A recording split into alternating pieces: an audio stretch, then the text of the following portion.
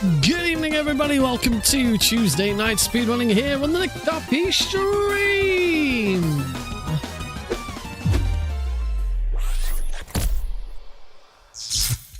Hello, everybody. Welcome to today's stream. I hope you're all well. Hope you're all you've had a lovely day. I hope you all enjoyed anyone who joined in on yesterday's bonus Monday stream. I hope you enjoyed that as well. Deagle! Snake, did you like my sunglasses? Oh, you'd point a weapon at your own brother? Yes, we would every day of the week. All glory to the I am indeed wearing my hypnotoad controls all. Yes, hello, Trevor, Deagle, Rorschach.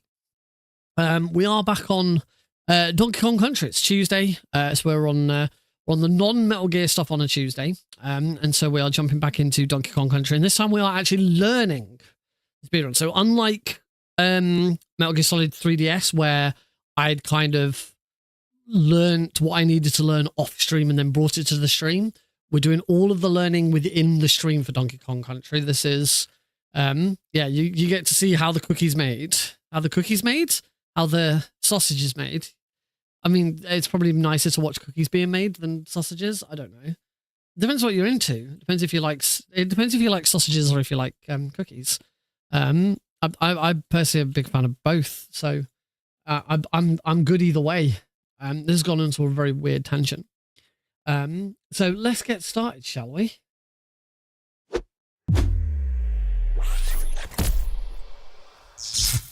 Alrighty, here we go. Something happened to me last Thursday when I was driving home. I had a couple of miles to go. I looked up and saw a glowing orange object in the sky to the east. To the east. I hadn't realised I haven't actually. No, my game capture's here. Why is? Oh, that's on capture specific window rather than capture foreground window with hotkey. There we go. Oh, why that wasn't working correctly. Alrighty. So yeah, let's get this underway. I thought I had a background. I thought I had a black background from behind the YouTube video, but apparently not. I'm gonna just very quickly set up a black background up here because it looks a bit weird. Absolutely should be a black background behind that.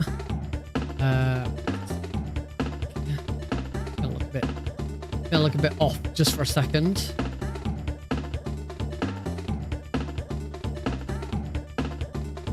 Again, more seeing how the cookie gets made. That should be fine, I would think. There we go. That looks great, doesn't it? Can I resize the DKC window? Yes, because that is not correct either. That's because I haven't set up this scene correctly. Hang on, I can fix it. Let me fix this properly. Add existing game capture 4.3. There we go. We want that game capture instead. We can actually what I can do is I can transform that one. Paste transform onto that one, and then we can get rid of that one and move that one down to there. There we go. We're good. It all looks great now. It all looks exactly how it should do. So I think it's all correct. I'm going to turn the game volume down a bit, 'cause it's a bit like, although we're going to be muting the game audio anyway. Because so we've got a video to watch, don't we? Oh no, it is broken. Oh, have I not got alerts on here?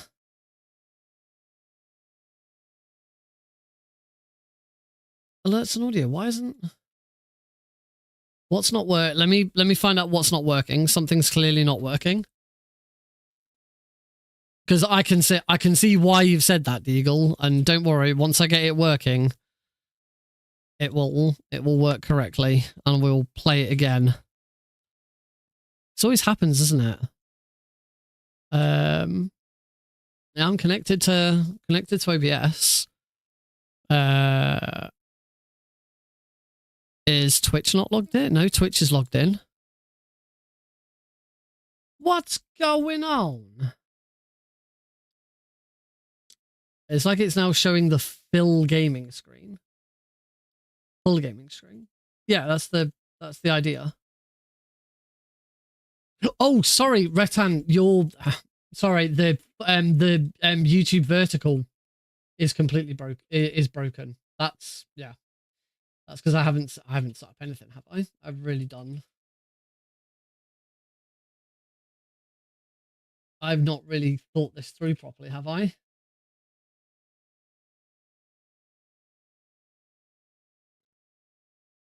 Yeah, this is what happens when you don't prepare properly.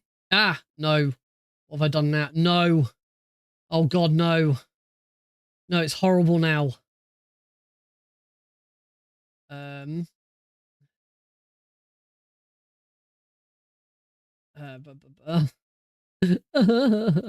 Right, hang on. Remove. I'm going to remove the game capture for a second from there. I'm going to add source clone game capture 4x3.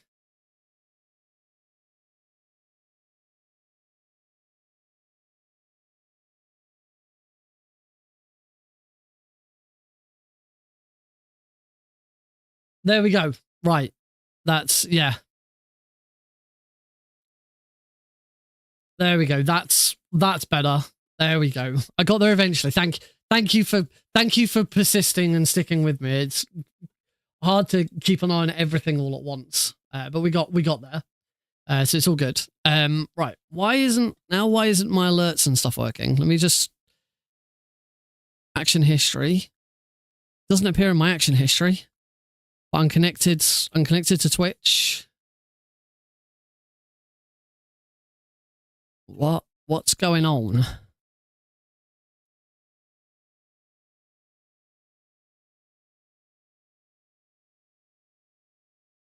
Let me just so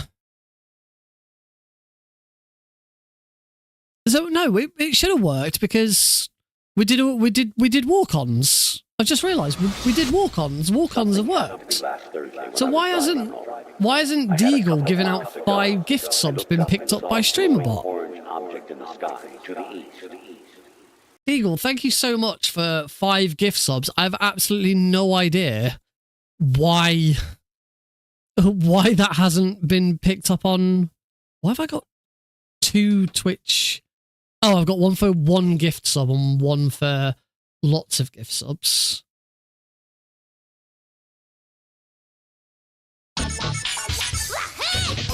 That's what should have happened. But with, like, you know, your name. A message and from Prismatic Queen, who has just gifted 3 subs. % raw input %. Yeah, Thanks, Prismatic I don't know why that If hasn't you got been a gift picked up. sub, be sure to thank them. Oh. No, will trigger on any value above or equal to 2. Oh, that's because it's a milestone range. It's not number of gift subs. I understand why that's failed. It's not the number of subs. I have it set so there's a slightly different one for 1 gift sub. Yeah, I need to have a look. I need to have a look at that and work out what's going on with that. I need to actually look at, like, the API and stuff to figure out where that's gone wrong. Anyway, without any further, let's actually get started because we're doing a lot of chatting. Right, P is for pause. We're going to pause the emulator on that side, and we're going to play this lovely video. All right, so this is the learning process for Donkey Kong Country. When I checked on speedrun.com, there was a link. There's a little article called "Where to Find the Info to Start Speedrunning the Game." The DKC community have a wiki in which you will find all the info you need, whether it's generic info or way to play the individual level. The wiki contains some really safe strats in addition to the safe strats. This page is probably the best place to start if you want to learn the basics of DKC1 speedrunning, so which is the DKC tricks page, and then they sent a link to the main page. I've gone to the DKC tricks, and this is apparently the DKC1 introduction video. So this video explains most things you need to know about the game's movement before you start to speedrun DKC. One core rolling mechanic that's not touched on in this video is float storage, which can be found described below, so we'll look at that later. Alternatively, you can read the text explanation of rolling mechanics in the section below. After that, you can proceed to learn each stage through the level-by-level guides on the main page. There's loads of different... This wiki page is really long. There's loads of detail in this, which is really cool. I will post a link to it if anyone is interested in having a look at it. So here you go. Have a link to the DKC tricks page. But the first thing we're going to do is we're going to watch this video, the roll mechanics of Donkey Kong Country. Hey everyone. Today I'm going to explain to you the basics of the roll mechanic as well as how the extended roll mechanic works in Donkey Kong Country 1. For a bit of background, rolling is pretty much the heart of optimizing DKC speedruns. Rolling is faster than simply running as Let me pause it a second because I can't hear it. Why is my audio return not on? Monitoring device, speakers. These are the wrong speakers. Is when it allows you to maneuver.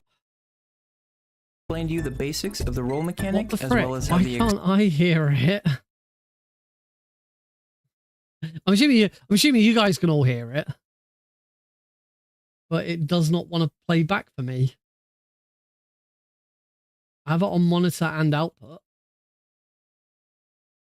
and my audio monitoring devices. I'll set my audio monitoring device to default and see if that makes a difference. Extended roll mechanic works in Donkey Kong Country 1. That doesn't make a difference. All right, I guess I'm gonna have to watch. I'm gonna have to watch the stream.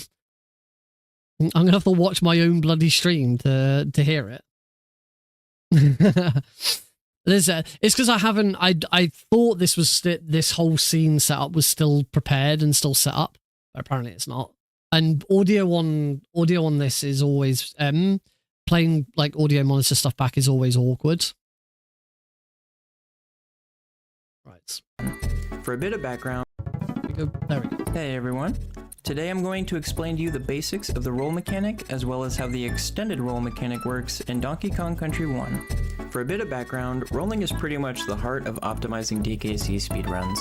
Rolling is faster than simply running as either Kong. And rolling through an enemy while holding the Y button is even faster than that. For each additional enemy you roll through, you will gain even more speed, although your speed will cap out once you have rolled through 4 enemies or more. To initiate a roll, you must press the Y button. If you initiate a roll while running, your roll will die at the end of Diddy's cartwheel. To move continuously with your rolls, you will either need to jump out of your roll before it ends, or roll through an enemy, which allows you to continue running after your roll instead.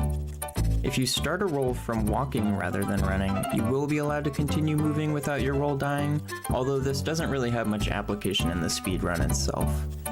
If you're landing from mid-air, you can also buffer your rolls by inputting Y a few frames before you land, ensuring that your roll comes out as early as possible upon landing. You can also roll off of ledges and over small gaps to extend the length of your rolls. It is important to note that the trajectory of your roll upon leaving a ledge will vary depending on how far from the ledge you were when you initiated your roll. Typically, the closer you are to the ledge, the higher you will be when you go airborne, but there are some exceptions to this as well. Whether you continue to hold the Y button or not throughout the duration of your roll does not affect your speed if you are not rolling through an enemy. It is also worth noting that you can jump out of your rolls in midair as well. So these are the basics of how the roll mechanic works. So what is extended rolling exactly? Extended rolling is a mechanic exclusive to DKC1, which allows you to, well, extend your rolls by managing when you initiate the speed which you receive from rolling through enemies by releasing and repressing the Y button. In general, to perform an extended roll, you can initiate a roll by pressing the Y button, let go of the Y button before rolling through an enemy, then repress the Y button after rolling through the enemy to choose when to initiate the speed boost you receive. You will need to repress the Y button before your roll ends to receive the speed boost, however. If you are too late, your roll will simply end without receiving any additional speed. Let's take a look at doing me having to watch the stream back so I can hear it. The stream bloody crashed. the stream stopped. It's back now. Simply end will end to receive the speed boost, however. If you are too late, your roll will simply end without receiving any additional speed. Let's take a look at doing a normal roll through this enemy while holding Y, and notice how far we go here. Now let's take a look at doing an extended roll through that same enemy. Notice that by the time my roll ends, Diddy Kong is a bit farther to the right despite only having done a single roll either time because of the extended roll mechanic. Now being able to extend your rolls like this is definitely useful for optimizing movement in certain places, but where extended rolling becomes particularly useful is when it allows you to maneuver through certain sections that you otherwise would not be able to do with normal rolls. Now, to go into a few examples of this, let's take a look at Ropey Rampage. Now, if you simply try to roll off the tree through the Kremling and jump towards the rope while holding Y through this enemy, you're more often than not going to end up too low on the rope and have to climb up a little bit to reach the next tree. With an extended roll, you can initiate speed you receive from the Krem a bit later, giving your roll a better trajectory and allowing you to grab the rope from high enough to simply jump to the next tree immediately. Now, let's take a look at another example of an extended roll, this time in Reptile Rumble. If we attempt to roll through these two snakes using the standard method of holding Y, we're going to end up getting stung by this bee. Now, watch how the extended roll allows us to clear over that bee by first rolling through the snake while holding Y to gain speed, releasing Y before rolling through the second snake, then immediately repressing Y after rolling through the second snake. We extend our roll just enough to make it over that bee, allowing us to keep the rolled speed throughout this entire section, rather than being forced to jump over that bee and go a little bit slower there. Another good example of the application of extended rolls is in Winky's Walkway. Now, if you simply try to roll through these three enemies at the start, you won't be able to make it over the gap to that next section. If we apply the same technique that we did in Reptile Rumble, however, where we roll through the first enemy while we're holding Y to gain speed, then release Y to roll through the second enemy, we can repress Y shortly afterwards to initiate that additional speed boost a bit later than normal, giving us a more favorable roll trajectory and allowing us to clear this gap here. Something else worth noting is that for extended rolls such as the one here in Winky's Walkway, it's important to set up visual cues for when to begin your initial roll and when to initiate the repress for the extended roll, because these two factors will ultimately depend on one another. Something important to note about extended rolls is that while you're rolling through an enemy after a tap of the Y button, meaning you have not initiated your speed boost yet, is that your roll speed will remain the same as a normal roll that didn't go through an enemy. An example that shows this quite well is the final extendo in Oil Drum Alley, where we initiate our extended roll quite late to clear this gap after the arrow sign. For this reason, extended rolls are only faster when they allow you to either extend your roll in a place where it otherwise would have been cut short, or when they allow you to maneuver through certain sections more quickly, like we've seen in the previous examples. You want to avoid doing extensions more quickly, like we've seen in the previous example. And have a look at that example again. The normal roll that didn't go through an enemy. An example that shows this quite well is the final extendo in Oil Drum Alley, where we initiate our extended roll quite late to clear this gap after the arrow sign. For this reason, extended rolls are only faster when they allow you to either extend your roll in a place where it otherwise would have been cut short, or when they allow you to maneuver through certain sections more quickly, like we've seen in the previous examples. You want to avoid doing extended rolls in situations where it's not really necessary, otherwise you'll end up losing frames due to waiting unnecessarily to initiate your speed boost. Some common places I've seen this are the roll through the first Naughty in Oil Drum Alley, and through the final Manky Kong in Orangutan Gang. Doing a quick release and repress of the Y button in these cases does not do anything but lose you a few frames, since your roll would have made it to its target without an extended roll in the first place. One more thing I'd like to talk about is Omega extended rolls. Now this term is thrown around quite loosely, but it typically refers to extended rolls. So Omega extended rolls. Like, Jesus. Bloody hell. An extended roll in the first place. One more thing I'd like to talk about is Omega extended rolls. Now this term is thrown around quite loosely, but it typically refers to extended rolls that involve a series of holding Y through enemies, tapping Y after enemies, and repressing Y after the final enemy. To make more sense of that, let's go ahead and take a look at an example, the Omega Extendo in Tumble Tempest. Now this is a pretty notorious extended roll because if not done properly, you will find yourself taking a dive into the pit at the end. To perform this extended roll, it is important to initiate your roll as far right as possible. Roll through this first Kremling while holding Y to gain some initial speed, then release Y before rolling into the second Krem. After you've rolled through the second Krem, tap the Y button before rolling through the third Krem, making sure to let go before rolling through him. What's... Yeah, my bloody stream... Oh, this is so infuriating. Trying to watch the stream back just so that I can bloody hear it. And it keeps crashing. Oh, Heidi.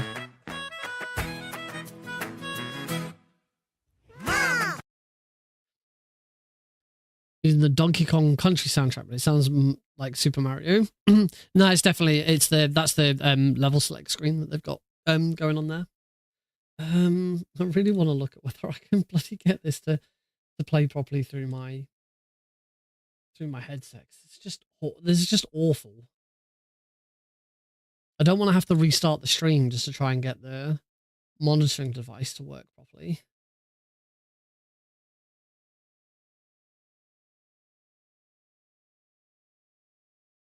YouTube video is definitely on monitor and output. Turn it up a little bit. Roll through the third Krem without holding Y. I need to change the properties of the YouTube video.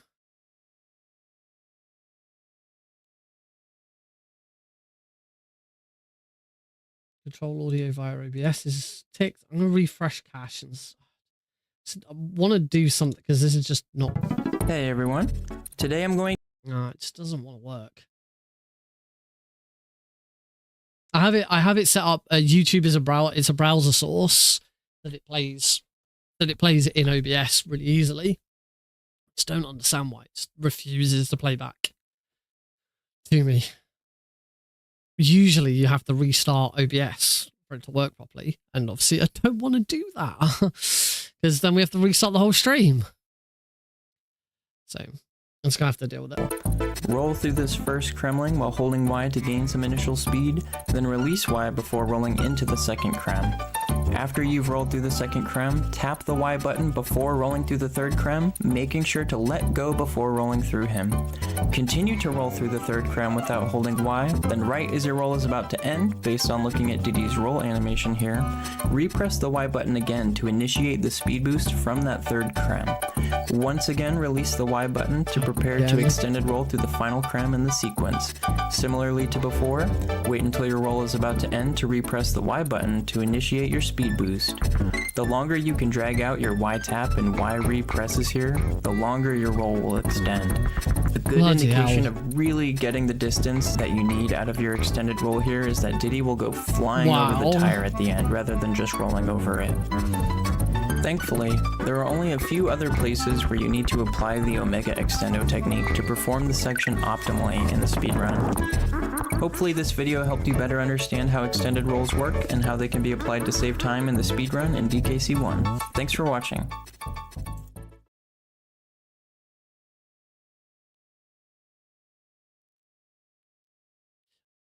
The main thing to note is that apart from individual level other things that come up, that's the main thing with Donkey Kong Country. So I'll read through what it says on the wiki as well, because I think probably quite useful to see. So rolling is the meat of this game. It's faster than running or jumping and generally does a much better job of dispatching enemies and getting over gaps than the jump alone. Sum up Donkey Kong Country, basically any time not spent rolling is generally time better spent rolling. DKC speedrunning is primarily based around speeding yourself up through tight maneuvering and tricks to gain speed, so rolling as often as possible and using enemies and the terrain to your advantage is key.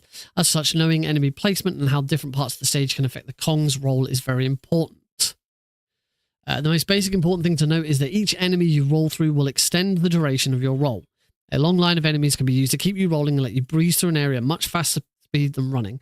Additionally, rolling through any amount of enemies will remove the delay when it ends. You can simply keep moving forward afterwards. Otherwise, you need to jump before the roll ends to avoid a small pause. Another way to increase a roll's distance is to roll off a platform. The distance you travel is always the same on a normal roll. However, if you fall off an edge, you will keep rolling until you hit the ground. You keep speed while in the air, and the regular length after that. If you time your rolls correctly, you can maintain your speed for a long period of time. When combined with rolling through enemies, this can keep you rolling through huge portions of a stage. Poorly timed rolls may stop early, however. Falling off a cliff at the very end of one will leave you plummeting straight downwards. You'll need to be precise to get consistent results. The duration of the roll isn't the only thing you need to focus on. There are a few different ways to gain speed when rolling through enemies. As you roll, you will accelerate up to a set max speed when rolling through a series of enemies. Each enemy will increase this max up to 4. So, looking at Diddy Kong only, Diddy Kong's rolling max speed is 1,152. I'm going to assume that's pixels. After one enemy, that goes up to 1408. After 2 enemies, 1664. After 3 enemies, 1920. And after 4 enemies, 2048, which is the max. Same for Donkey Kong. Donkey Kong will also go to the maximum of 2048, but everything under that is lower. Then it talks about extended rolls. So we've just watched the whole tutorial on, so I won't read through that. It does mention float storage, and there is a video for that as well. Float storage is a technique that allows you to stay airborne longer when either rolling or running off of a ledge. This technique is primarily used to roll over gaps that were either inconsistent or even impossible otherwise.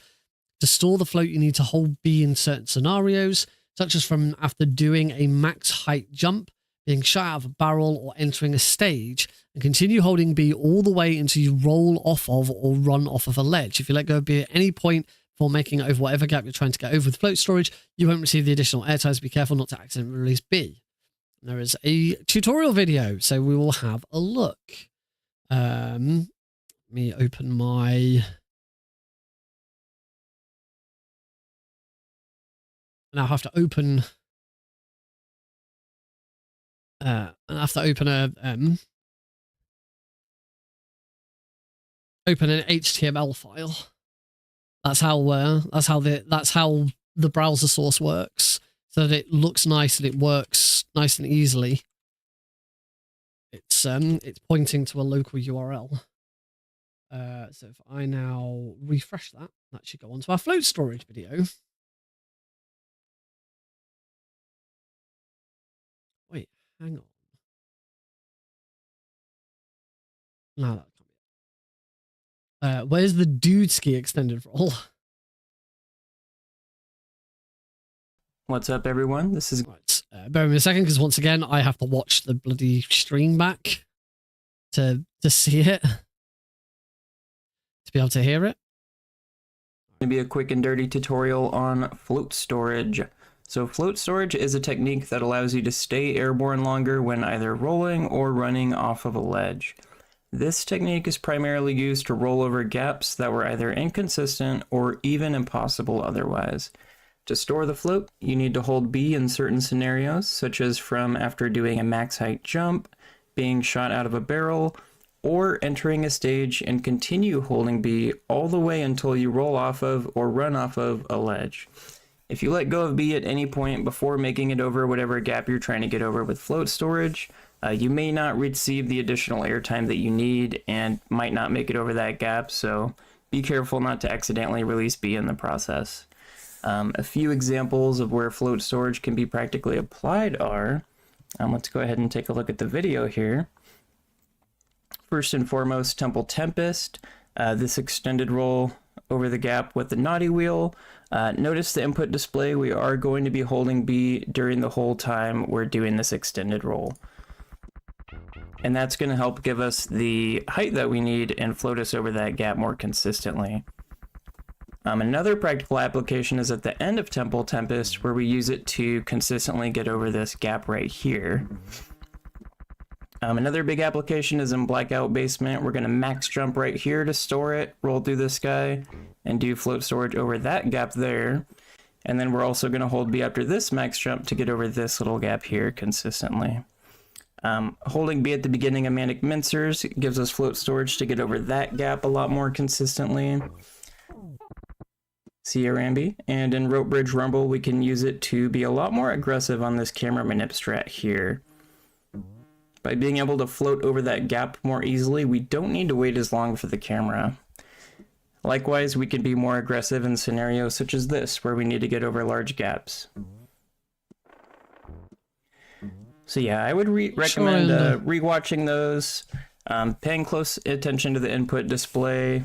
Just, you know, notice that B is being held the entire time. Try it out yourself. Not sure I understand. It's really easy to accidentally exactly let go of B in the process of doing a lot of these strats. So if you're ever like failing them and you feel like they should be consistent, I would just go ahead and make sure that you're holding B as well.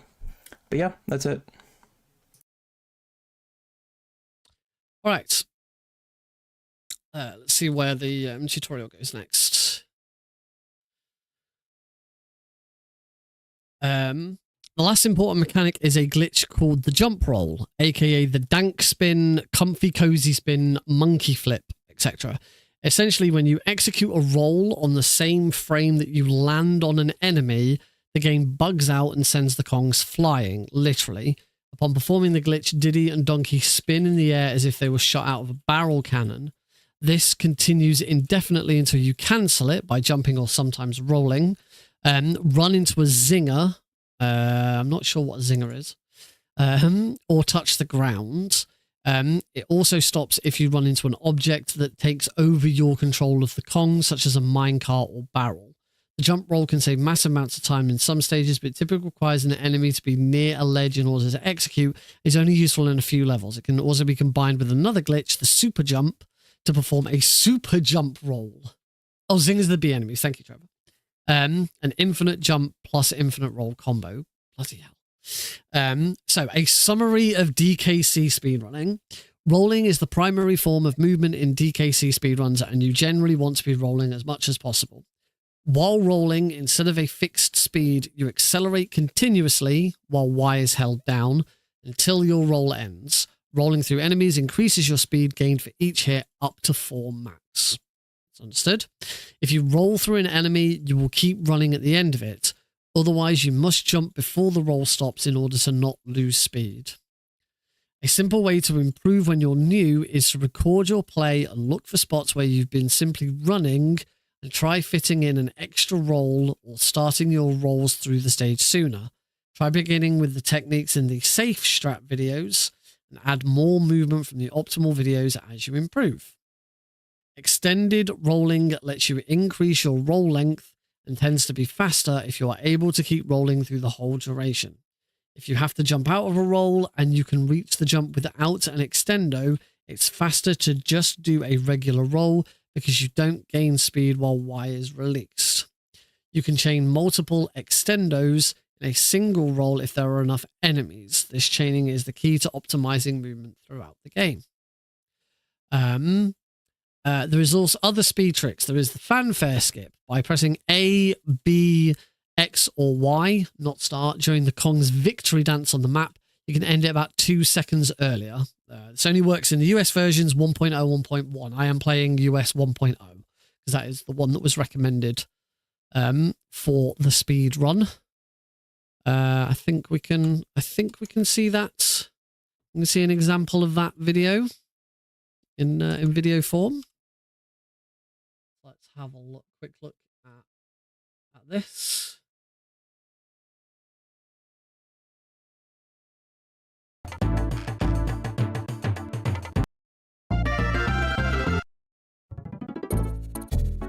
There we go. Quite simple. Just hit the button, stop the fanfare.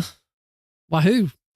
Fast exit. If you're rolling into an exit, let go of right until you're well into the level's exit. Then repress once you are past the walking trigger. This can be done by simply timing a jump into a level's exit as well, although this is only optimal on certain stages.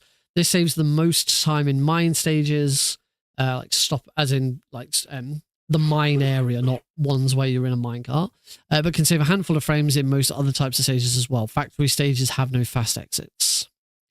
There's an animal buddy fast start when mounting on guard. Press up and B right before landing on him to get a faster start. This also works with other animal buddies on land. Fall in the direction you want to go instead of straight down. The speed you have when you mount an animal buddy is the speed they start moving out. I'm sure we'll look at more of that when we actually get into animal buddies. I imagine from what I've seen, On Guard is probably the only one that's really. I think there might be one where you use Espresso, but it doesn't. It looks like the others tend to be skipped because they're not fast because they can't roll. On Guard has invincibility frames. We'll see these when we go to the actual levels. If you jump from a slope while holding a barrel, you can gain considerable amount of speed and distance. It can be done in a 1 frame window on most edges, but it is easier on the slopes in snow-themed stages. Invisible barrel bonus warp. The invisible sprite glitch can be used to scramble the warp destination of a bonus door. It's used in any % old summon, reverse boss order, some other categories to skip stages. We won't be doing that because we're going to be doing all stages. Dual exit warp. By exiting a bonus twice, you will change the destination of the warp. Invisible animal warp. Controlling 2 Kongs. Fast crawl space. I knew about this one. If you jump as you enter a crawl space, you can stay in the air as you go through it. If you remain crouching after your first jump, you continue to jump freely. Note the brawling beforehand is not required to perform the trick. It just makes it easier. Advanced fast crawl space, tire roll, rope scaling, super jump. There's loads, but I'm assuming it is simply we'll learn some of this. There is the map warp as well. In World 1 you can warp, which I've been able to do because it's not difficult. Jump roll. So we'll probably come across some of these as and when we need them. Miscellaneous glitches, clone save file, flap slide. Those come under miscellaneous glitches, so I'm assuming they're ones that aren't actually useful. Metal Gear Donkey Kong. Metal Gear Donkey Kong, indeed. Right, so let's have a look at the individual levels then. So individual worlds, jungle hijinks. I'm gonna have to do this for the whole freaking stream now, aren't I? Watching video. I'm gonna have to change the way we watch the videos because this is just going to be awful. I don't want to do it like this. We're gonna be here all freaking evening trying to get this to bloody work. So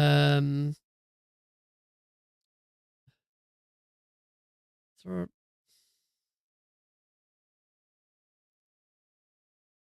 got to be a better way of doing this today. Also, I wonder if this video is is this video in a playlist? Would have been helpful if these had been put in a playlist because I can set playlists up as well. How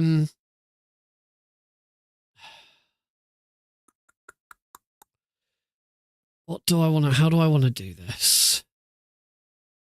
If I set up another, I just want to see what happens if I set up another browser source. Bear with me a second, folks. I'm just gonna try this and just see if this works. I heard that.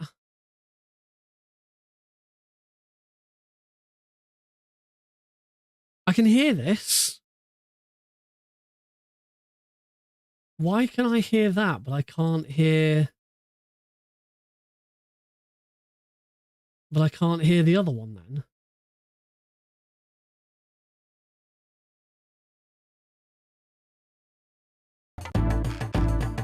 Why can't I hear that one? But I just set up another one and I can hear that. It's got nothing to do with OBS. It's this bloody browser source. The frick?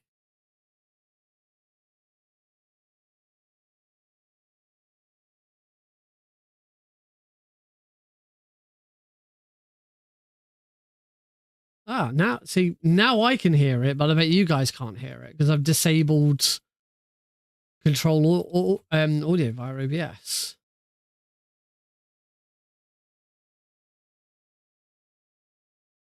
YouTube video monitor and output. So bizarre.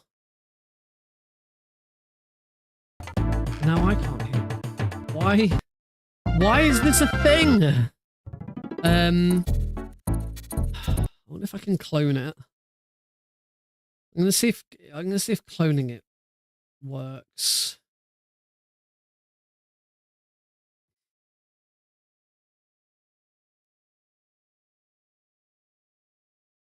Clone YouTube video with audio. Hide it. I won't be able to interact with it.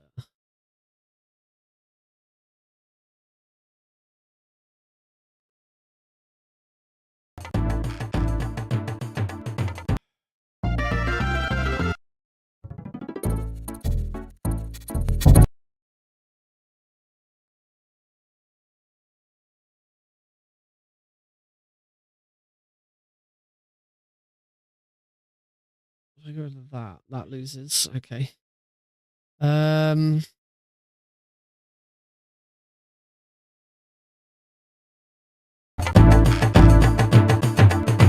But you know, really loud source clone. Right, let's put that on monitor off, source clone on monitor only. Right, now does it? Now can I hear it? Yes! Right. I have a fix. I can hear I can hear it. So I now have it so that you guys hear the YouTube video. You guys hear the original source and I have to listen to a source clone. But at least it works. Jeez. OBS, what the frick is wrong with you? Why don't you just work? Why don't you just do what you're supposed to do? All right, we can actually get started. Hang on, I want a drink. Take a drink.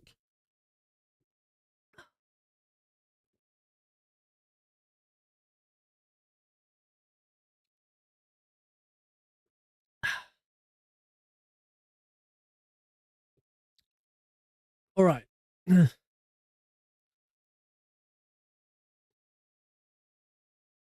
So this is Jungle Hijinks. So what we can now do is start watching the tutorial for the individual levels and then actually playing along with those individual levels. So I guess we'll go get started. Still have my save game, which is great, makes life a lot easier. So I want Funky's Flight.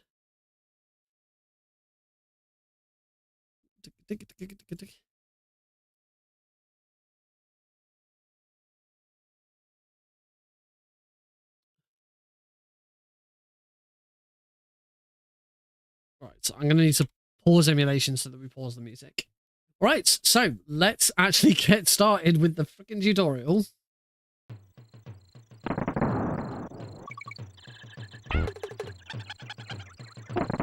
Was there no commentary? It's just...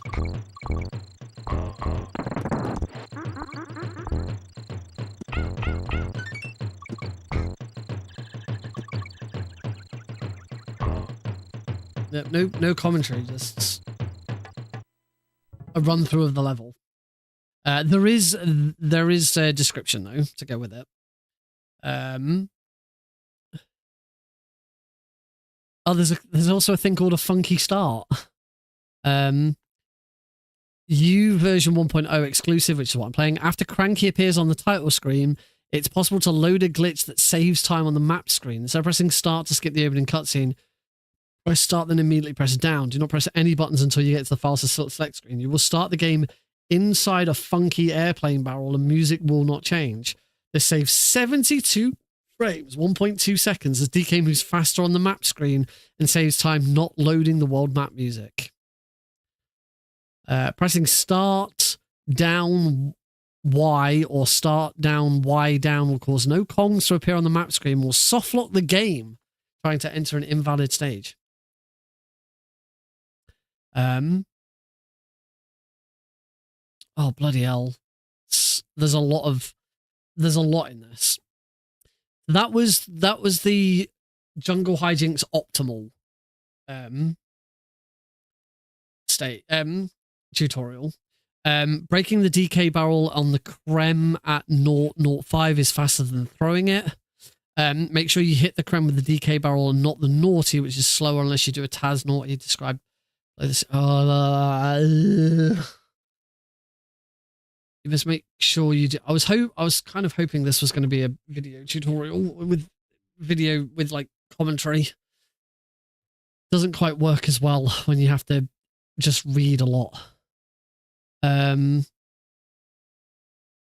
Advanced tutorial. There's an easy route. Let's have a look at the easy routes.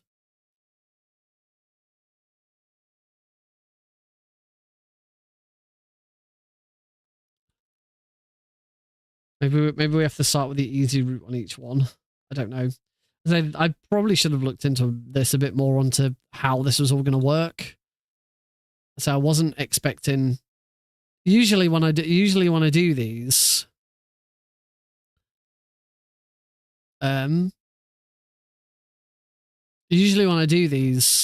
it's a video tutorial so we can all watch through it. It doesn't really work as well like this. All right, so let's see the easier strat.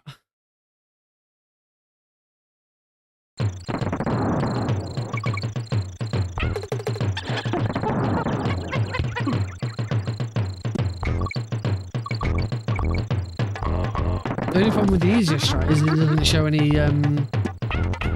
inputs.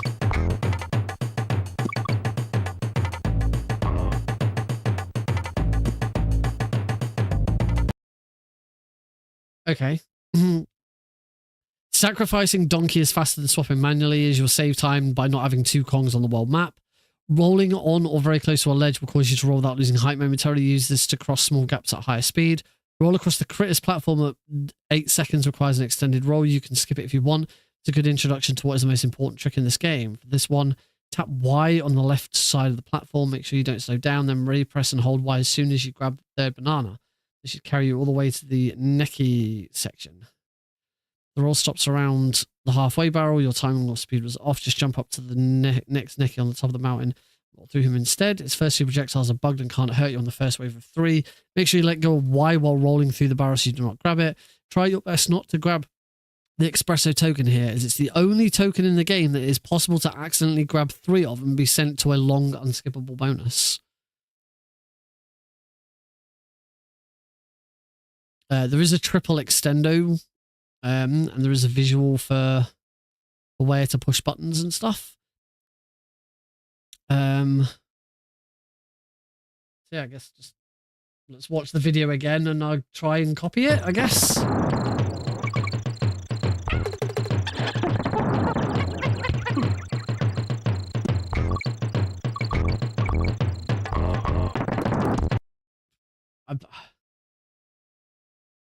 This looks so bloody complicated to get started.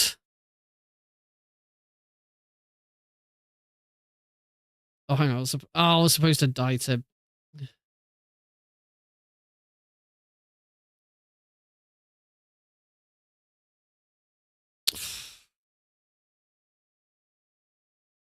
No, right. So I need to be able to, like, tap.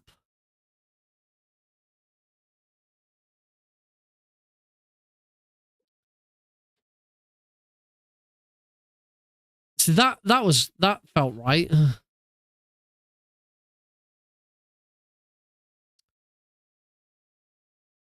All right, let's try that. Let's try that again because that obviously didn't go anywhere.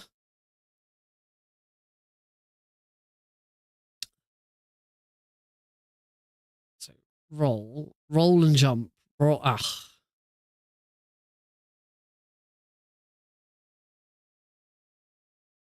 I'm not jumping. I'm not rolling into them. I'm jumping into them. But now I'm Donkey Kong again, which is probably better.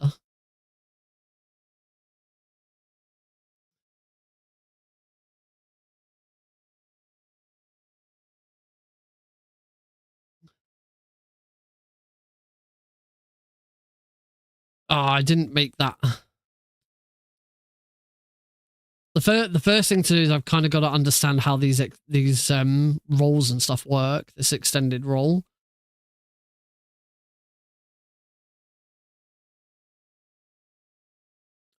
Right.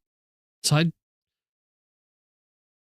there we go. So that's an extended roll. So I hope so.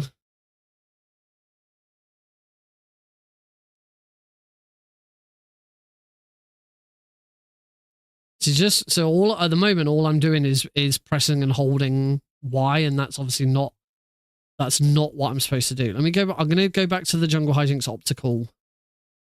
optimal video because that had controller inputs on it.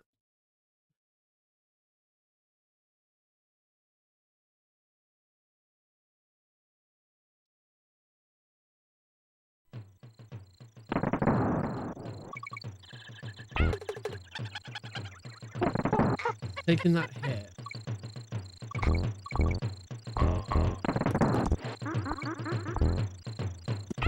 I need to go back and actually see how this first one works.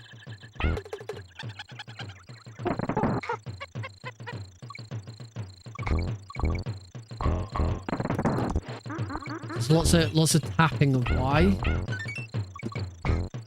But I suppose it depends. Okay. I have somewhat of an idea.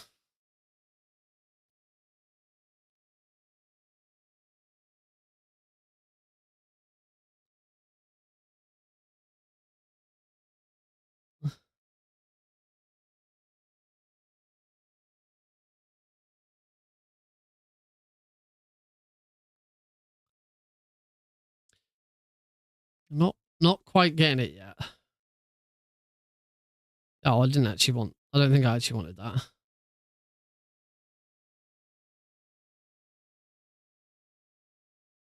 That didn't make that.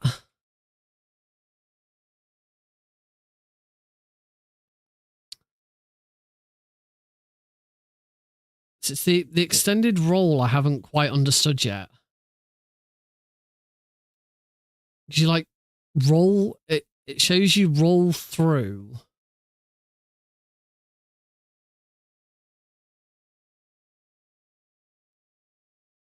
So I get that bit. I guess I wasn't fast enough to break the barrel at the right time there.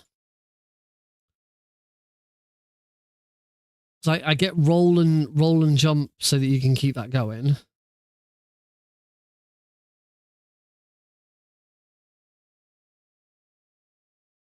So I kind of understood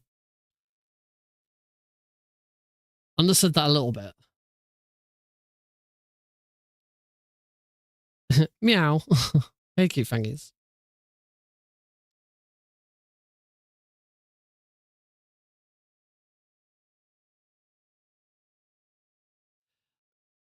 Not great yet. I kind of don't get the whole extended rolling thing yet. Oh.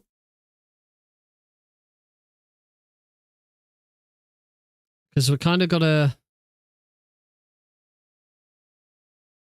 That didn't work. So we're gonna like roll.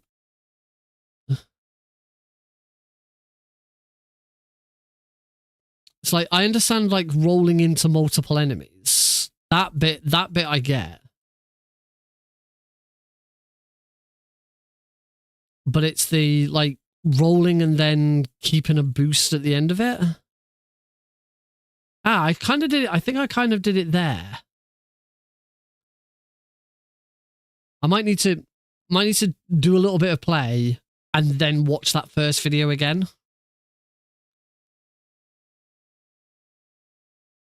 Oh, keep hitting that.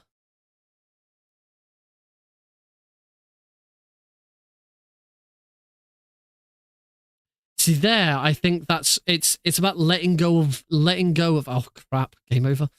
I can't remember what that trick was it said to do to get into Funky's flight straight away.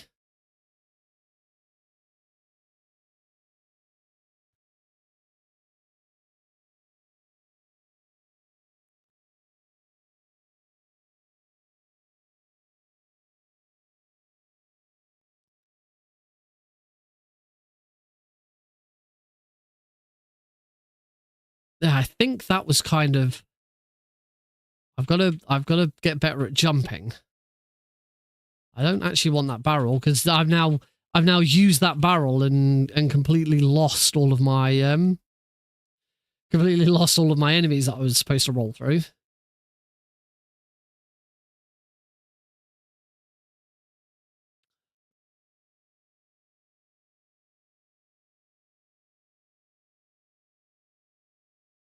I've done it again. I've lost all my enemies.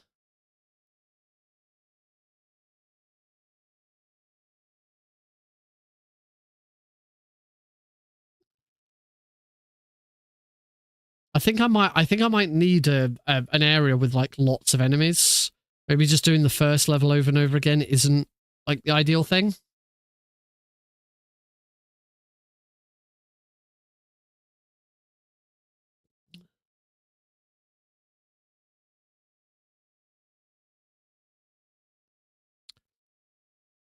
I think I need to be jumping. Jumping at that first one.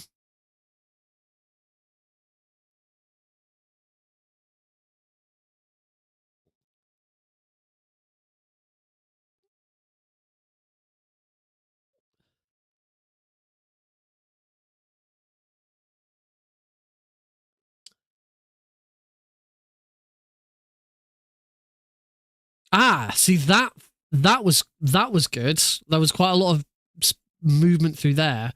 I just haven't quite cracked when exactly I'm supposed to push and release. So I'll sort of give it a bit of a go, and then we'll go and watch the first tutorial video again.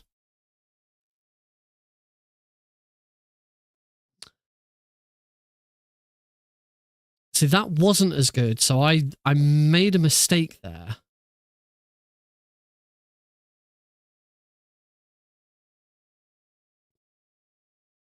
I think I got an extended roll through there.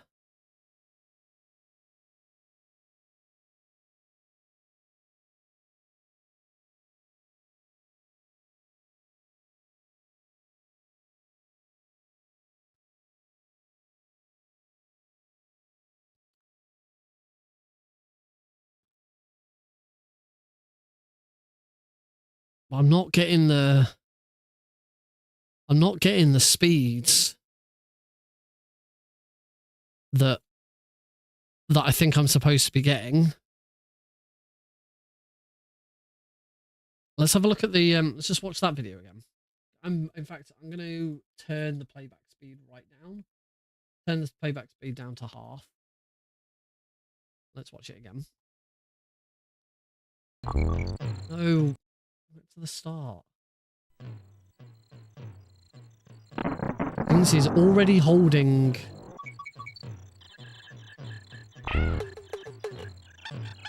So what did he do with against that very first enemy? Rolled into it. So I think I need to. It's these first enemies I need to worry about. So,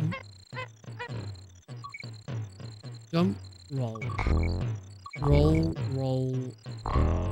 roll. He's holding B.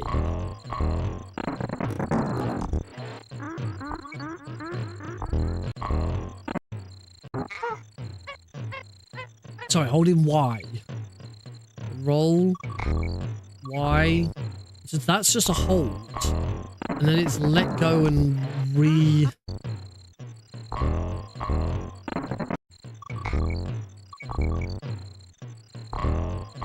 I think maybe if I can get that first roll down, I'm going to have a better understanding of how this works.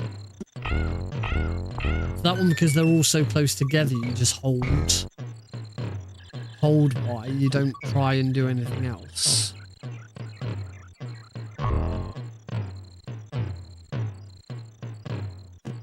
But like against this one, there's like... So I think it's you hold Y, let go and press it again after rolling through an enemy, and that's what causes you to do it.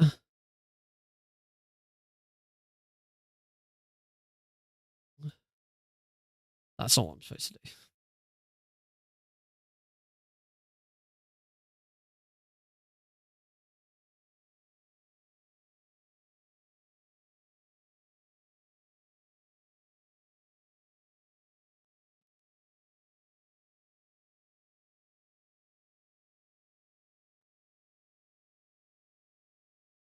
So I'm nowhere near. I might start using save states as well. See that one? You just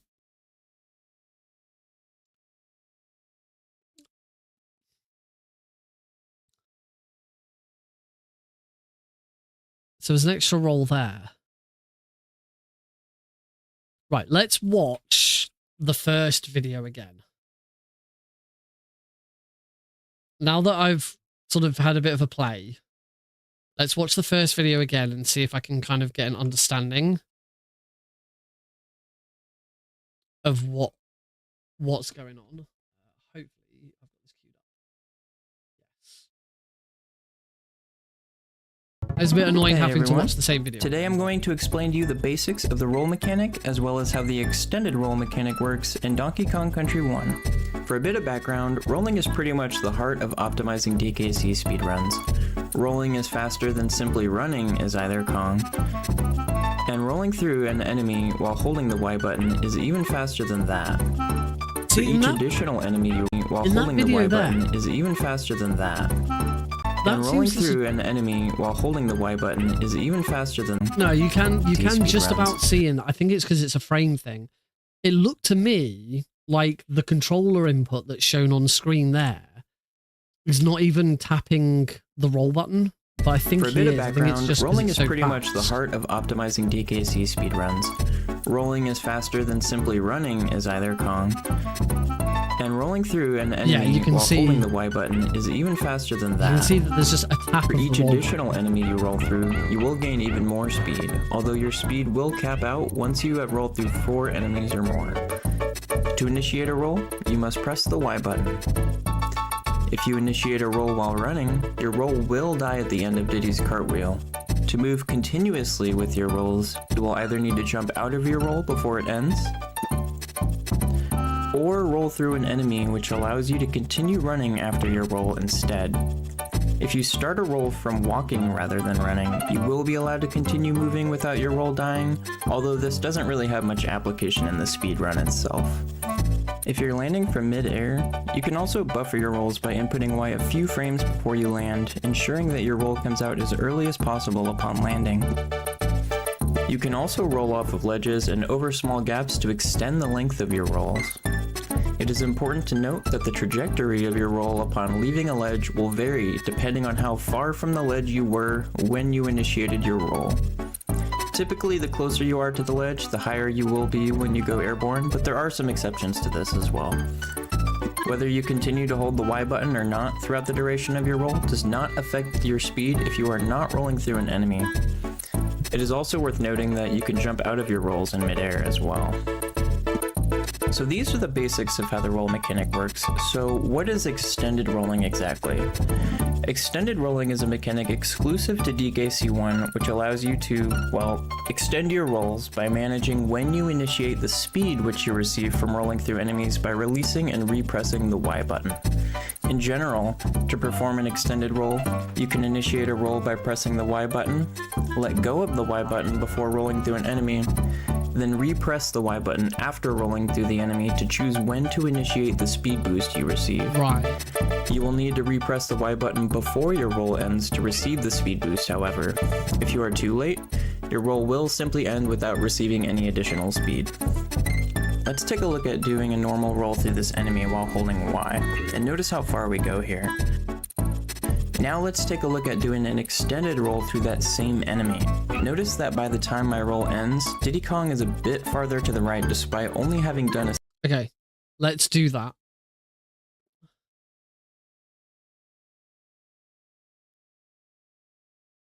Right.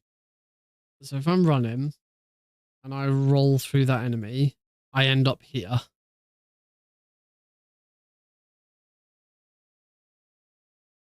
I need to, right, so I need to be letting go. It's very, very quick. Oh. Okay. That was better. Oh no, I got the bloody, oh. Balls. I should probably create a save state. Because now we got to do this.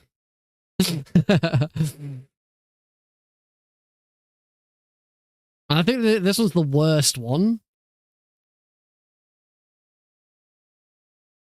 In my opinion. We do get the funky music though.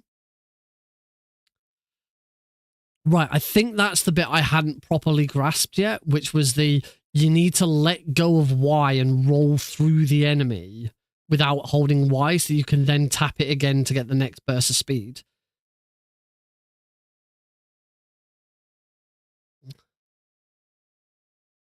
Can I get... I was about to say, can I get 400 and get 4 extra lives? No, I can't. Oh, 3 off.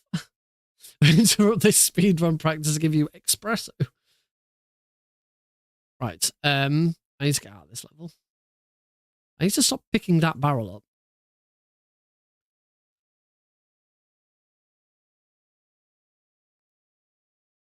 So the thing that I haven't quite got yet is like also jumping out of it afterwards.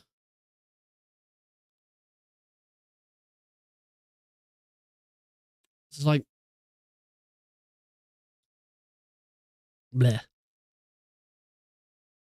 Right. I think I should always be starting as DK anyway. Save state options. Save state. Oh yeah, save state is F2.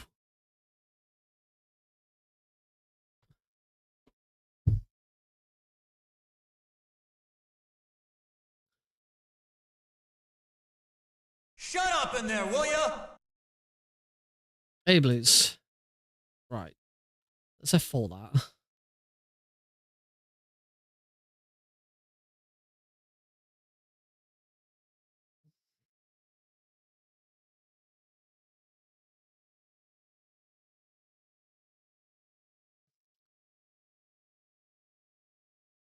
This obviously isn't her helping.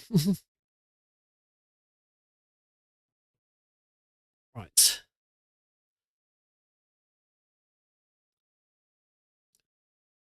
See, doing... I think I understand where there's like you get the extra roll from. It's so much easier to see it on Diddy.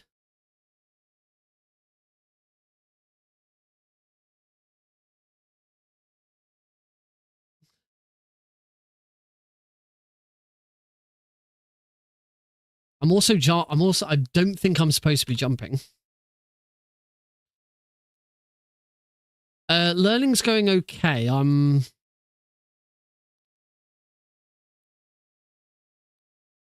at the moment, still like right at the start, trying to understand how the rolling mechanic and the extended roll works.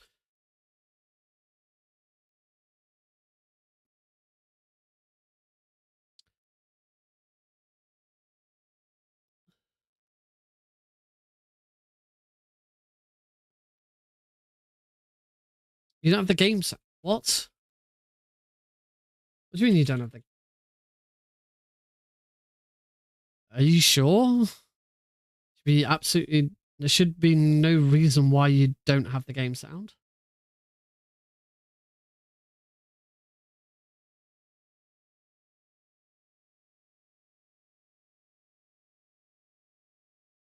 Game capture. Are you sure, Blues? Because anyone else not able to hear it? I see no reason why it shouldn't be playing.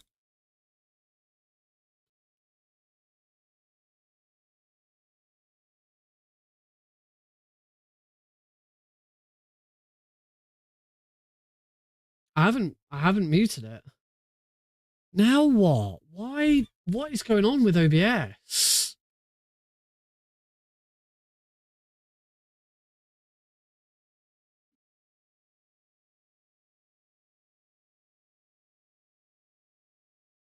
Game capture, monitor off, outputs on.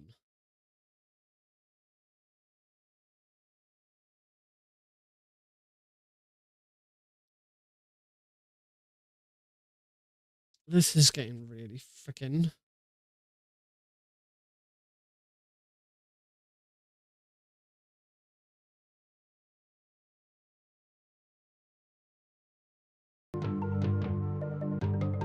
Okay, I bet you can hear it now.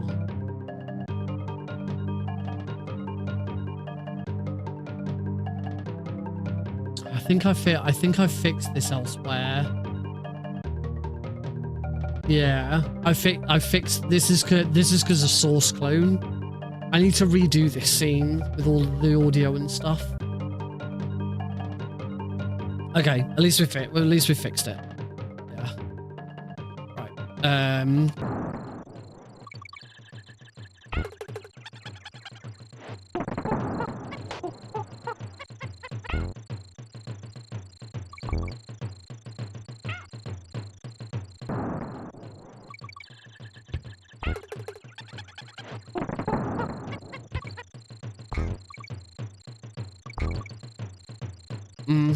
Just can't seem to get my speed up.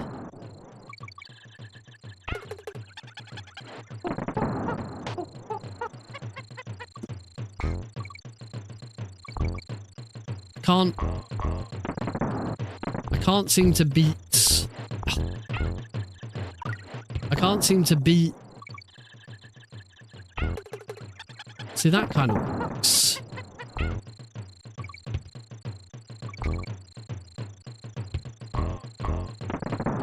It's like I get some of the speed boosts, but they could be a lot faster.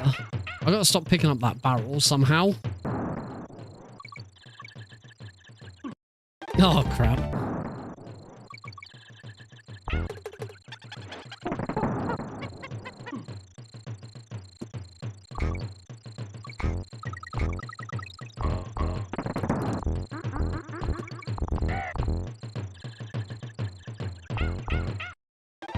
And apparently I now bashed into that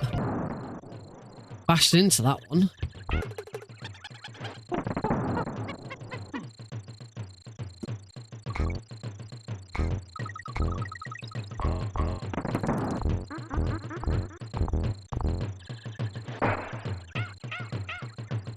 And what I keep doing with that barrel does not help.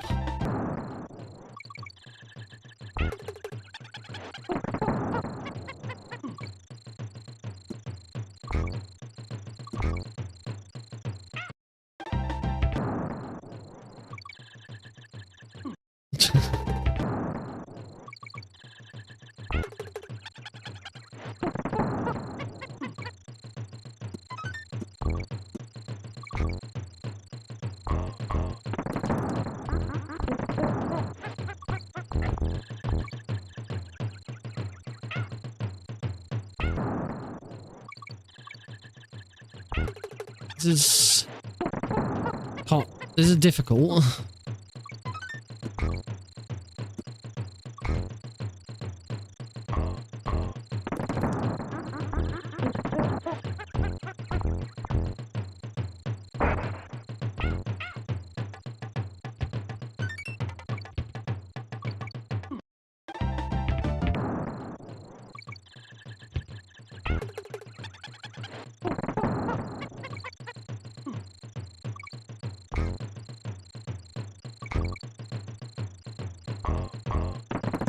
So I can get these sort of mini speed boosts occasionally.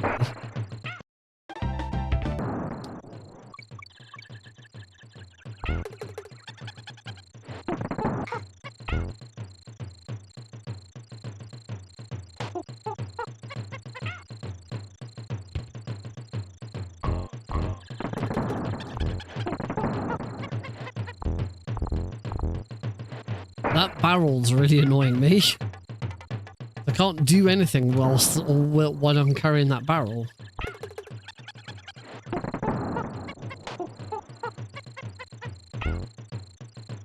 The timing to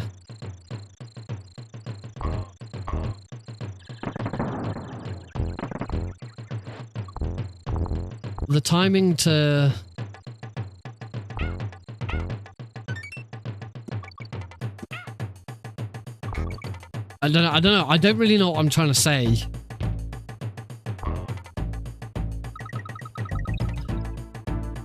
You kind of have to let go of...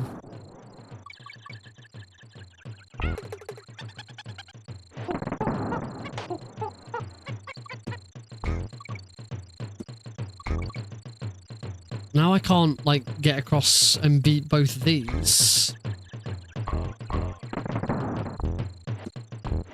I keep grabbing that bloody barrel.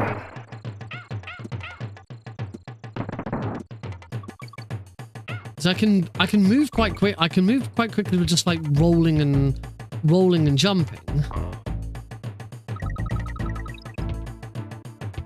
Because that's kind of one way you're supposed to do it. I just want to create a new save state so that I can actually hold B properly when I come out of this. See, rolling and jumping.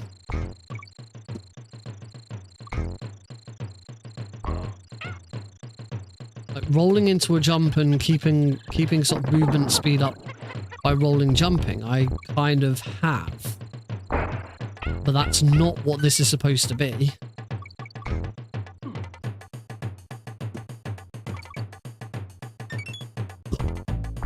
There's more to it than that.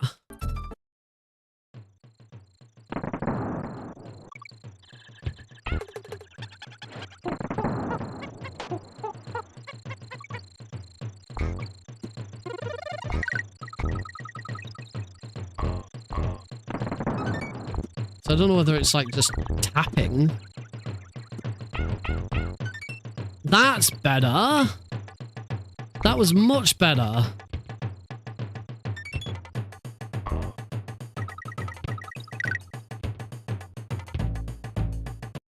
That felt much better.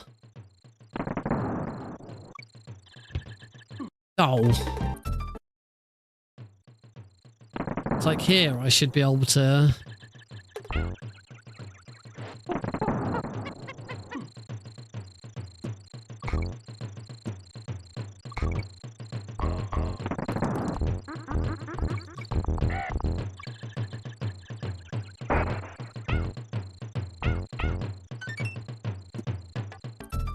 So I'm getting somewhere with this. It's just...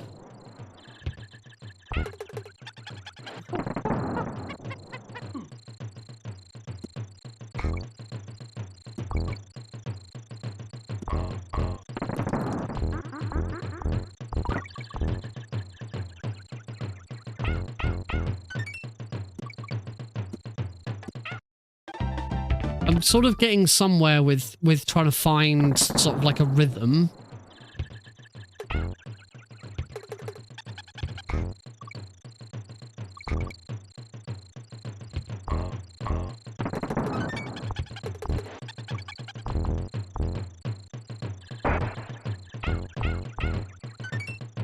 It's definitely more difficult with Donkey than Diddy. I can tell you that.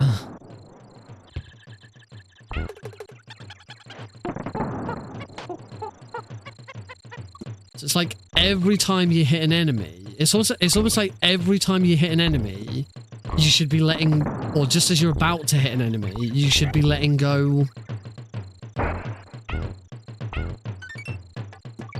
There we go. So I cleared that again.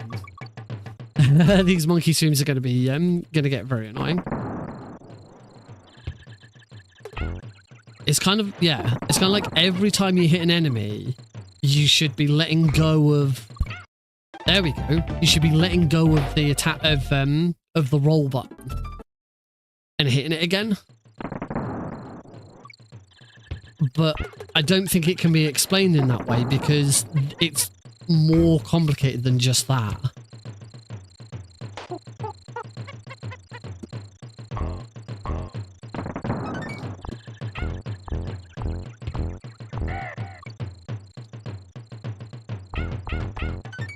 There we see, that happens. I don't think I want to be waiting for animations. I think I want to be just push it. I want to be like quickly tapping.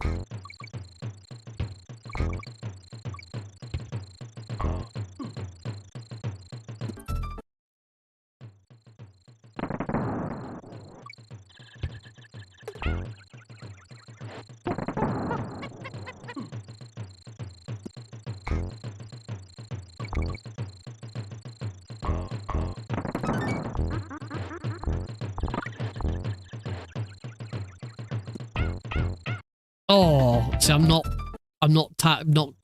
rolling again quickly enough.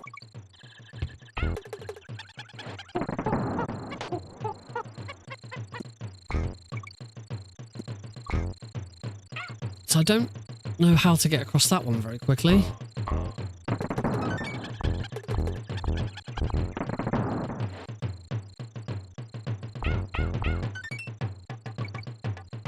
See there, that's a point where I know I'm doing something right.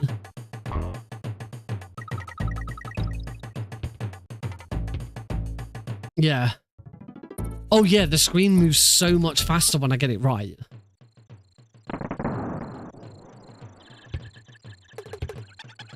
I think what the tutorial could have done with is like an example level of where would be really good to start learning it, because this probably isn't the most optimal level to try and learn this. You want somewhere where there's loads of enemies where you can just sort of keep rolling through.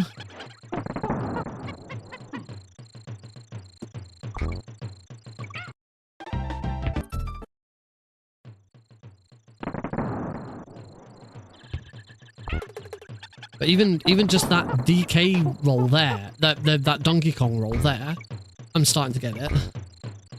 That combo there is confusing me.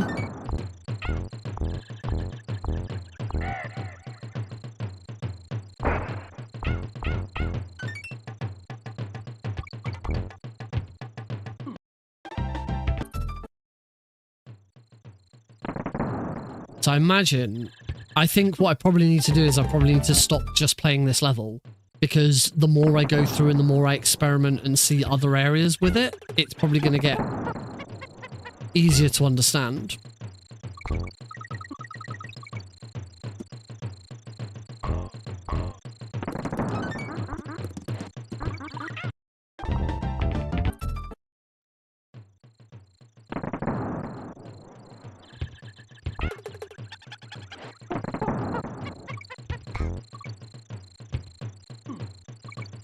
I don't understand how you get that big combo at the start.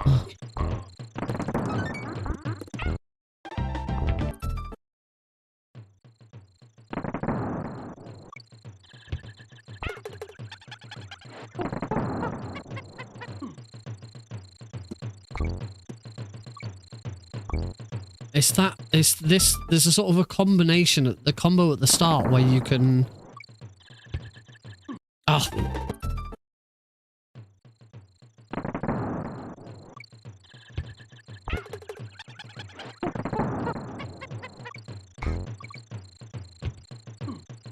hit all of these gremlins. I mean, the other thing that it said is that if done, if done correctly, you can roll across gaps. It definitely showed them rolling across this gap. But I can't roll across this gap. Hey, there we go. Ah, and you saw there, I immediately went into a second cartwheel after rolling over that gap. I'm not quite sure how you're supposed to break that. I remember saying it's faster to break that barrel than it is to roll. Oh, like that.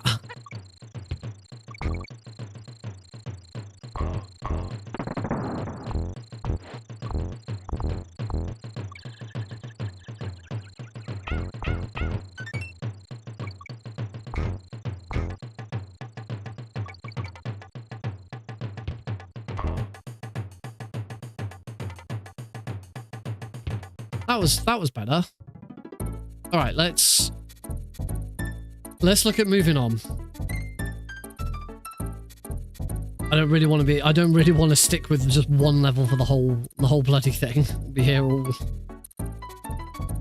Not going to be overly interesting. Yeah, as I say, it feels like there should be a level that's really useful. So there is a difficulty for each. The wiki gives a difficulty for each one. It's like Ropey Rampage, which we're about to do now. Optimal difficulty is 2 out of 10. The previous one was 5 out of 10.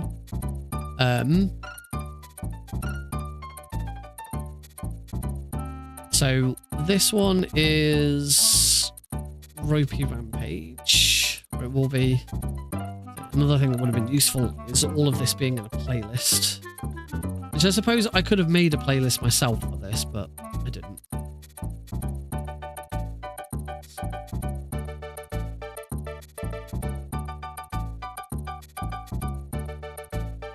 Let's just pause that so we don't have to listen to it. Alright. There are some notes for Ropey Rampage, so I'll check those first. When I say best level to learn, yeah. You'll need to do an extended roll through the first critter in order to maintain enough height while jumping to the rope to be able to jump to the next tree immediately. I guess that's the other thing that I kind of need at the moment is a level where at the end of an extended roll there is an advanced tutorial, but I don't know whether the advanced tutorial is more about.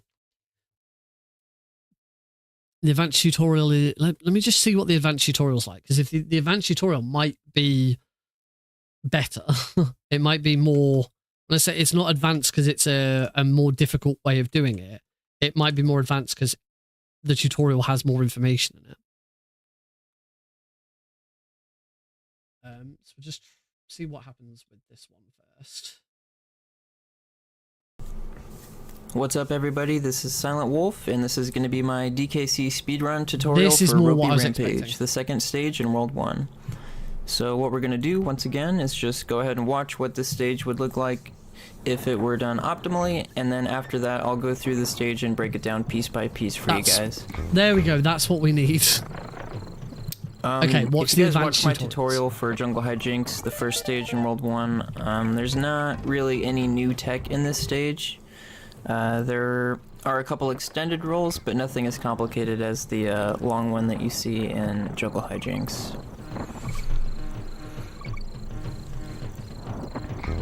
I think it's safe to say that this is also the easiest stage in World 1 to optimize, so if you're first learning the game, this might be the best stage to start out with, just That's to get the what we swing of could have things. done with. So let's go ahead and watch that again, and I'll break down a few things.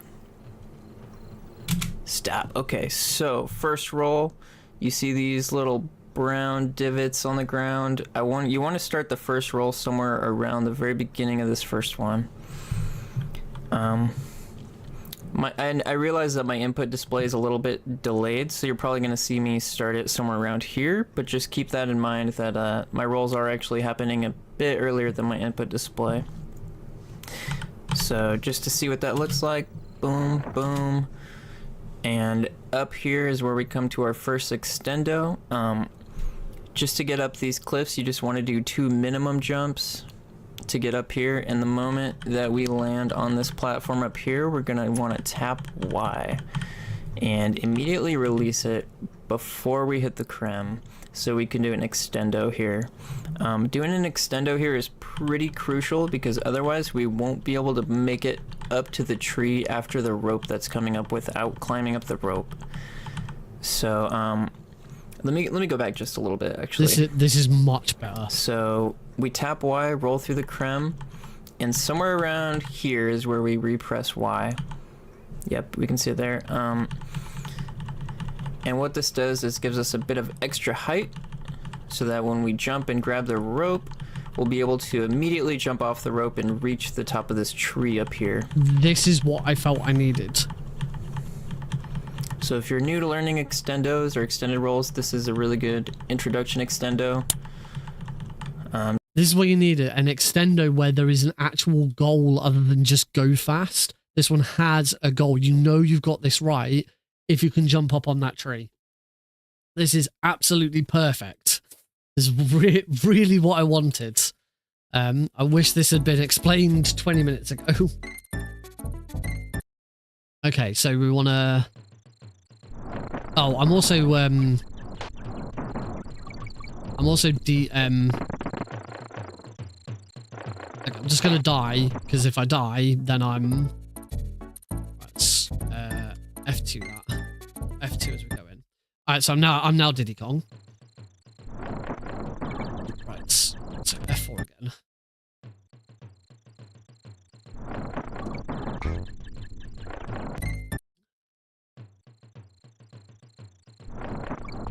No, I've got to keep hold.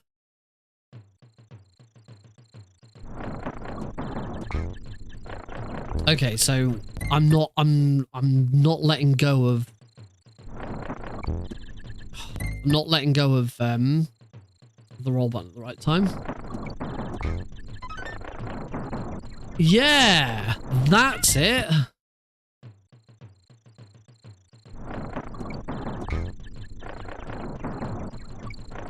And I didn't make it there.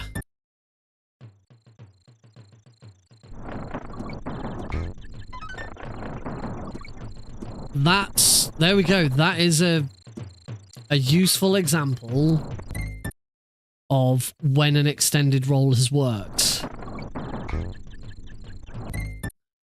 I like it. So there it hasn't worked.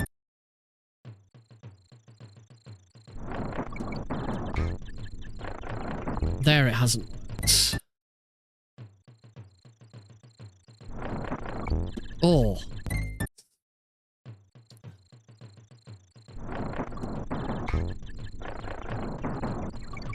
Oh, that was only just. But now I feel like I'm understanding a bit better. Oh, the slow... Ugh, I hate the slowdown when a roll ends.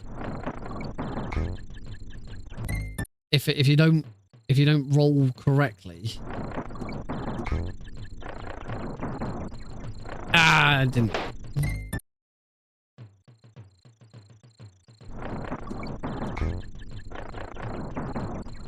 No. Let's have a. I just want to have another quick. We're just gonna skip through this a bit. This is a really good. We like this first one. I realize that my input display is a little bit delayed, so you're probably gonna see me start it somewhere around here. But and so just to see what that looks like, boom, boom, and up here is where we come to our first extendo. Just to get up these cliffs, you just want to do 2 minimum jumps to get up here. And the moment that we land on this platform up here, we're going to want to tap Y and immediately release it before we hit the creme, so we can do an extendo here. Try this again. Oh, it's saved. Excellent.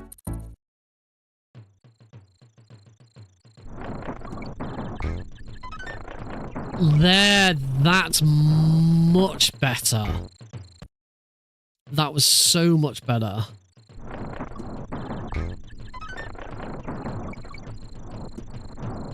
Okay, I think maybe I get it. Maybe I get it now. Doing an extendo here is pretty crucial because otherwise we won't be able to make it up to the tree after the rope that's coming up without climbing up the rope. So, let me go back just a little bit actually. So we tap Y, roll through the creme, and somewhere around here is where we repress Y. Yep, we can see it there. And what this does is gives us a bit of extra height so that when we jump and grab the rope, we'll be able to immediately jump off the rope and reach the top of this tree up here. So if you're new to learning extendos or extended rolls, this is a really good introduction extendo. I'm just gonna skip through this a bit. Oh god, okay. Thanks VLC.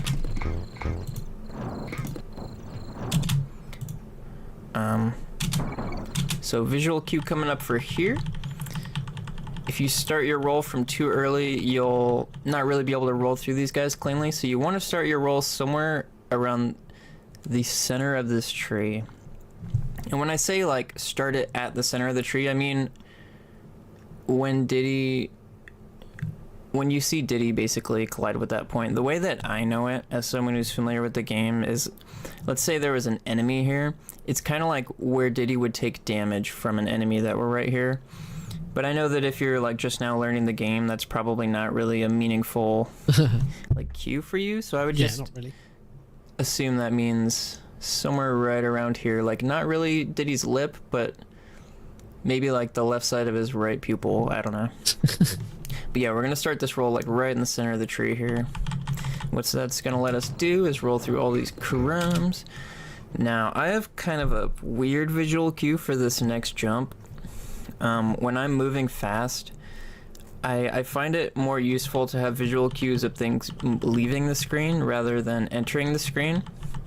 So to get the most out of your roll here, you're going to want to jump as close to this edge as possible. And what that looks like is this. Without bonking the ledge. If you bonk the ledge, you lose all your speed. If you jump too early, you're not milking your roll as much as you could. So what my cue is actually not looking at this ledge, nothing on the ground. It is once this right side of the tree leaves the screen, that's when I do a minimum jump. So it's like a little bit after that. And that's the cue that I use. Doesn't have it. So It's kind of a weird visual cue, but ever since I implemented that as my visual cue, I've become much more consistent at milking that roll. Okay, let's try and sort of apply some of that together then.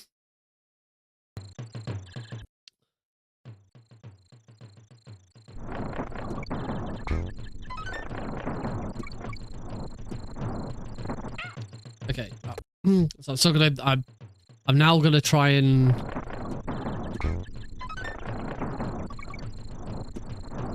Oh no! Don't jump! Don't jump!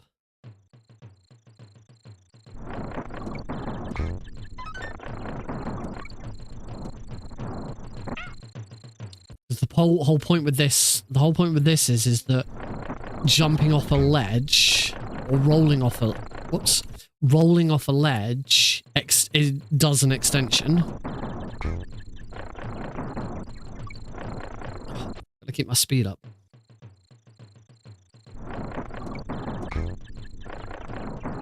Oh, I'm not quite getting the jump right at the end. Ugh.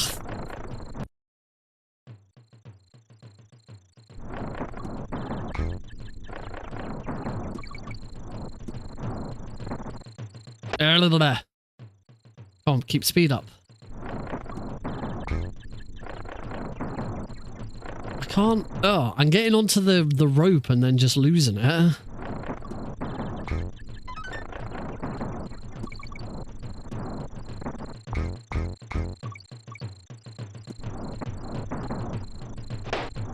What's the actual, I suppose actually, what's the goal after getting that job? This part's much more consistent at milking that roll. I don't know. This part's pretty straightforward. Ugh. I don't like that he then skips forwards. I like to see it all in one fluid bit.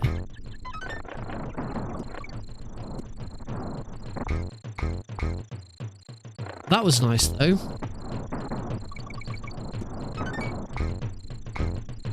Okay. We're getting somewhere now, I feel.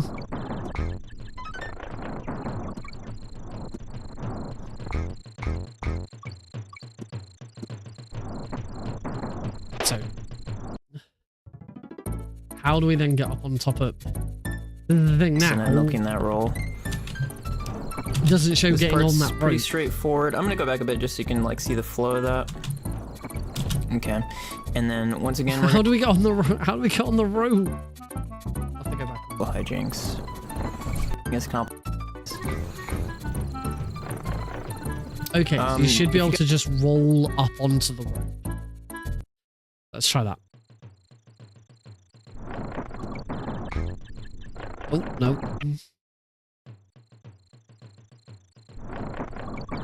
Oh, that was just wrong.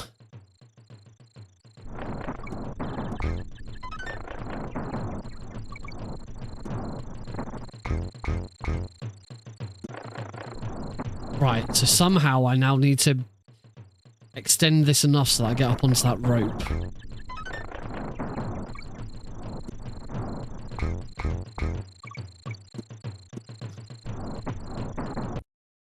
I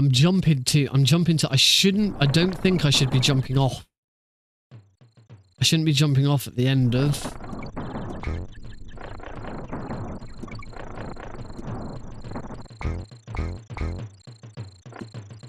There we go. That's better. Much better. God, this is how this is going to have to go, isn't it? It's just going to be going through each stage like this, and there's going to be a very, very long process. Which is fine. Absolutely fine. I didn't do an extendo roll there. I didn't do an extendo roll there either.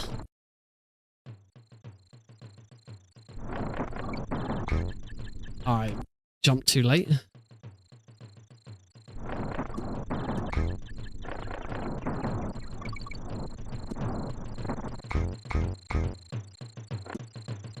Oh, not quite.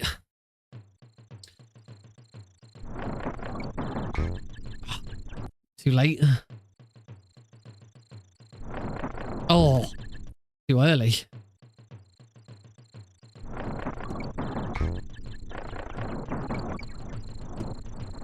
No, don't jump. Don't jump off a...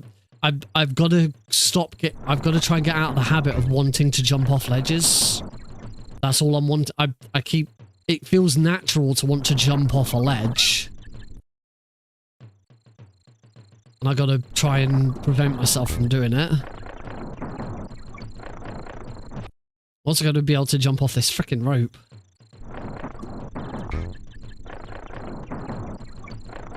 Ugh.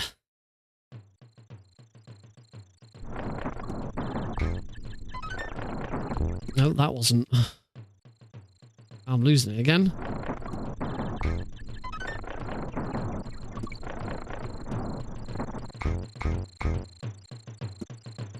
Hey, that was better.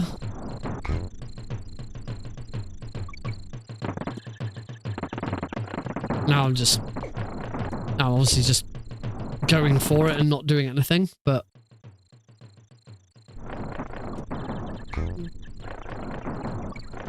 yeah. Come on. Should do the rule of 3. I should be able to do it 3 times in a row without making a mistake before I can move on.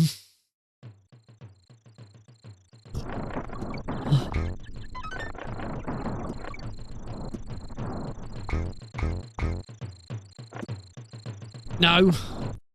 Want to hit that rope? I can do it. I can hit this rope.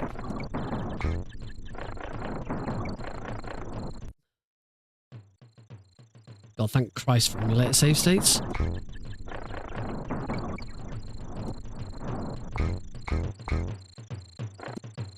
Yay! Okay, 1. Nope.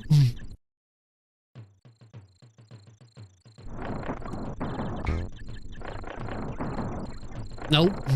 Not quite getting that extendo roll correct. You gotta, it really is just a tap. So that you can get that second...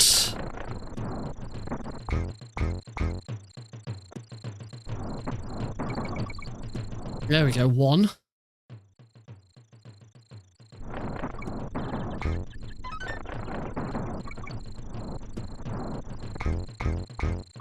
No, okay, that's not 2, but I still grabbed the rope. 2, that's 2 in a row then. I'm gonna count that. Nope, failed. Start again. Nope, failed. Start again. Oh, that didn't feel right at all.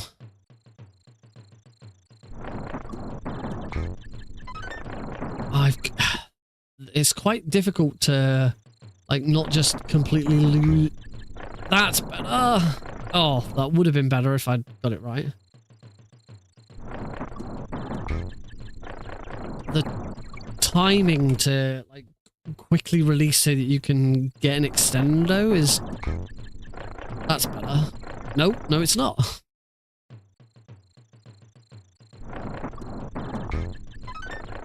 Nope. Again, I think it's because I'm jumping, aren't I? I shouldn't be jumping off the end of the ledge.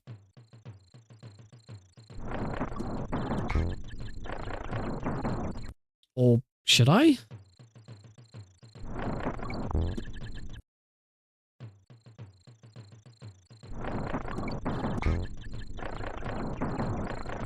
I'm losing it now. I can't do it.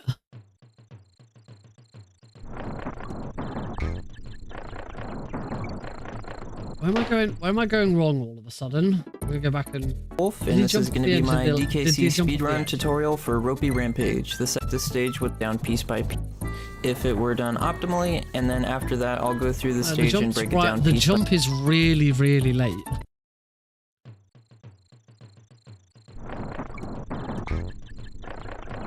I'm jumping far too early, that's why.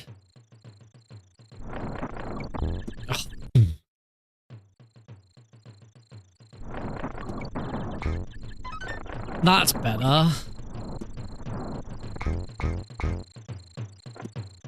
1.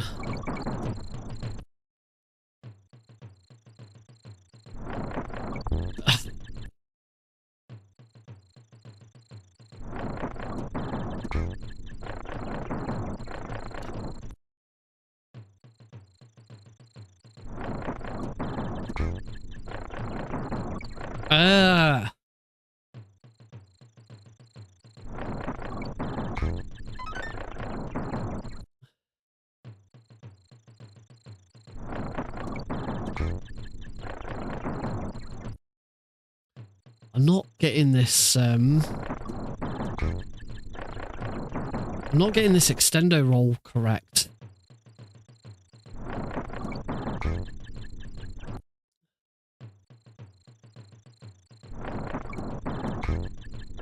That's better. 1. Come on.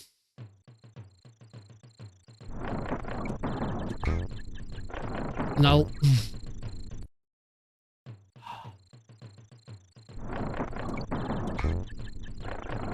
I'm not letting go of not letting go of why.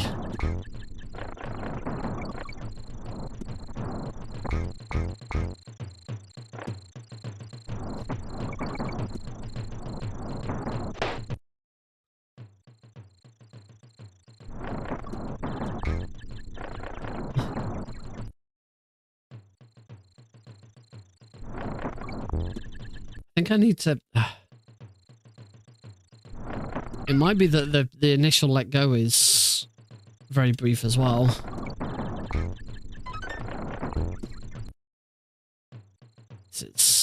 I can already see why people warned me about this run.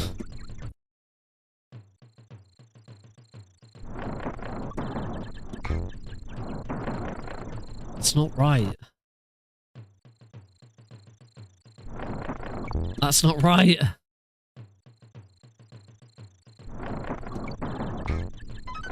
That's better.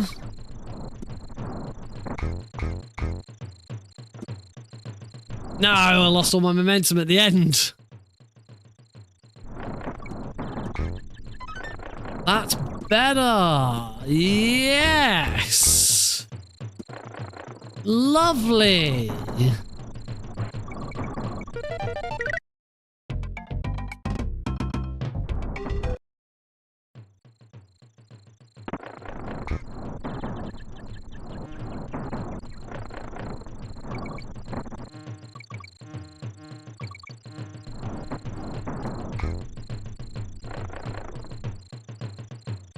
I think that's probably it.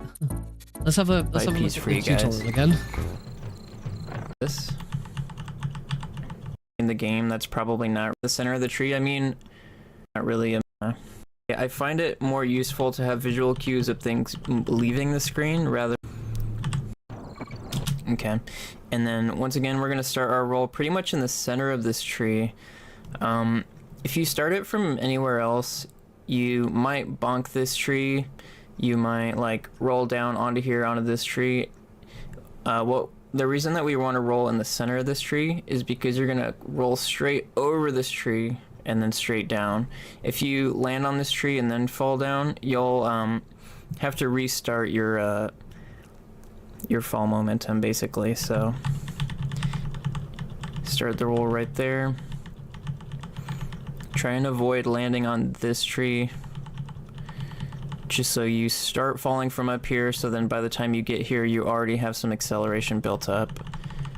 If you bonk here, you're gonna have to restart that acceleration, and then we're just falling into this barrel here. Now to optimize this, you don't want to roll right away when you get out of this cave. You can roll pretty early, but if you start your roll too early, you're gonna get a really slow roll. This applies to pretty much like coming out of any cave, coming out of the start of stages. You really need to like just familiarize yourself with the timing for the earliest possible time when you can do your roll and actually get that fast roll. I usually use, once again, this brown divot in the background as my visual cue. Sometime before that is when you're going to want to start your roll.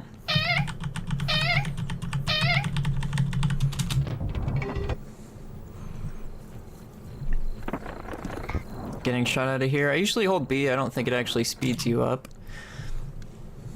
I've just been doing it since I learned the game. So for this section, I usually start my roll in the center of this thing. I guess you could also use the right side of this brown divot, but that should give you a pretty meaty roll before you land on these ropes. Now, jumping off of the ropes, I'm not 100% sure of what's the most optimal method of doing that. You just kind of get a feel for it over time. If you're unsure about that, I would just try and do it exactly how I do it in this video. You don't want to stay on the ropes too long, but you also don't want to jump off too early and hit the B. One thing that's important is you do want to be careful about this jump. You don't want to be too greedy and land on the Bs, but you also don't want to jump as far as you can. You pretty much want to land as far left on this platform as possible, just so you get more roll time in and less time spent falling through the air. So you can see I just barely pass this B and land right here and immediately start my roll.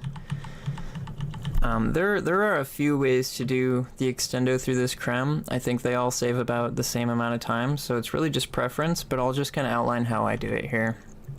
So I buffer this roll, just tap Y. You'll notice I've already released Y at this point. rolling through the creme. Get the fuck out of here.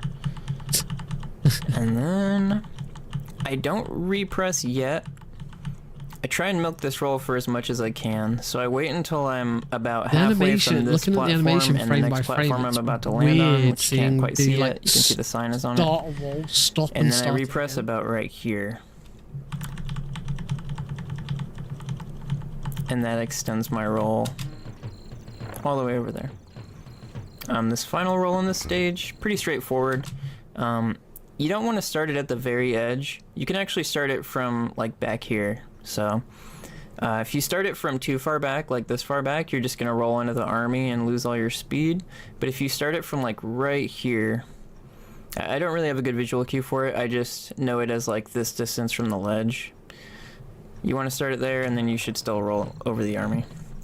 This is the next thing that pretty straightforward. Let's go ahead and take a look. For. I still kind of have this. I wouldn't call it muscle memory because obviously I haven't really been playing the game for that long.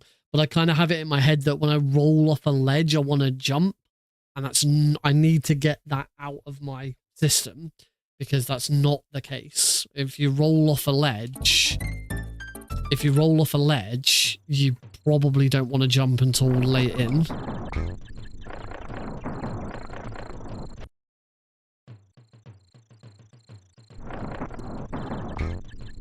So that didn't work. I lost all of my momentum. That's bad though.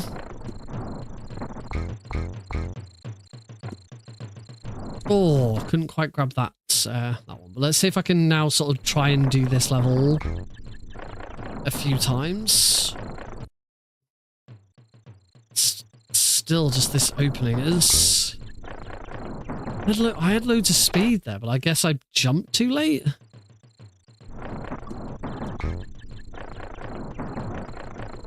Sometimes it feels really obvious when I get it right. Oops.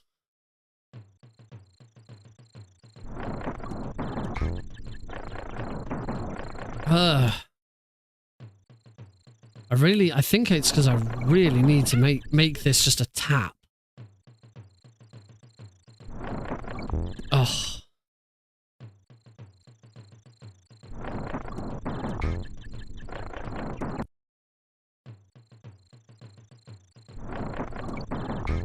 Nope.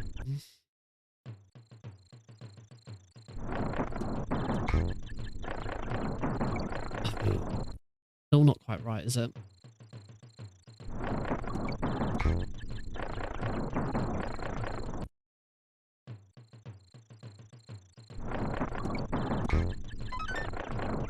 That's better.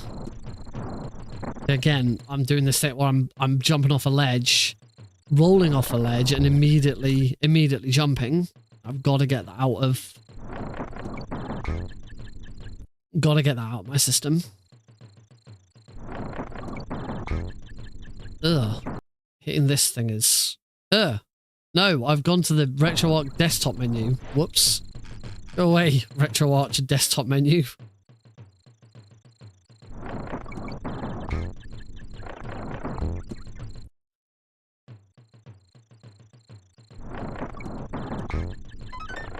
There we go, that's better.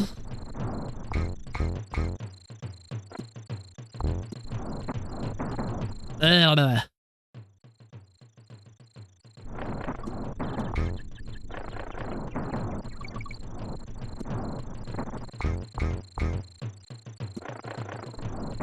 Remember to roll again. More rolls. More rolls, Nick.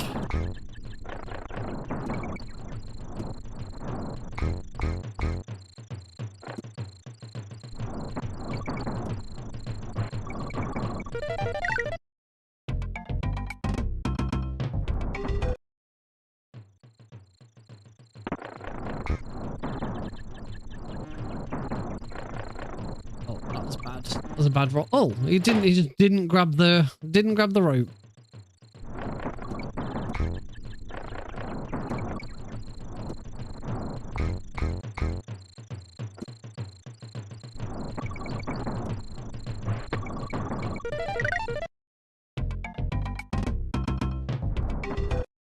I don't know if that was right.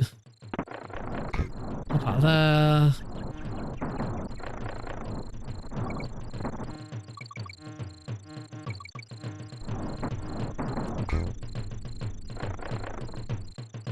There we go. A full run of the level. We did it. Just about.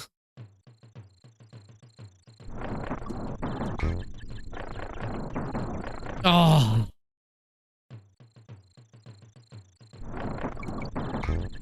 There.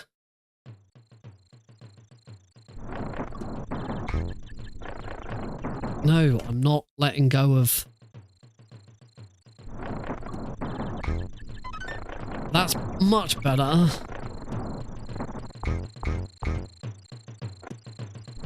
Whoops. Nope. Come on. Do it again, Nick. Much better.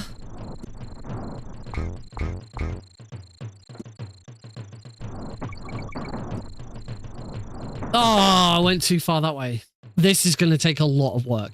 But I get the feeling that once I've gotten the hang of it more, really once you've sort of understood the mechanic and really have a much better feel for it, the learning later levels is going to become easier. I certainly hope that's the case, because this is... This is rough, just getting the understanding of this mechanic down.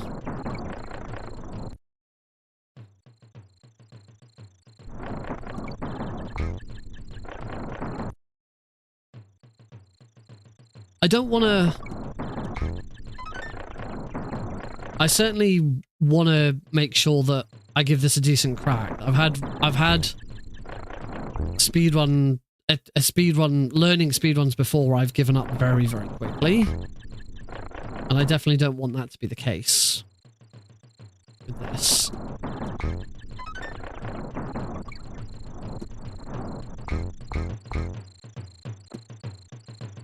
Whoops. I think I've got a better feel for this start now. Oh, yeah. Okay, I feel like I actually understand that start. That opening a bit better. Oops. Absolutely. There's just going to be a lot of time and a lot of effort. And I haven't done what I would consider a really tricky speedrun in quite a while.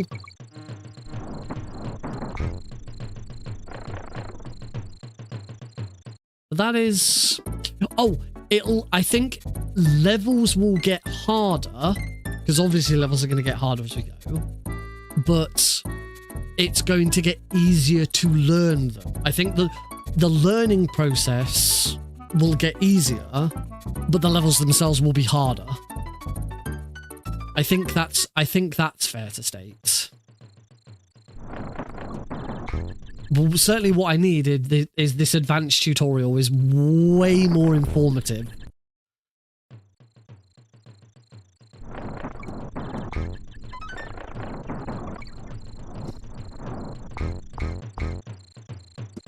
But already, just the fact that I'm getting, now that I'm sort of getting the hang of this, look at that.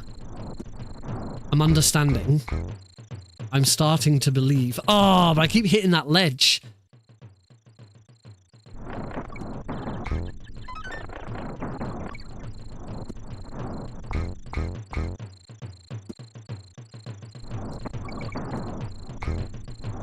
Oh. Yeah, the timing is so... Oh, no, that's my bad.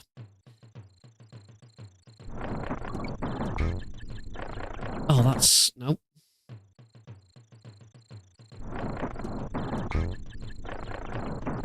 Why is that not working now? Come on, Nick. There we go.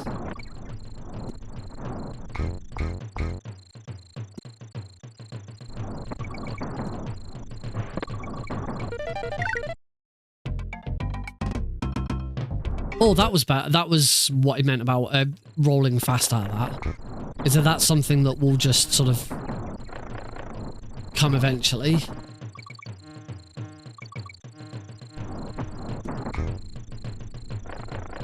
Oops. Again, this whole... I'm trying to roll at the end after a jump when I shouldn't be. Oh, that was not great.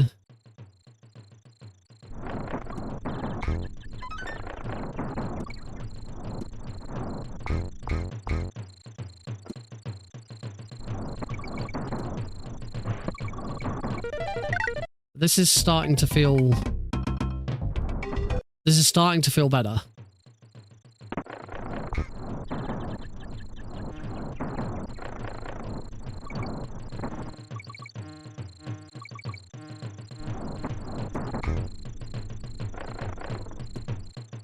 So I think I rolled that one too early.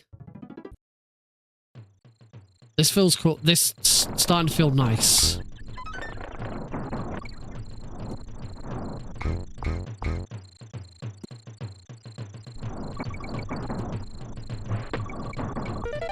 It's starting to feel like a speedrun. It doesn't feel like I'm just randomly mashing buttons and stuff. It's starting to feel like a speedrun.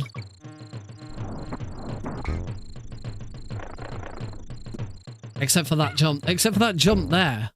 I don't want to jump at the end there. I want to do this level and not screw up that jump right at the end.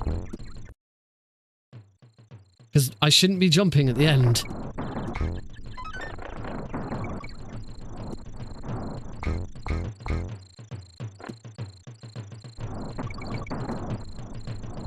Oh, I keep, like, thinking I need to correct myself there, but I don't.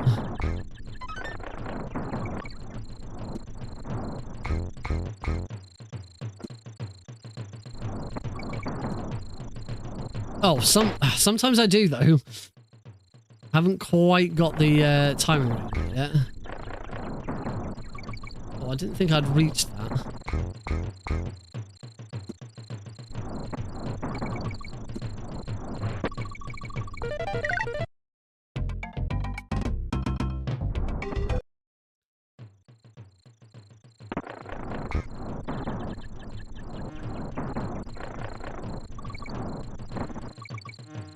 Right, do not jump at the end of this. Right, I think I know where I'm going wrong. I'm not letting go. I'm not doing my extendo. I'm not letting go after I hit that Kremlin.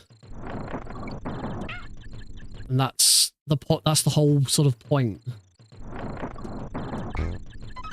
That's why that works.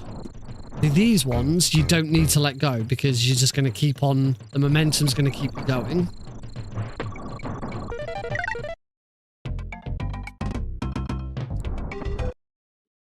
So what I need to be doing is...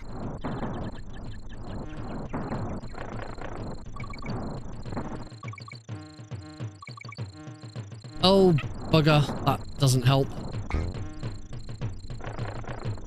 Yeah, that was a bad jump.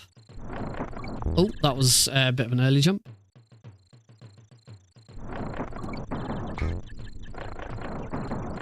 That was not great.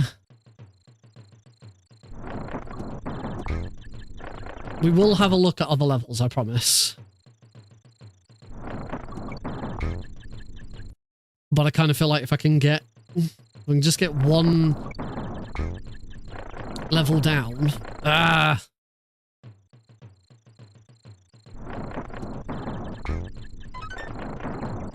So that didn't work because I didn't like hold Y at the right time. There we go. That's much better.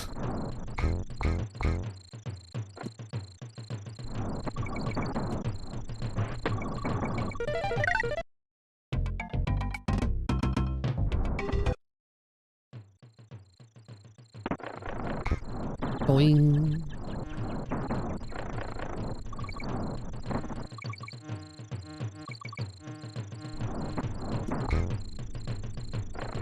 Much better, except I'm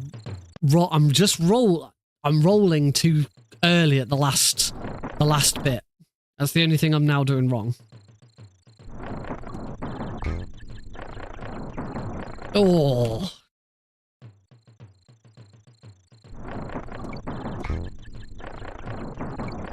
Ah, come on.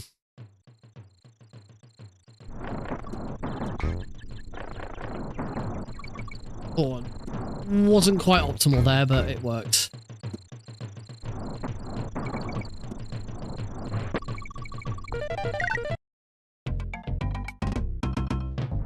I think that was a slow rollout.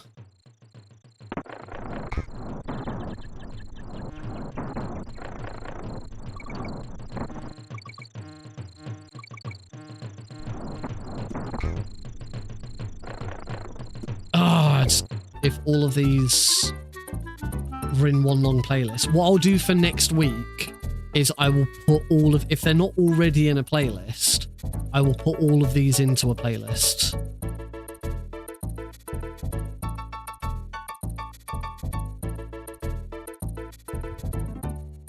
DKC all stage so these are ILs, but these are just, yeah, these aren't the tutorial. Yeah, if I put them into a playlist, then they're all already queued up, ready to go. So yeah, I'll do that for next week. That'll make this whole process a lot faster as well. All right, let's have a. Should we take a short break? Let's take a short break.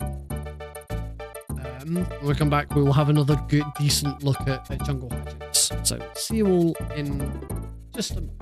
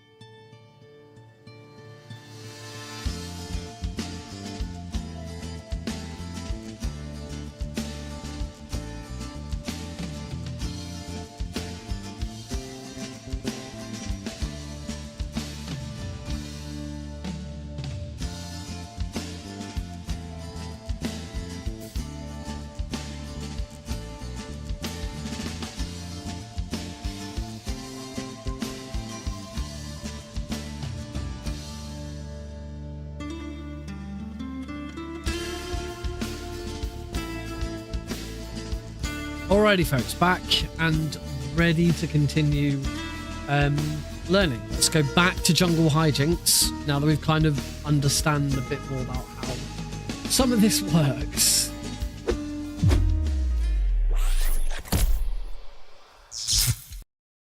Welcome back, folks.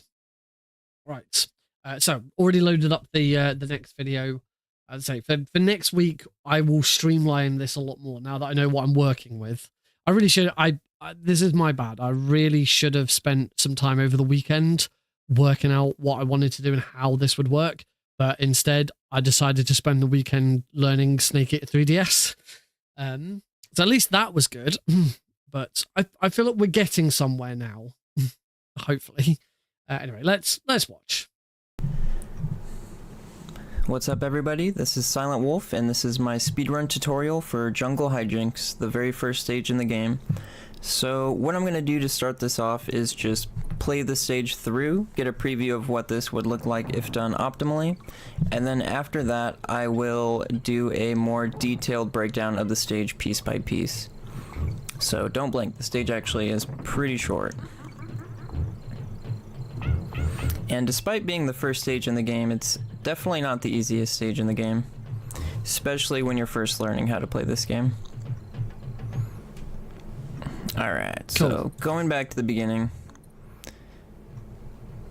I'm just going to pause right off the bat here and talk about a couple things. So, number one, you'll notice that we start with DK, but we pretty much immediately kill him off for a handful of reasons. One, DK is slower than Diddy. Two, we would need to swap to Diddy to utilize his speed anyways, so just taking damage with DK is faster, although we do lose time from picking up DK later. Another reason that we kill off DK is having two Kongs generates lag in some of the following stages, so we don't want that. And also, for each stage that you enter with only one Kong instead of two, you save 10 frames. So throughout all of World 1, we'll be entering 1, 2, 1, 3, 1, 4, and 1, 5 with one Kong instead of two, saving a total of 1, 2, 3, 4, 40 frames because of that. So, just to start it off, you'll see at the input display that pretty much right before I even land, I do a roll.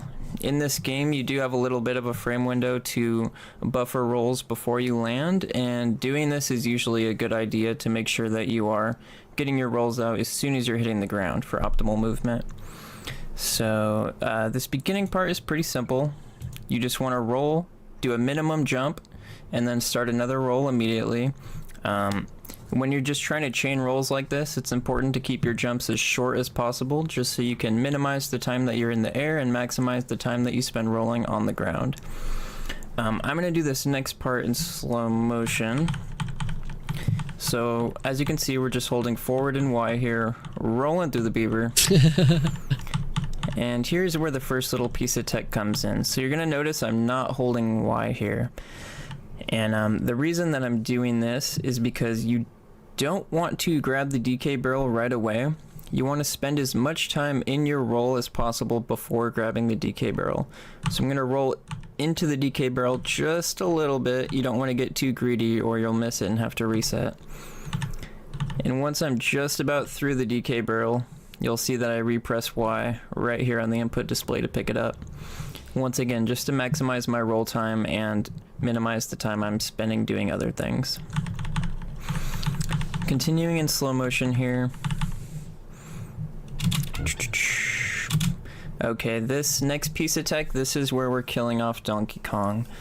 And this is a bit riskier of a method of doing this. There is an alternative that I'll talk about in a bit. But for now, this is the optimal strat that everyone goes for. Now, what we're attempting to do here is break open this barrel and then immediately kill off Donkey Kong afterwards. And the way that we do this is pretty much get as close to this beaver as we can without taking damage. And then right there when we're all up in his grill, we release Y and start throwing the barrel. Now if you time this right, you'll hit the creme with the barrel and take damage with DK on the beaver. There is a slightly faster way to do this strat, but I'll talk about that in a bit because it's not quite as reliable as this method. Now what this looks like when I speed it up, DK dies, and now we're free with Diddy. And you'll notice we immediately start rolling. See if I can, let's start off with that then. First things first, I probably need to...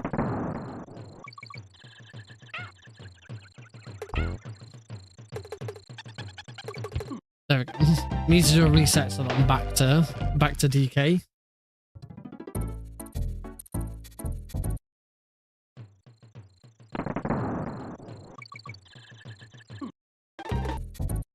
And first things first, I need to roll.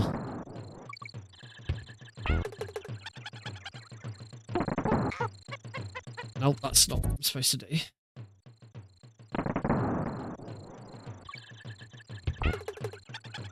Oh. I gotta...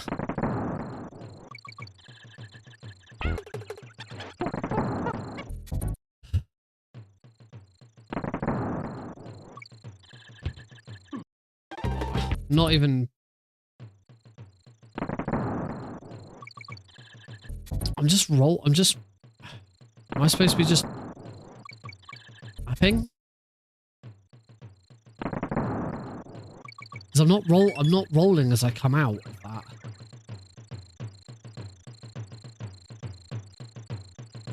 Jinx, the very first stage in the game. Just gonna So quickly what watch I'm going to do to start start. this off is just play the stage through, get a preview of He's what this holding would look like B if like done instantly, optimally. and it's as he hits the ground, he then taps it. Right.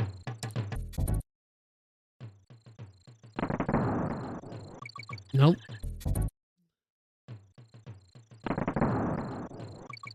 Nope. As I keep saying B, I mean Y. Okay.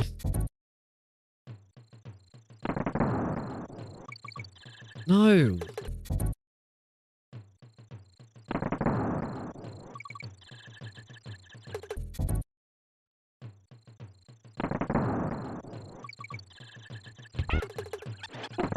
I need to let go. Also need to let go of naught.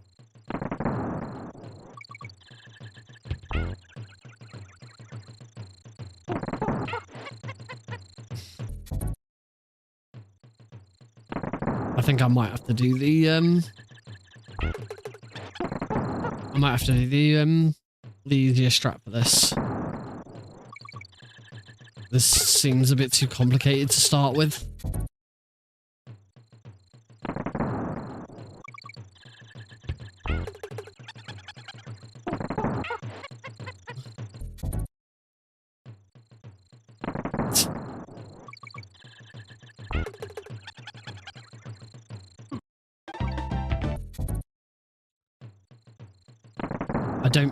I don't. There we go. That was right. Spent 30 minutes searching for it, so it was right. I'm gonna keep watching the tutorial. He said it'll come back to her. That's And then like after easier that, strat later. I will do a more detailed breakdown of the stage piece by piece.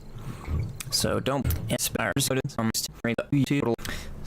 You'll see that I repress Y right here on the minimum. Okay, then immediately kill Lever as we this method.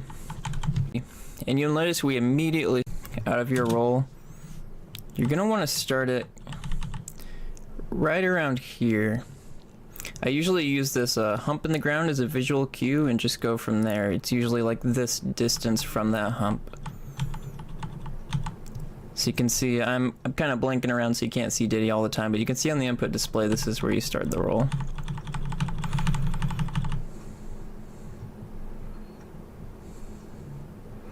Now this next part that's coming up is what makes this stage challenging, especially for one of the first stages in the game. So what we're gonna bust out here on this line of enemies is something called an extended roll. And what that is so normally when you roll through an enemy, you hold Y, you gain additional speed while rolling through them, and then your roll ends. What you can do is tap Y, release Y as you roll through an enemy, and then later repress Y. And what this allows you to do is extend your roll longer than you normally would have been able to roll otherwise. It's a bit complicated the way that your speed works while doing extended rolls. If you release Y, roll through an enemy, you don't actually get that additional rolling speed afterwards until you repress Y. So, yeah, that's just something important to note about extended rolls. So for this one in particular, I'm going to detail exactly how to do this. So we're going to want to jump right in front of this creme. And I would recommend watching the input display to observe the Y inputs for this as well. It'd be really helpful. So I'm going to land on this thing right in front of the creme, tap Y. Just tapping Y because I don't want to be holding Y as I go through the creme. You can see I've released Y now, and then the moment I roll through the creme, I'm gonna repress Y, and you'll see this on the input display. Now what this does is extend my roll so I can make it over this gap and roll through the next creme. So at this point, I'm just holding Y. As long as you executed that first part correctly, you're just holding Y at this point. Now, once I approach this clump, this is where things become a little bit trickier. So once again, to get an extended roll, I am going to release Y right before this clump. Right before him, you can see I release on this frame. After I roll through him, I'm going to repress Y somewhere around here. And then right before I roll through this clump, I release Y again. And then it's not till somewhere around this halfway point where I repress. You want to be pretty close to the ledge. Yeah, right here is where I repress. And this gives you a pretty massive roll. I'm just going to speed this up real quick. Let's just watch that again so you get a better grasp on how that looks. Yeah, and you pretty much just go flying through the stage there. Okay. See if I can sort of get that far, sort of. This is going to be a bit complicated. So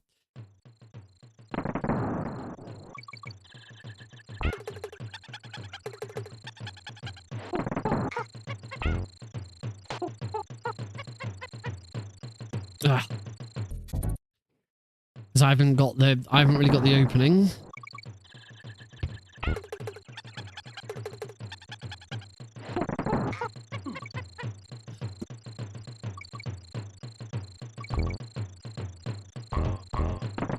Okay, that's obviously not it.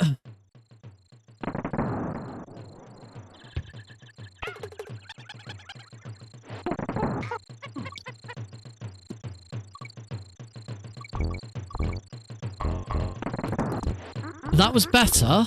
That still wasn't quite right, but that was better.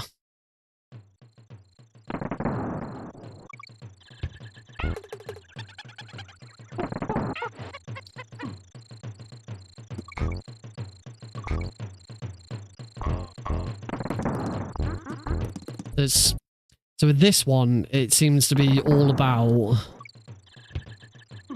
This one, it seems to be all about letting go of like, not having Y taps. Whoops. Not having Y held down when you go through an enemy. I'm certainly getting some... I certainly feel like I'm getting somewhere.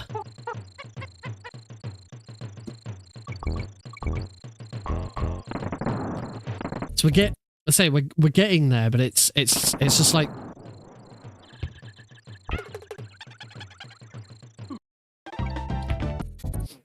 It's the idea of, like, you shouldn't be holding Y... You shouldn't be holding Y when you're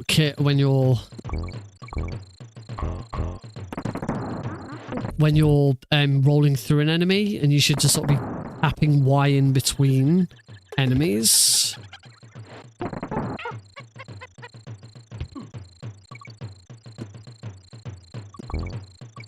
Oh.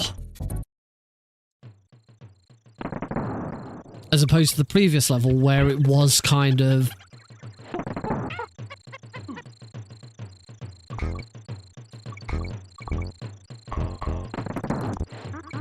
See, that's better.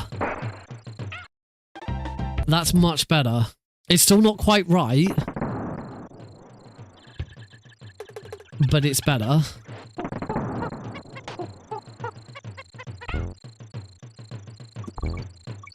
Oh.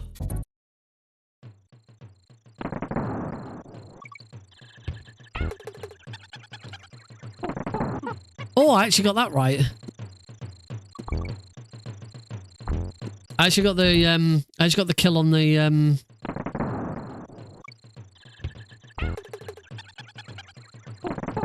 yeah.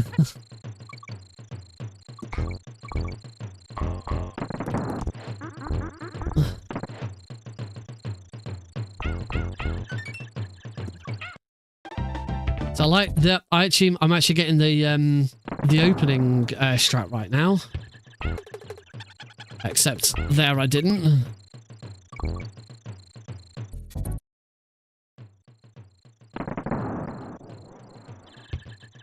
Oh, that was bad.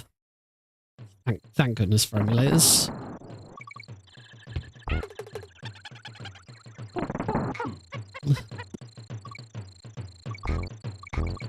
Oh, that wasn't quite right.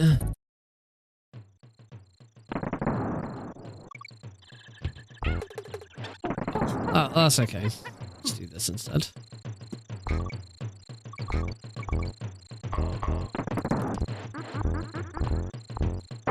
I need to stop holding Y. See you around, Cosmic. I need to stop holding. Too often I'm still just holding Y, and that's why I'm like picking up that barrel.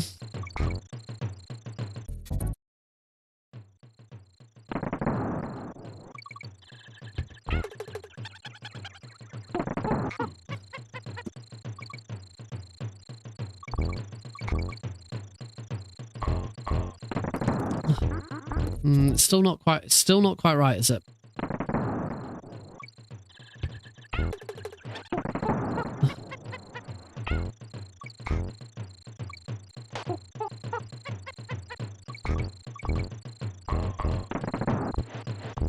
Again, let go of Y when I'm going through that barrel.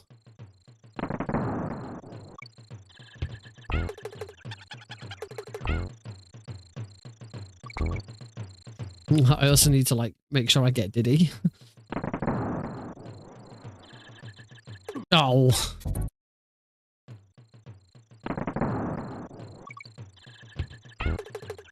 Oh, come on, Nick. No.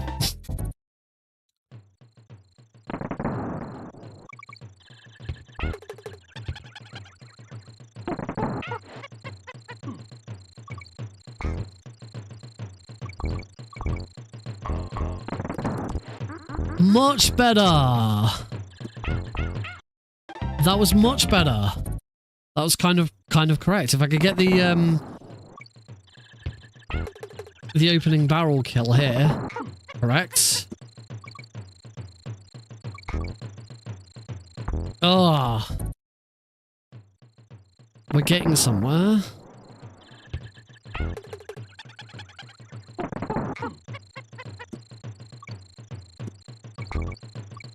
Oh, this bit is really tricky.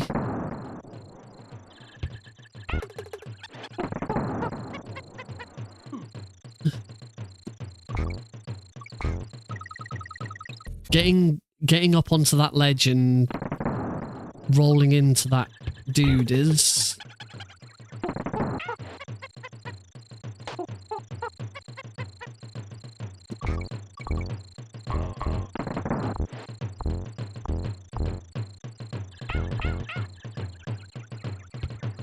This is... We're getting somewhere. I think I'm probably about ready to watch the next bit of the tutorial.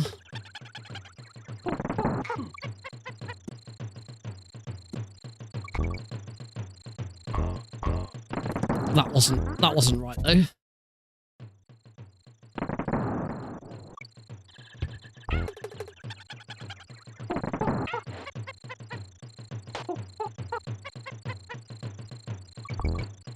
Oh.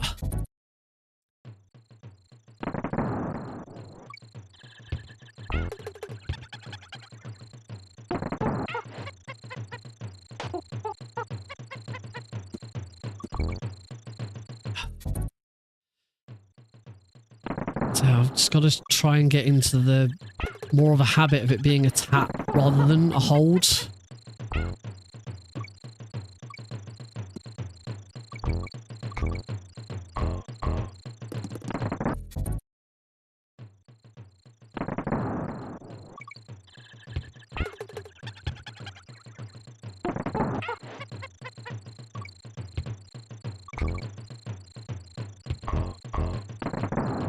I don't like one.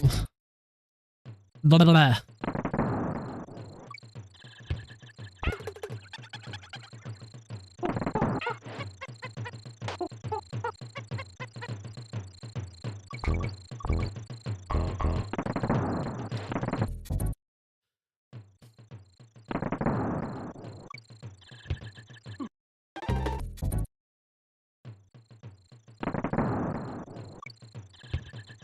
Well, it's only one jump. Come on. Ah.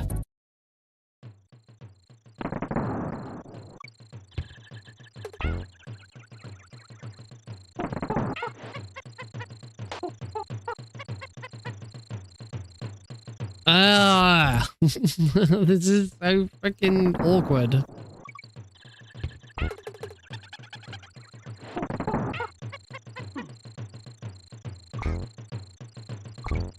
No.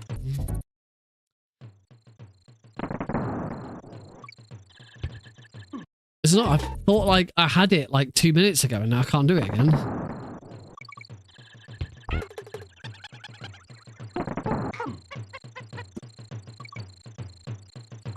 Oh, I got the kill and the swap right there.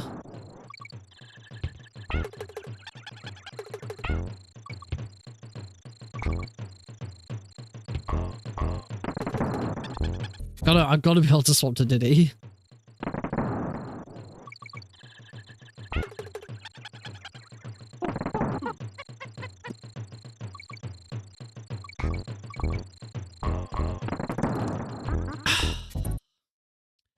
So I sort of get it and then don't get it.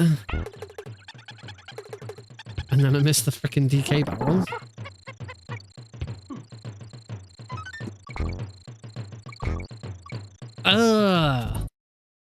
Let's watch the let's watch the tutorial and see if I can find it, see where he talks about the easier strat at the start.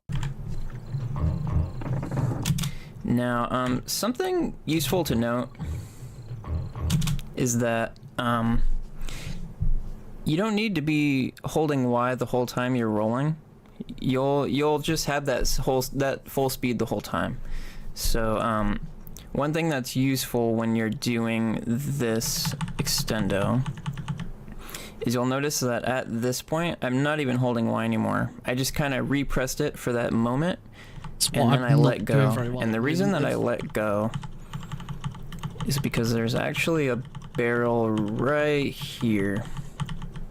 And if you're holding Y as you roll through that barrel, you're going to pick it up and lose all your speed. So you want to just kind of not be holding Y this whole time. And then at any point after you pass that barrel, you're free to start holding Y again. And you want to pretty much milk this roll for everything it has.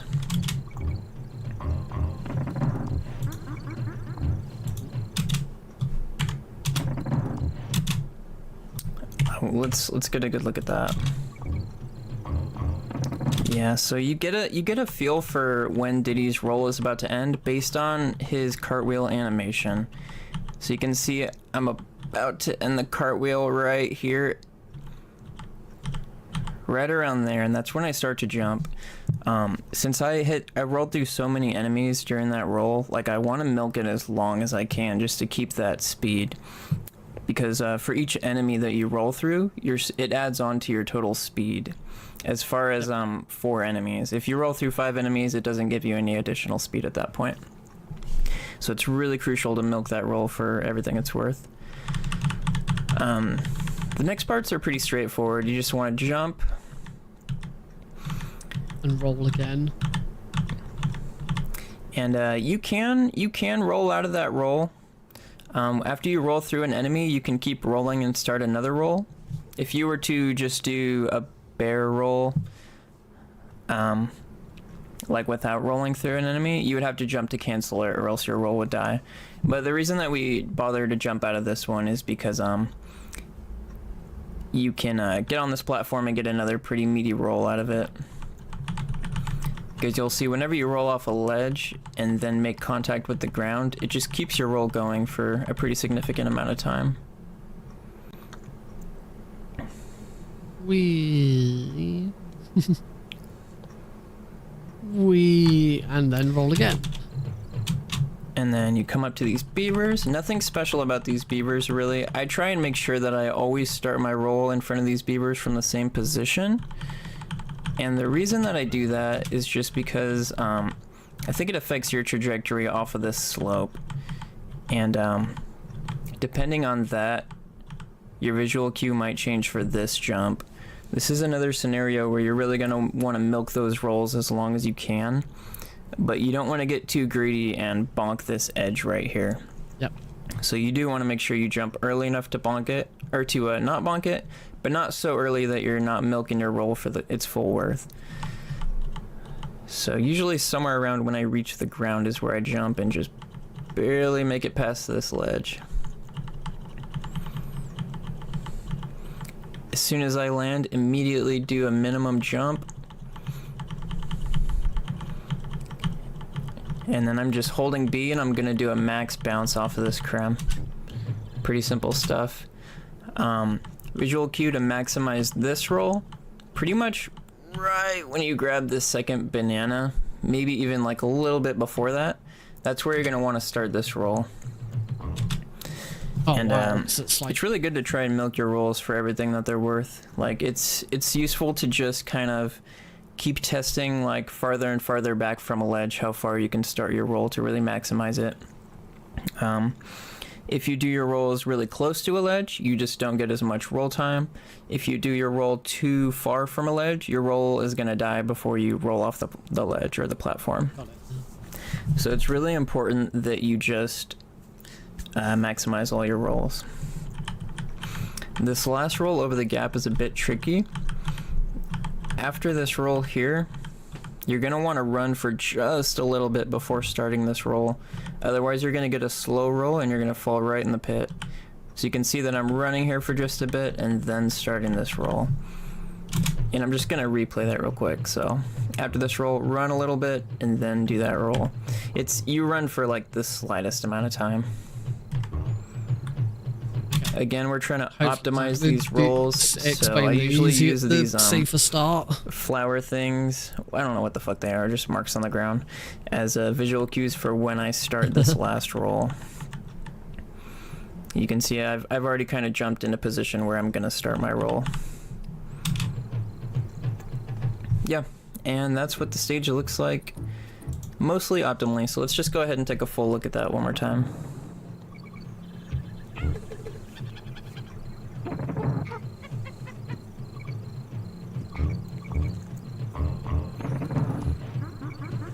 These are pretty much the standard strats that all the top runners go for in this stage. There are a couple variations to strats in this stage that I want to touch on as well.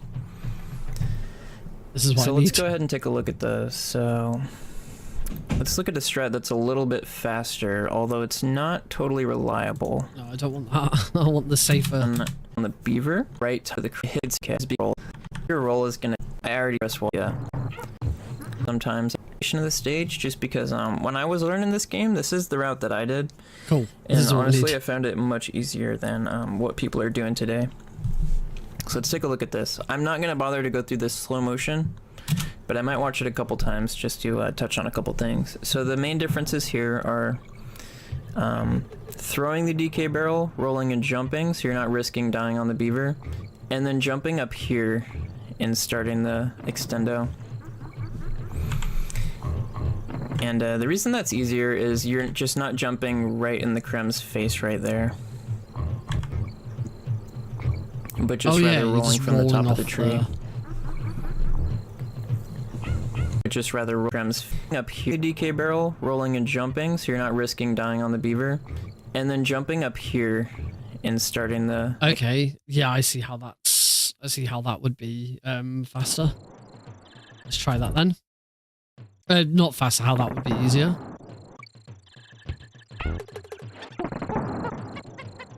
So die to you. Right. So I'm now I need to still get the extendo rolling.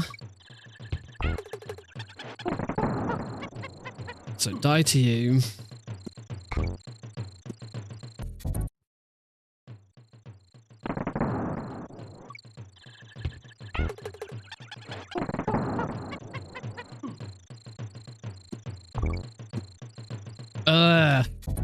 It's supposed to be easier. Come on.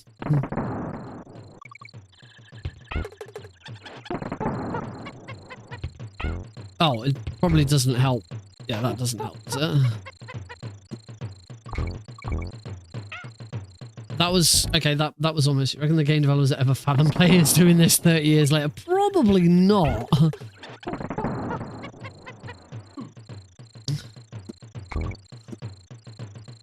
Oh, I'm not keeping up my momentum.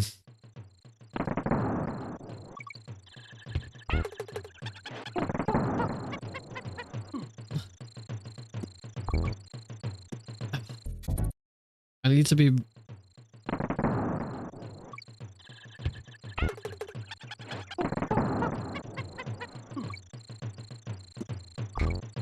I'm not. I need to check. I need to check the tutorial again. I don't understand how you get up to.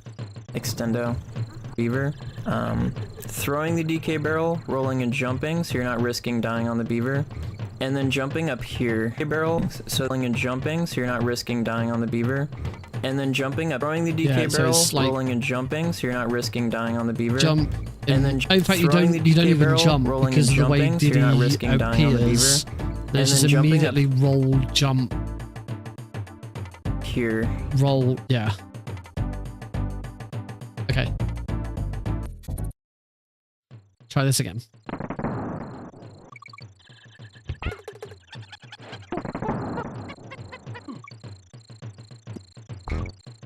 Oh, what?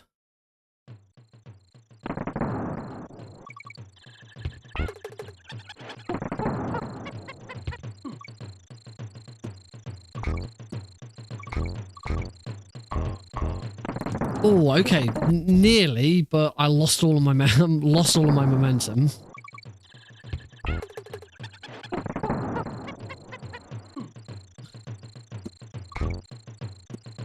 I can't jump up there.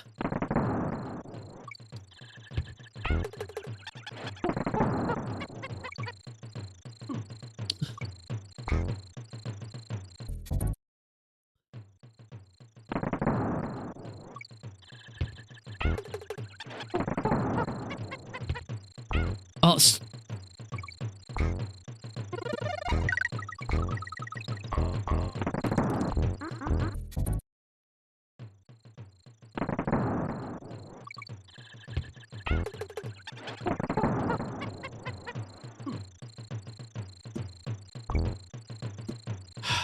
I just like, as I say, I keep like losing all my momentum straight away.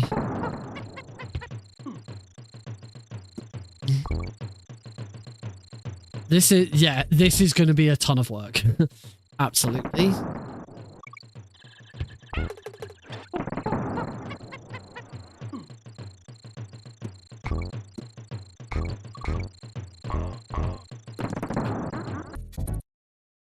As I say, now it's trying to get into my head.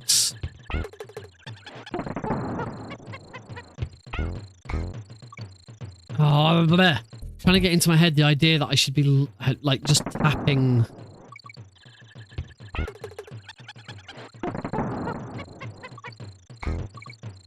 No, what am I doing? This isn't right. I kind of.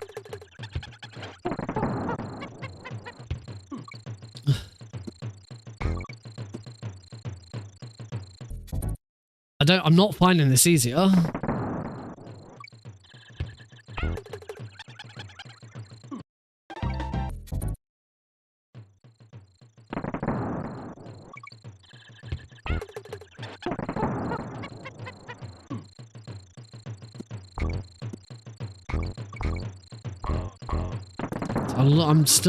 I'm still losing all of my momentum.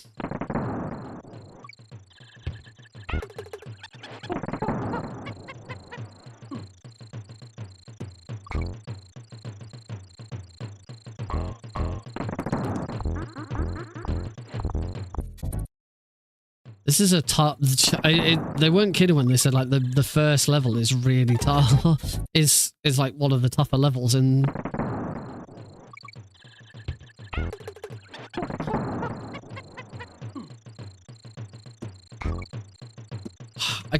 I can't freaking jump up onto that tree.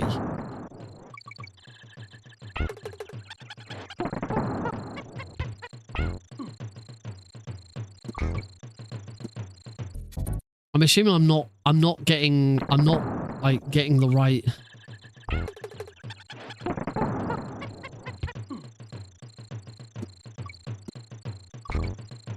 There we go. That was better. Yeah, I'm not jumping early enough.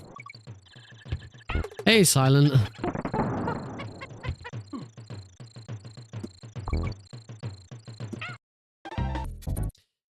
This is the first level, by the way. I have actually tackled the second level already because the second level was apparently easier.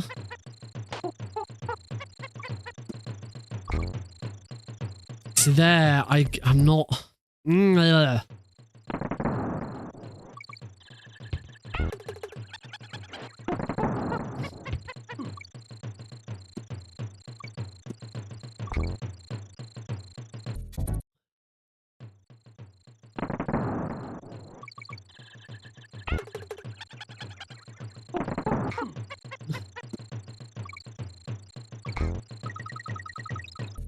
See, actually, I'm able to do the. I'm able to. Oh wow! I thought I was.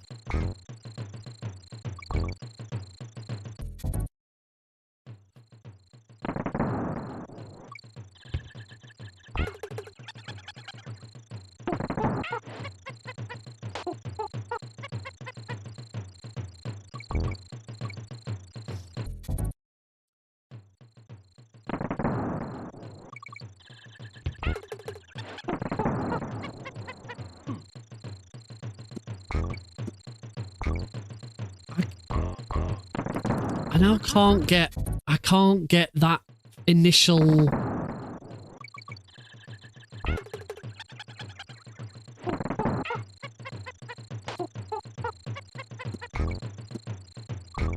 I can't get across that initial ledge.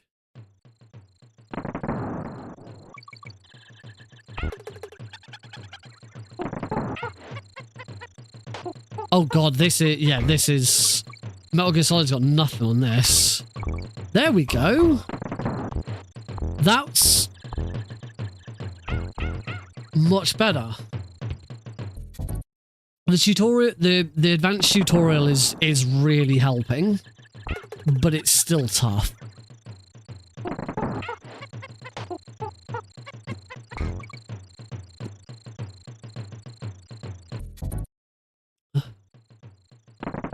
It's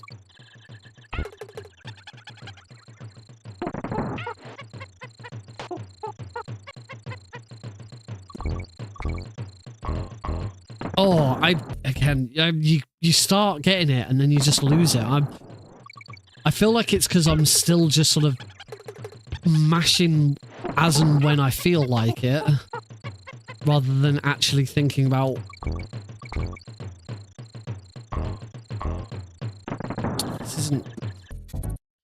This is not going as well as the second level did.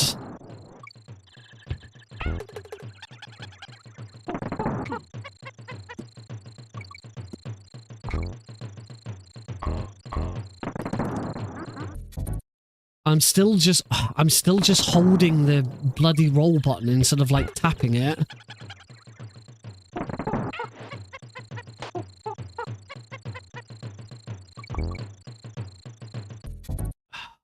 say I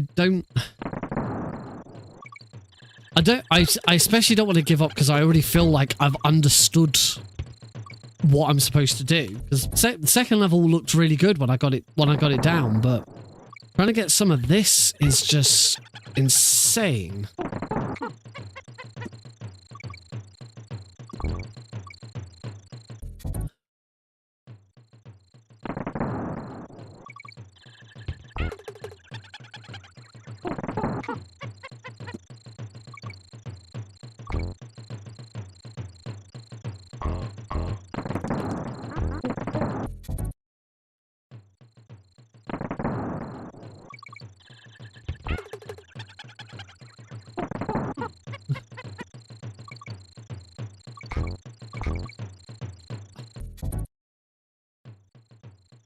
It's just this bloody opening bit.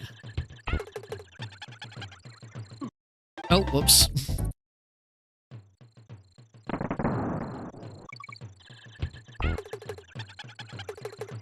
Oh, it doesn't help when I can't bloody grab the frickin' DK barrel either.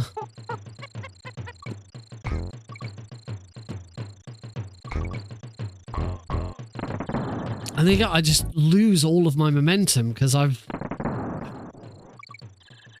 not got the roll right. Oh, DK, grab the frickin' barrel.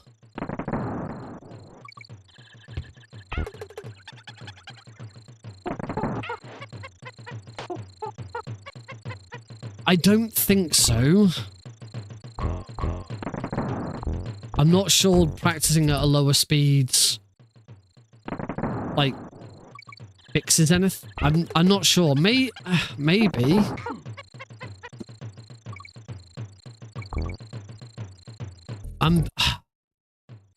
All I'm doing is holding.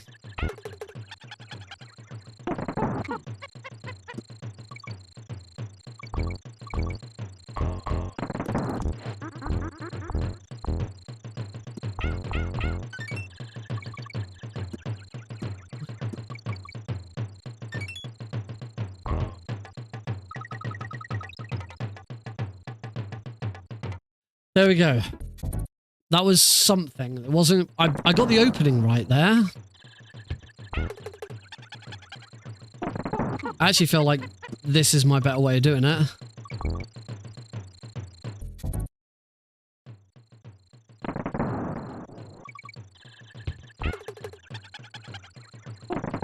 I actually much prefer that.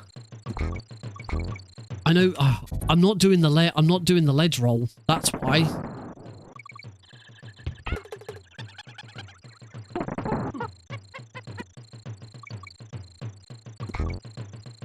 And I'm not getting up there properly. I might need to look at the tutorial again just to see what I'm supposed to jump off here. Because I don't have enough time to, like, kill that Kremlin without, it needs to be a tap.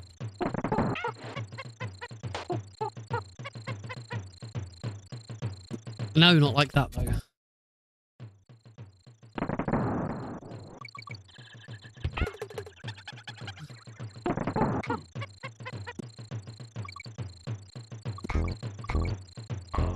No! See, that was really good up until the point where I completely lost it.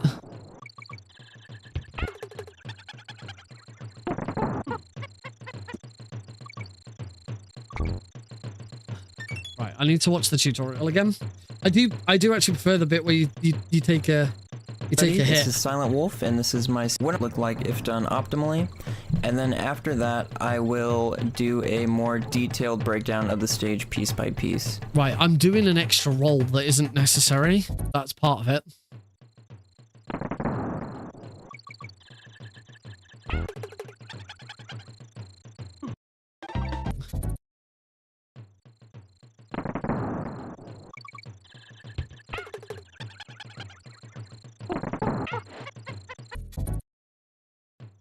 So I'm actually finding the did he get hit here?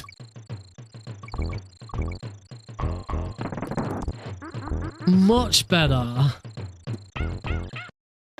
That's it. That's how that opening is supposed to go.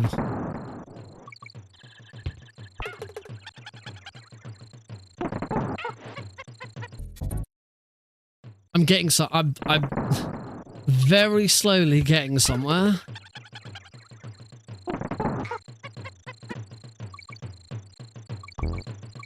Now I'm doing something new that I'm not supposed to do. I'm now letting go of roll when I'm not supposed to.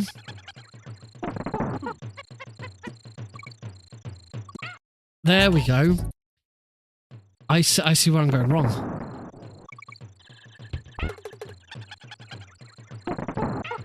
Nope.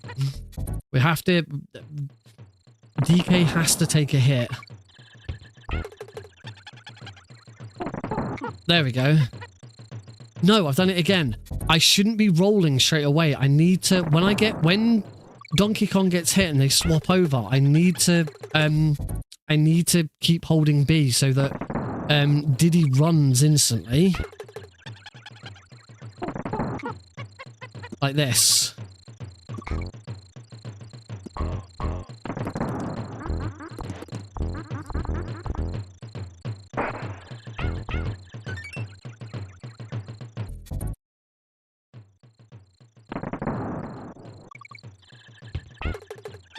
Oh, that's... Okay.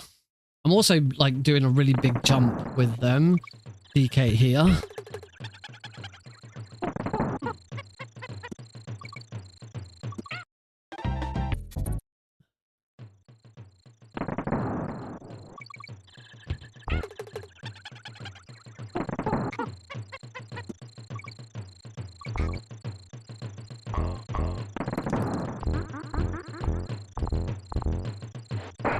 I'm not sure what I'm actually not sure what I'm supposed to do after I finish all of that rolling.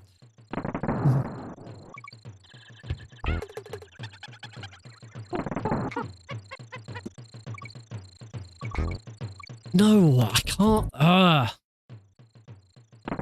It's just this opening roll that's so difficult. Oh, alright, we'll do this instead then. No, stop I've got to stop holding roll. It's not what I need to be doing.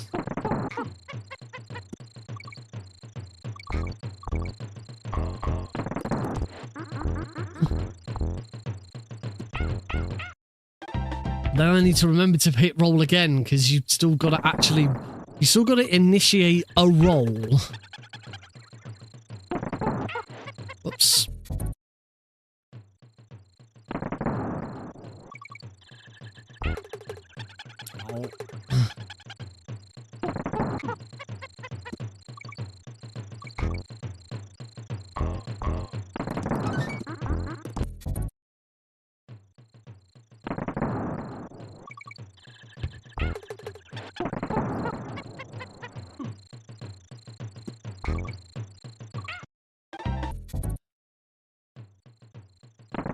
This is what it's like learning a speedrun, unfortunately, folks.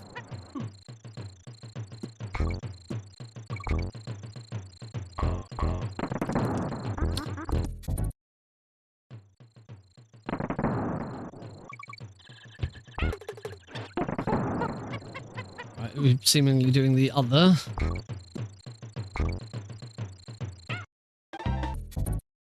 So I'm struggling with the whenever I go in the tree to get that initial roll extended roll started.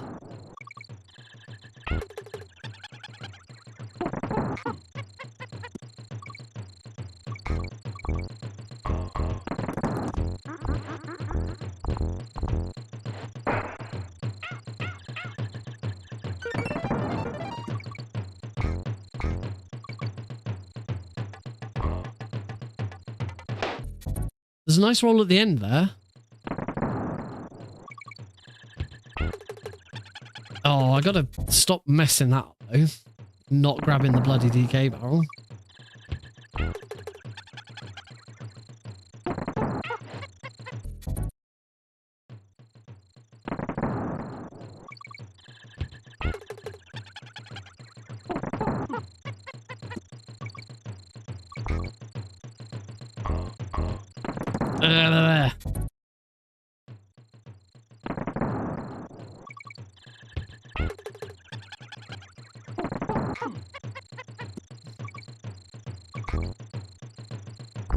No.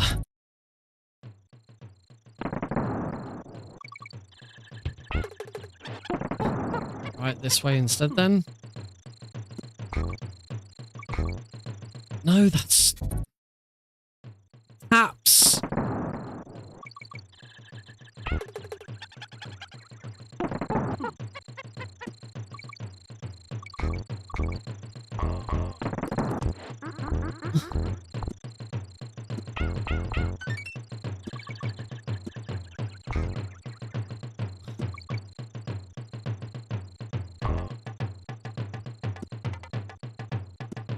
That was not bad. Not too bad.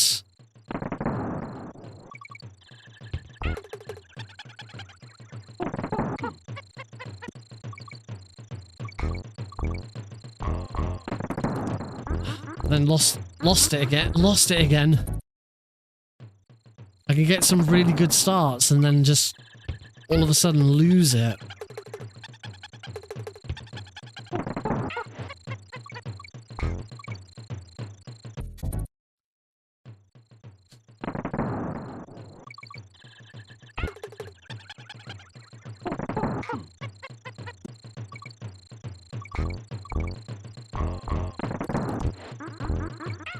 Oh, I do know that I'm supposed to jump right at the end there.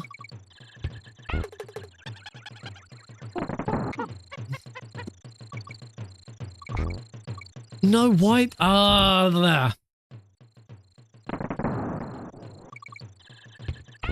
This is what I feel like with the whole tapping thing. Why I feel like the whole tapping thing doesn't work. Because you've like, it feels like it does look, it feels really satisfying.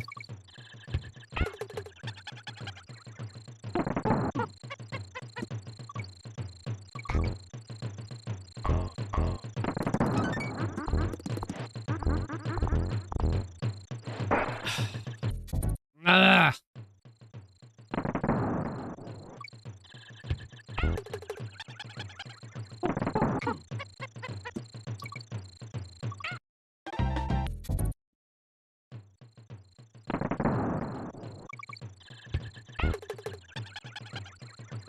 Oh, this is Donkey Kong Country for the SNES.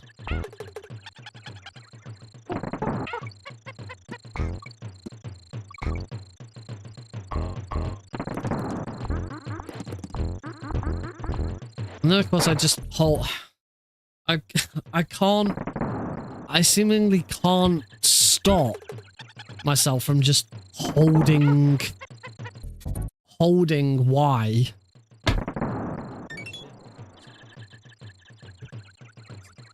So I'm moving around too much.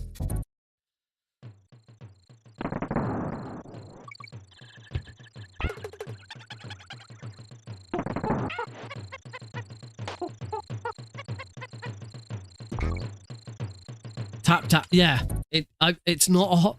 Well, that's the thing. Sometimes it's a hold and sometimes it's a tap.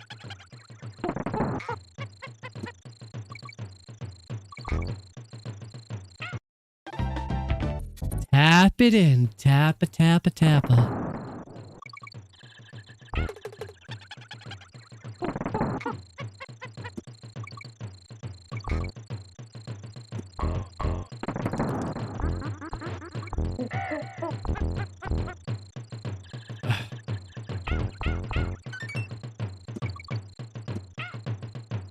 Yeah. It's just getting a general feel for it. I said this is day one. We gotta remember, folks, this is day one.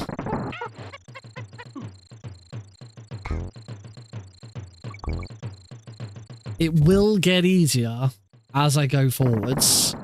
I got the second level down pretty nicely.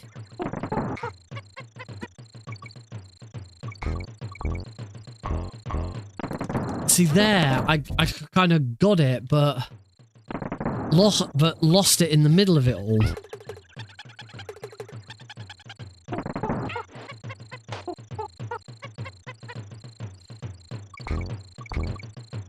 there that just the input went.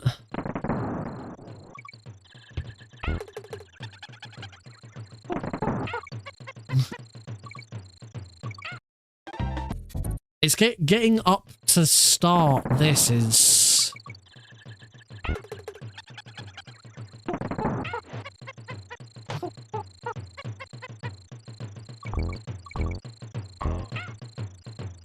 Again, just getting up to starting and just maintaining it is.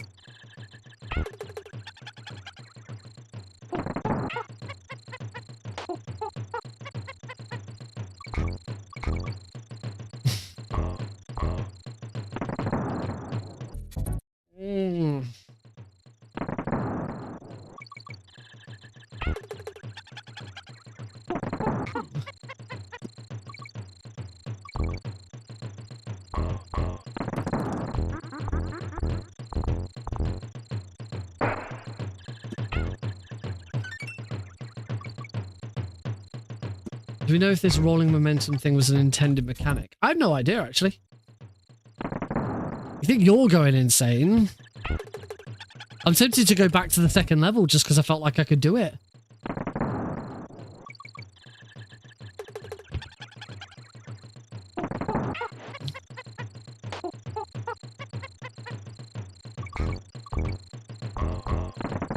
And then I lose all of the momentum.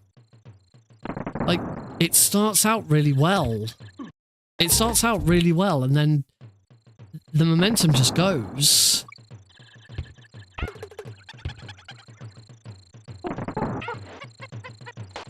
This is... Shut up in there, will ya? Thanks, please.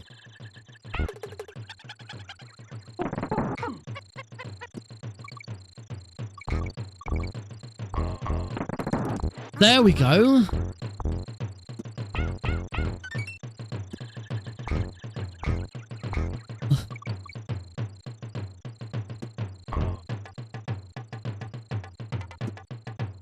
That wasn't too bad. Let's go straight onto Ropey Rampage now.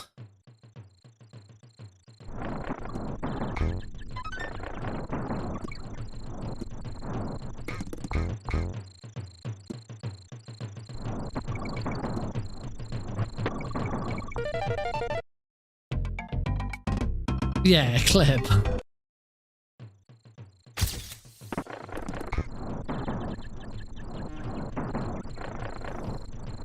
Whoops.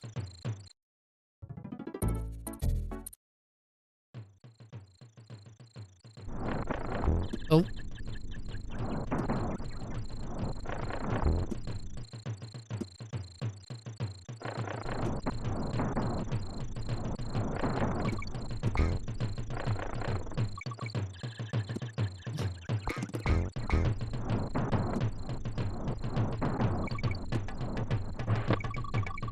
As I say, this already... Ropey Rampage, it did say that the difficulty of this level is isn't as bad.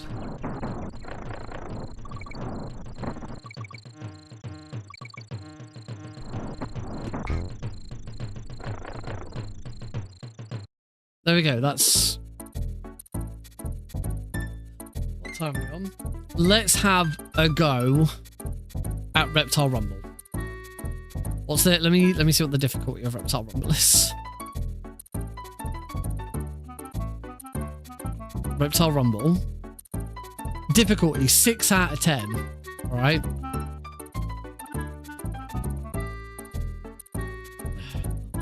That would suggest this is harder. Put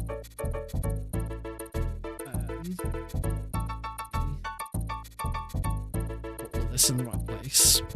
So, next week, tutorial playlist. We have it already. I'm just gonna pause the game.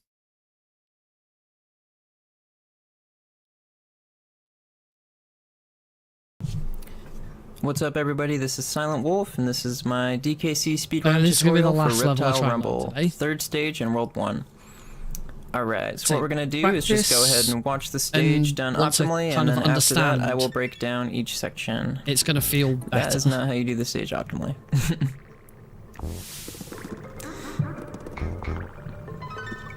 One thing to note about this stage is that it's significantly more difficult to optimize than any stage we've seen so far, Yay. for various reasons.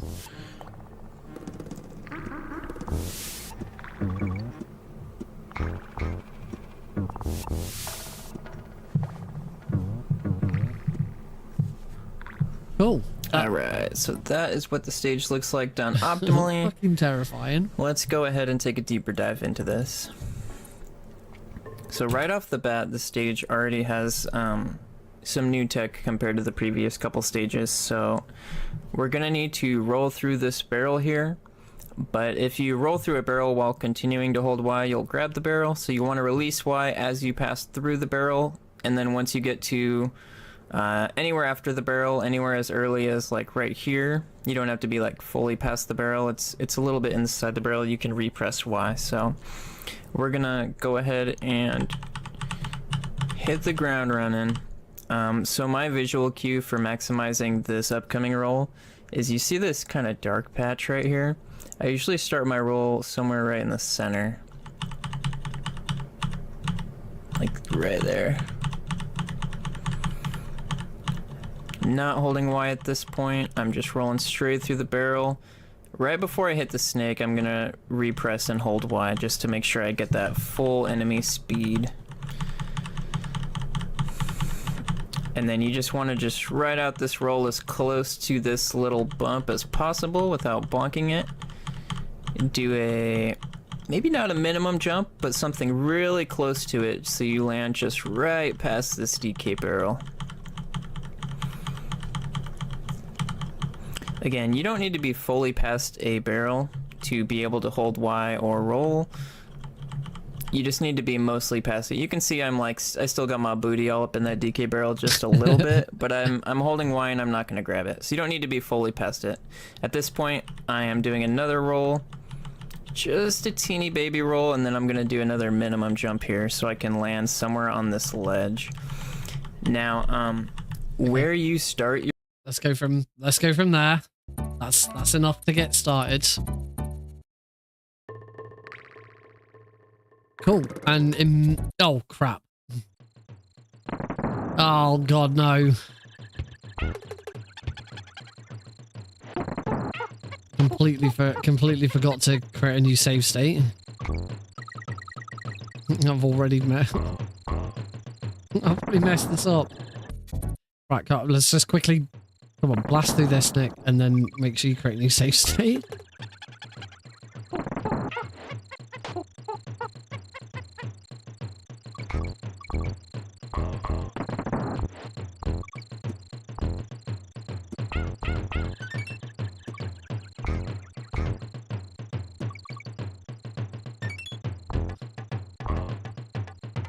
No! Alright, we're fine, fuck it. But I shouldn't have DK with me.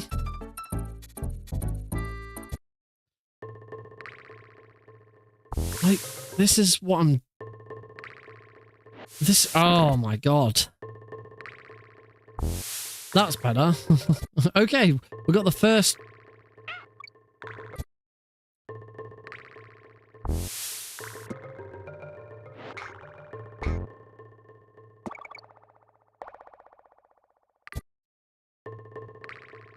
I can't, when you can't even get past the frickin' first barrel.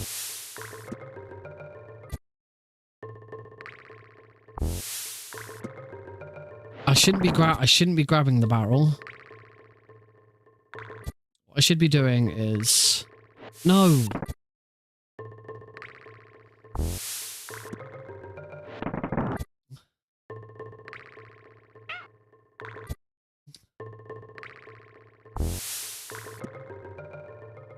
He didn't say he started another roll and then started another jump towards the barrel.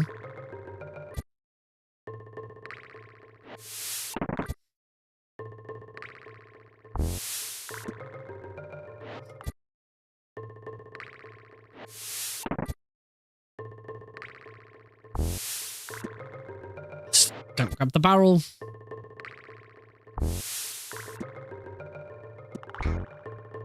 Cool, because I think the very next thing to do after landing... Your roll relative to this edge is going to affect the trajectory of your roll. There are several different trajectories you can get, and they are determined based on your distance from the ledge. This is pretty important for being consistent with this roll through these 2 crems, because depending on where you start your roll, you may or may not actually hit this first creme. So I just... Okay, so we're just trying to roll.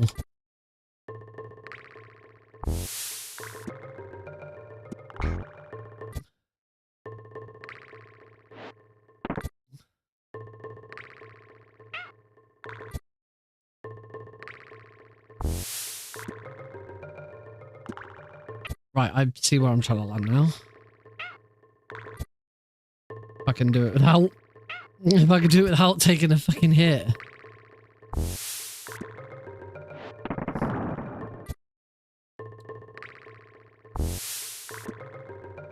No, it's a mini jump.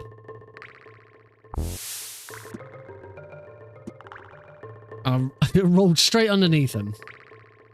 Oh.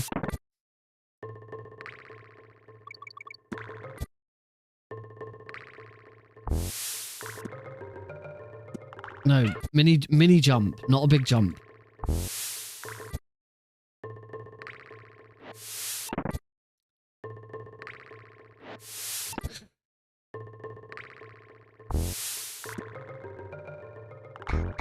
There we go, like that. a bit like that. But good God, just getting past this barrel is hard enough.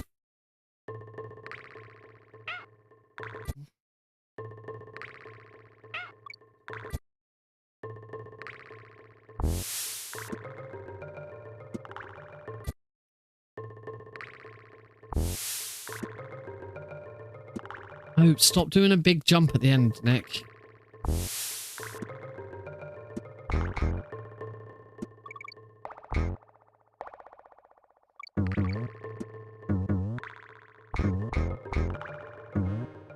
That was pretty cool. Apart from the monkey scream. Yeah, when it goes right, it's pretty cool. It's just I can't even get past the so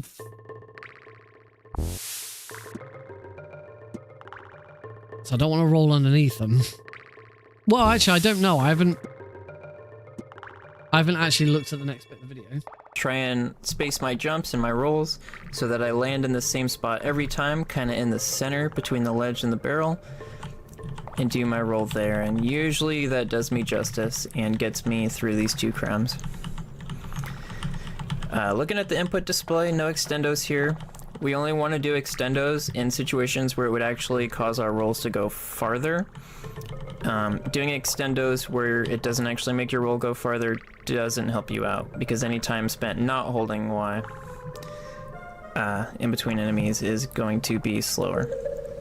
So my visual cue here is pretty much as soon as I touch the ground, maybe a teeny bit after, I do a minimum jump.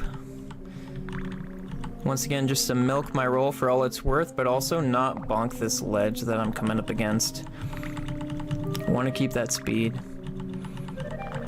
Now this next part is pretty tricky to optimize. Okay. We see this creme coming. Let's try and get that bit done first, then.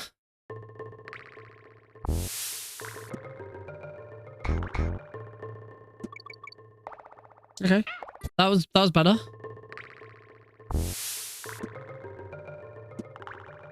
Still not.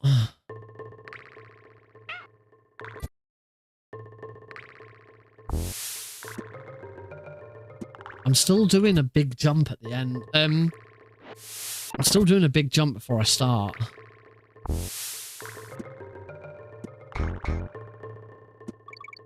That's better. But obviously, that bit's not.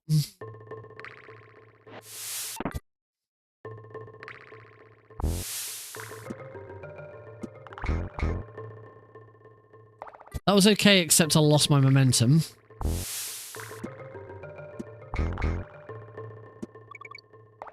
I also think, yeah, I'm jumping in midair when I shouldn't be.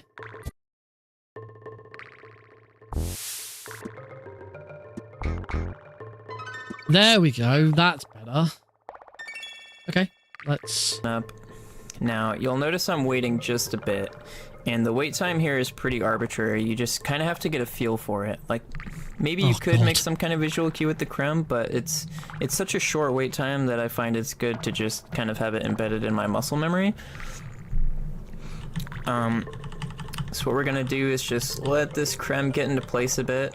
The thing is, if I roll any earlier than that, I'm not gonna roll through the creme because the creme is gonna be too high above me. So you'll see that I've waited just long enough to clip the creme as he's coming down. Now, to really maximize this is where it becomes tricky. You'll notice that I rolled off the ledge and I'm no longer holding Y. I'm barely clipping the creme with my hand, slapping him in the dick. And right after I clip him, like the moment after you clip him, you want to repress and hold Y and get this extendo. Now what this does, doing an extendo here in particular, allows your roll to reach the ground and continue. If you were to do that section without doing an extendo, you would have to wait longer if you want your roll to hit the ground and continue just like that. So if, let's say you roll off the ledge with that same timing through the creme and don't do an extendo, you're going to roll through the creme, but then once you land on the ground, you're just going to be running like this. So it's really important to do an extendo and then repress the moment you hit through that creme. Okay. Sure.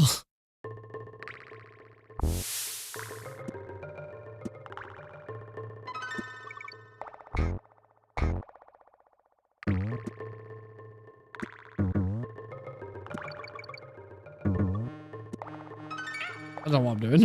I don't know what I'm doing. I'm just fucking going for it.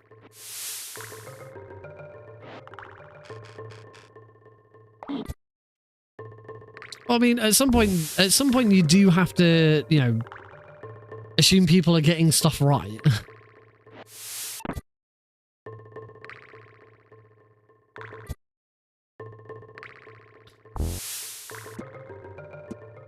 Oh.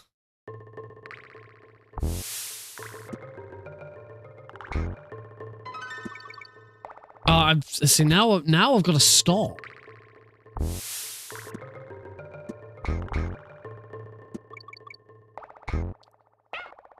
Now, not only have I got to stop, I've then got to do an extendo.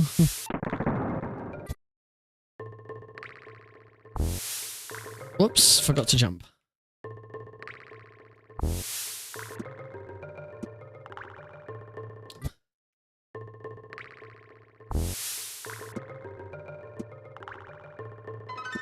Damn it.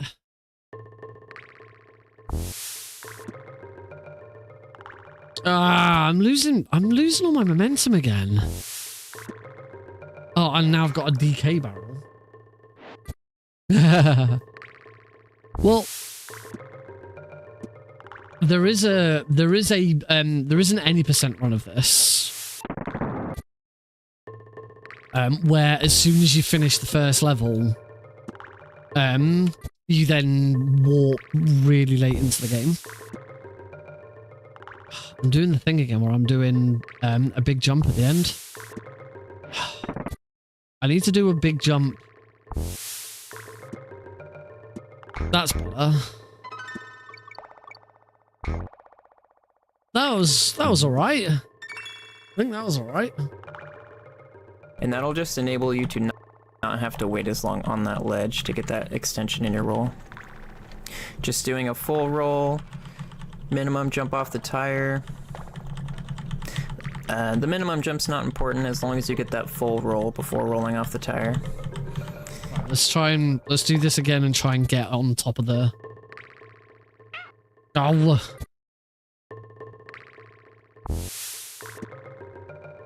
I'm still doing a full jump at the end.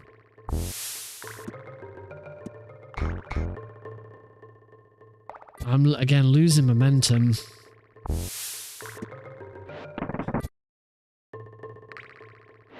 Ah!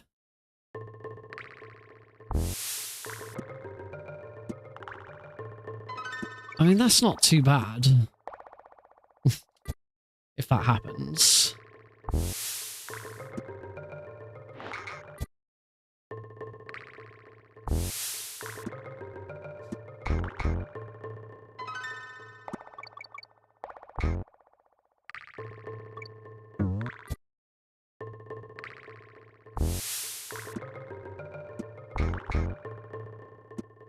See, that doesn't feel too bad. I'm doing something right.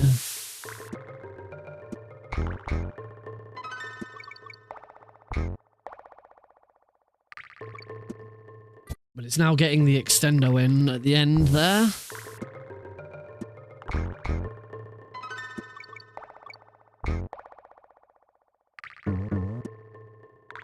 See, I suppose at the end of it is, even if it doesn't go exactly according to plan, it's still going to be somewhat fast. It's not like I'm still going super slow. I don't feel like I'm getting that extendo correct at the end. At the, where I'm supposed to be doing it.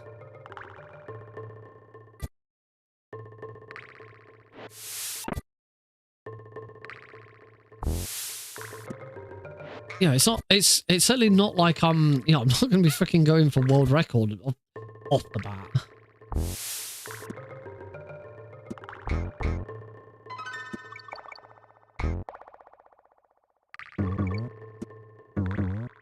So let's, yeah. And just for a little bit of context, it's really good to get familiar with the roll animation and when it fully ends. So you'll see I'm going to milk this roll for all it's worth. Not quite. I could have milked it a lot longer. When Diddy's hand touches the ground at the end of his roll. It's all right saying, you know, milk it for all it's worth and knowing when the animation ends. It's so fast. It all happens really so quickly. Alright, this next roll. It's alright in this when you pretty easy. It is a little important where you start it. I usually use this slope here as my visual cue, so somewhere like right before that slope is where I'll start my roll. Just right before the slope. If you want to play it a little safe, you can do it on the slope, after the slope. And then we're just holding Y and rolling through these crems. Honestly, nothing special. Do a full jump off this tire. I find that doing a full jump helps more than doing a minimum jump, because I think you rise up faster. I'm not sure if that's totally true, but I feel like I bonk this ledge less when I do a full jump off the tire down here.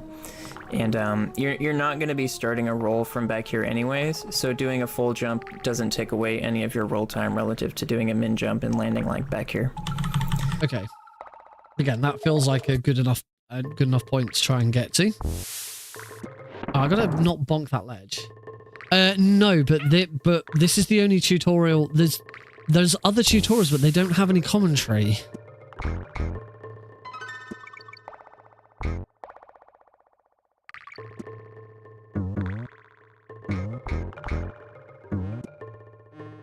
See, that wasn't perfect, but I still feel like that would have been fine. Because I'm not losing, I'm not losing a huge amount of time.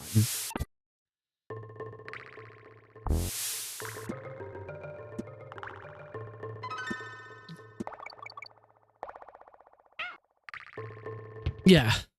I mean, once I actually get into doing full runs and, doing this over and over and over again, that's really when you learn a speedrun. Learning the basics like this is one thing, but once you actually start doing runs and, chaining it together, that's when you because then you can start to crack down on, okay, what bit's going wrong? Right, let's practice this level.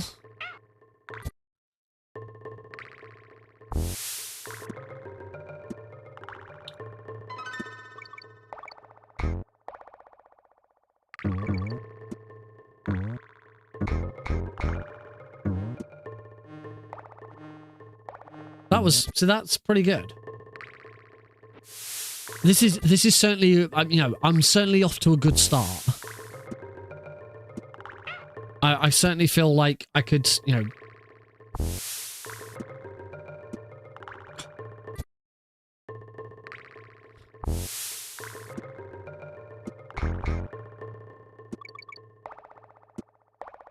You know, I could certainly.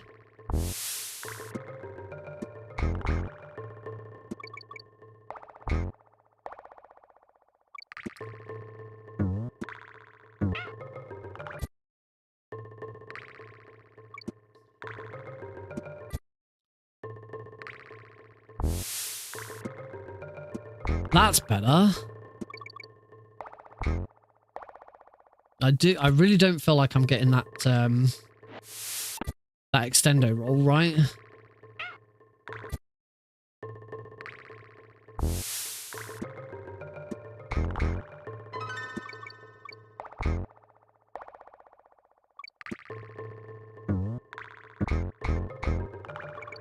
Whoops. Oh yeah, learning from.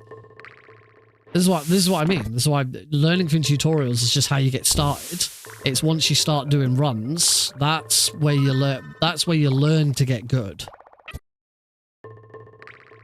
I mean, also it does also depend on the game. You know, sometimes you'll pick up a game and because the game itself, Metal Gear speedruns are not that difficult. That's the thing.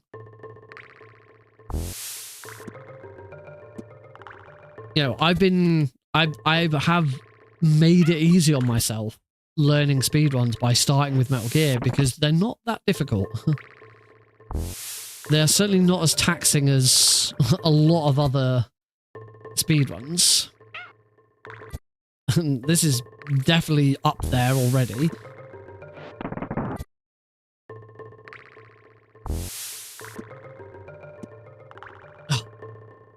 Platform depends on the platform. You know, Klonoa was the first platformer I ever actually learned. I still haven't quite grasped the idea of these extendos.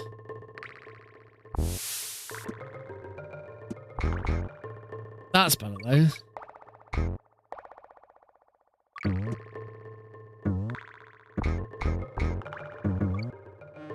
So that's not too bad. If I can do that every time, that wouldn't be too bad.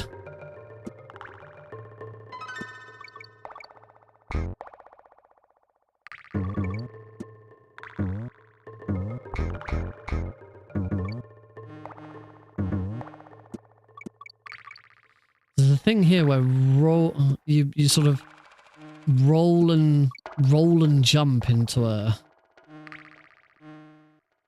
There we go. It sort of worked there a little bit.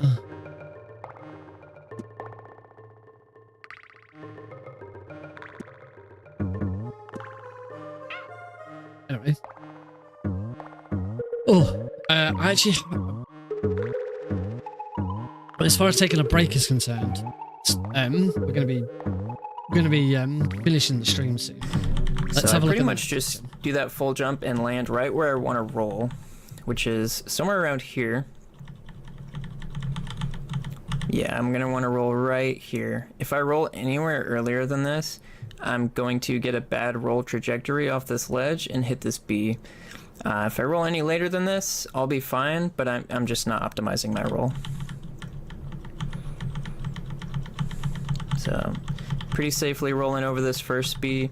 I want to milk this roll as long as I can and really get up close and personal with this zinger right here. There's no jump there. It's good to get as low as you can here. Oh, there's a jump. One, because you're milking this roll as long as possible. Two, because you're descending here.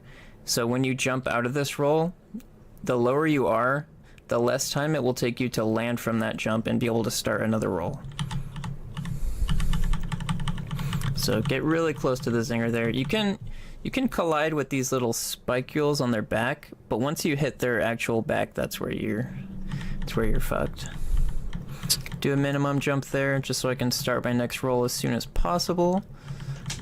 Buffer a roll, and then I'm gonna jump into this crawl space. And since this crawl space is so short, I'm not gonna need to hold down at any point. With longer crawl spaces, you do need to hold down to continue to jump through them. Since this one is so short, I'm just gonna jump into it and tap Y right as I land.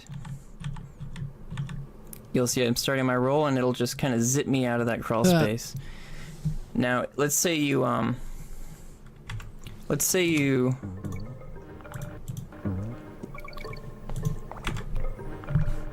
bonk this ceiling right here and you only get this far in the crawl space because it canceled your speed. If you do a roll as soon as you land, it's going to zip you out backwards. So depending on which exit you're closest to, it's going to zip you that way. So you really want to make sure you time this roll well to get this deep jump into the crawl space. Once again, don't need to hold down, just need to tap Y as soon as you land. Get this roll started. And you want to start this jump before you hit the center of the tire.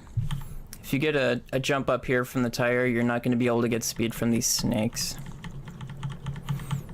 You can even roll onto the tire just a little bit, but you don't want to get too far onto it, like right there, or else you're going to get too big of a jump.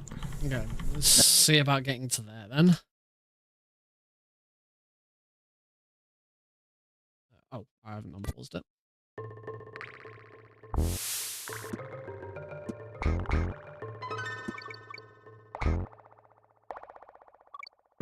Oops.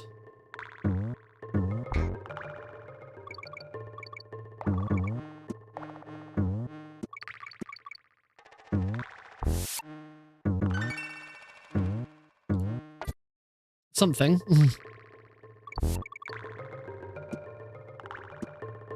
No, it's just nothing. That was also just nothing.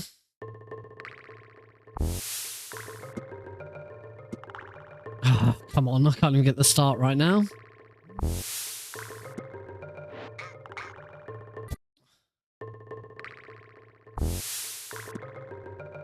That's... Oh, I just can't quite keep the momentum up at the end there. Oh, and then I'm grabbing every bloody barrel. There we go. That's better.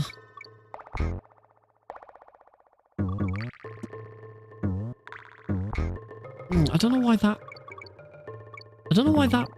roll isn't working. That roll isn't working for me.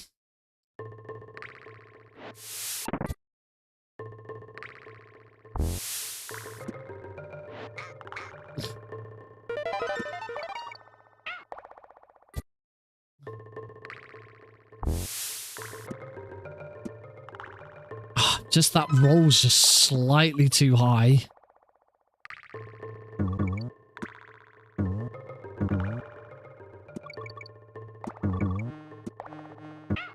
So I also feel like just running is also fun. Like, I'm still going to get through the level pretty quick. It's just not going to be as fast as it possibly could be.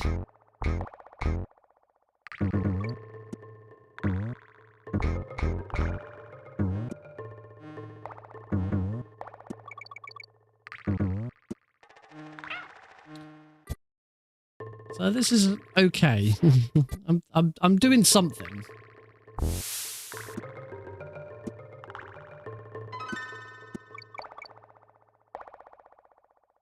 and then I do nothing.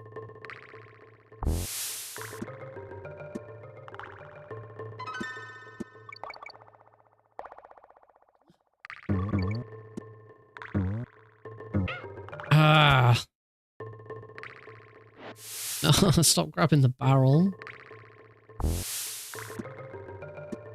Yay, that's what we like.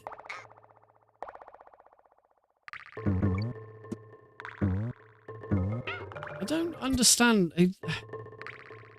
I'm sure he said that you'd sort of do a roll.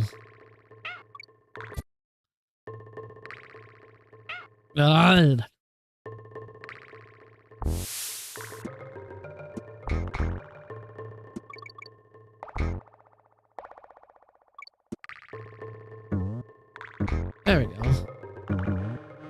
That was nice.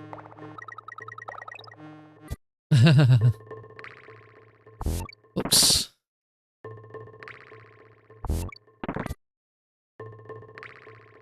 Stop grabbing the barrel.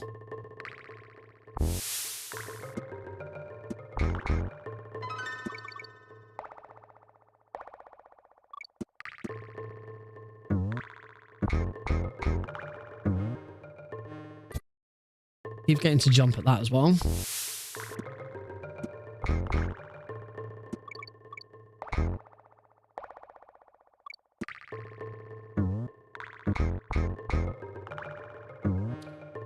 Now I'm jumping too early.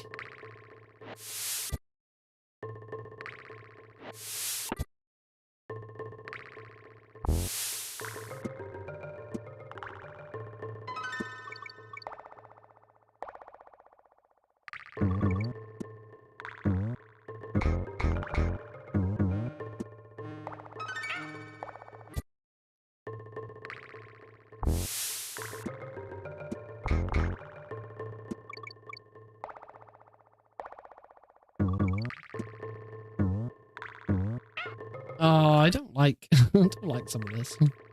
Ah, I grabbed the barrel again.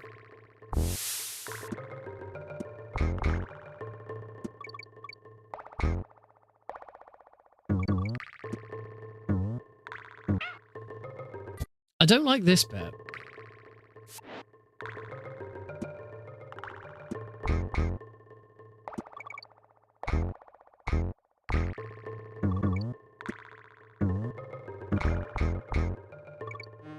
Damn it.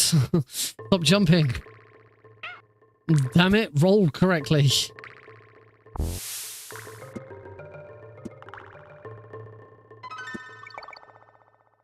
I don't like them having to wait there. Nothing I've done so far in this game has suggested I should be waiting at any point. Horrible.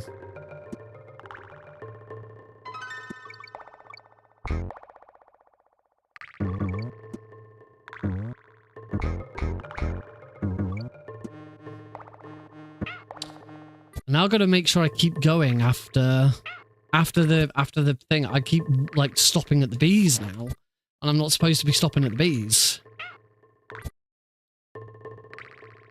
The other thing that doesn't help with that tutorial is the fact that his input display is like lagged.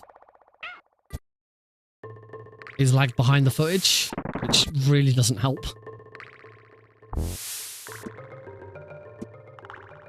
I know we only work with what we got, but emulators are a thing. Emulators are a thing, and it's absolutely fine to use an emulator. Oh yeah. I'd always recommend making a tutorial on an emulator.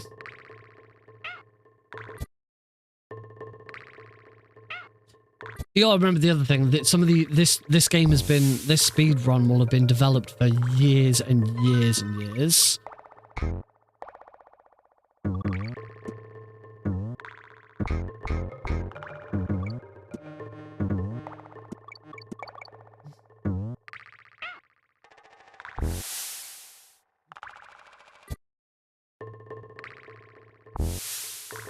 Yeah, obviously every speedrun varies, but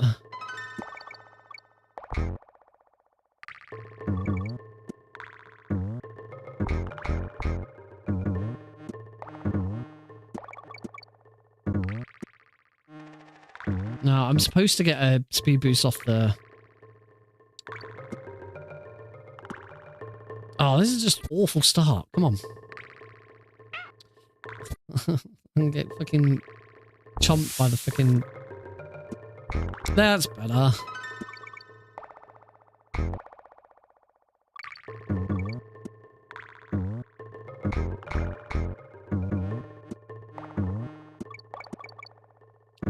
There's no way I'm fucking around with whatever whatever you're supposed to do there.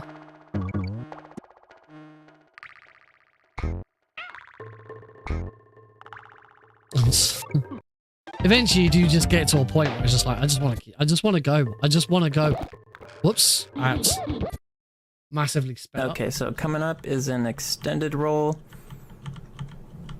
We want to land as far left on this ledge as possible, just doing a minimum jump, starting a roll as soon as we land. Humiliation and torture fetish. Now here's the trick to this extended roll. We're going to roll through this first snake while holding Y, not doing an extended roll, just so we can get some base speed built up. And then as soon as we roll through that first snake, we're going to release Y. Now with having Y release still, we're rolling through the second snake, and the moment we collide with the second snake, we're going to repress Y and activate that speed. And what this allows us to do is have enough speed and extension in our roll to actually make it over this B. If you're hitting the B, it means you're not doing something correctly. Either you're not holding Y through the first snake, or you're not releasing before hitting the second snake and repressing. The second snake. So let's just go ahead and take a look at what that looks like in fast motion. You're halfway through killing it before you start holding it.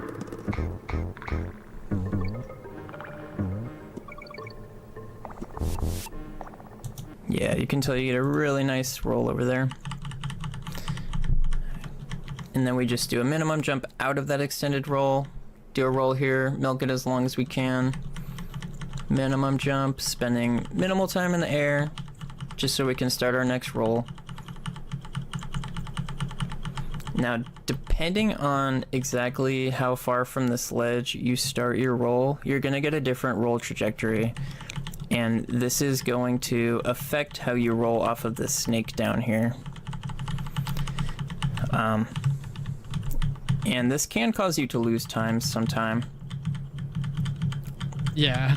Sometimes rolling into the snake keeps you in the air pretty long. Sometimes you just land on the ground immediately. So rather than banking on getting the lower of the two and trying to time that with this and risking a bonk, I usually just assume I'm going to hit the snake in such a way that I stay suspended in the air longer and then jump out of it, anticipating that, just so I make sure that I don't bonk here. So what that looks like is that. Still just doing a minimum jump out of that roll so I can start my next roll as soon as possible. Now this ending section is really tough. So I'm going to roll up on this tire, and I'm going to do a minimum jump off the tire. If you do your jump too soon, like let's say before passing this point, you're not going to get the tire bounce. You're going to make the tire jiggle, but you're going to get a minimum jump. So you're going to want to really like get right over here and do a minimum jump off the tire.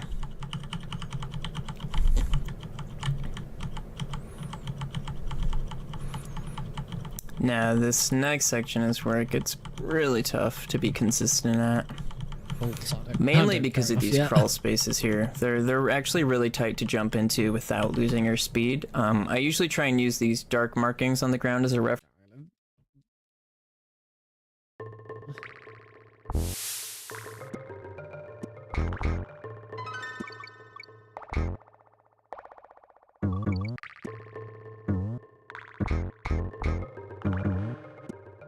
Oh, that was going pretty well.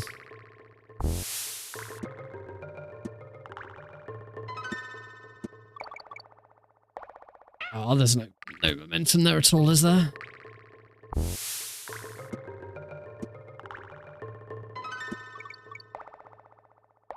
Ah, blah.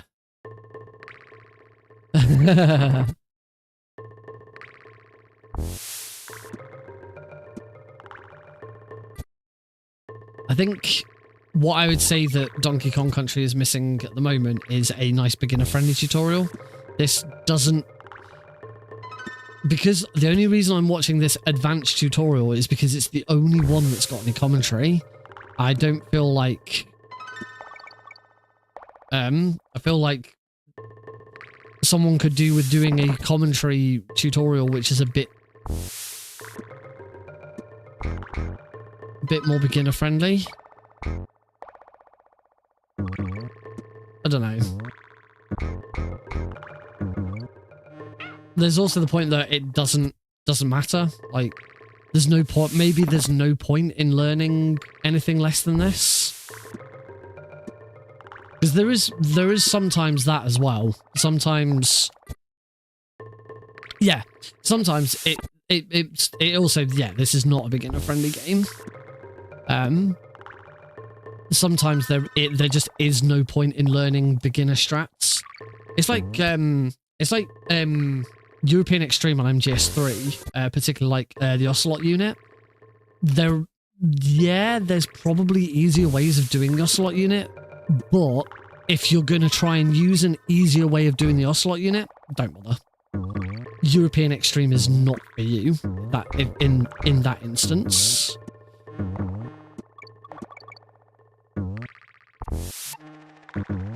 So this is the next bit that I need to try and grasp.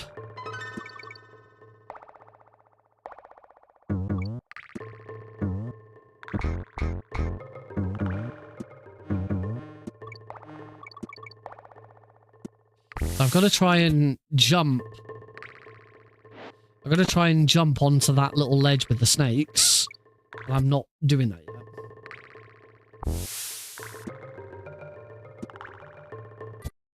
I am starting to understand what a minimum jump is, though. The amount of times I've not really been doing a minimum jump is kind of insane.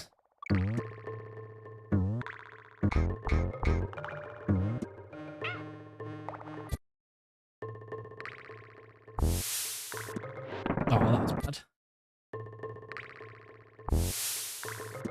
So yeah, that's what I'm saying. It's all right me saying, oh well, maybe there could be a more of a beginner-friendly tutorial, but there's a very good chance that a beginner-friendly tutorial of this is just simply run to the exit.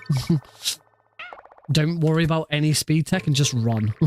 Just run to the exit. You will still get to the end in a half decent time, but you won't actually learn anything.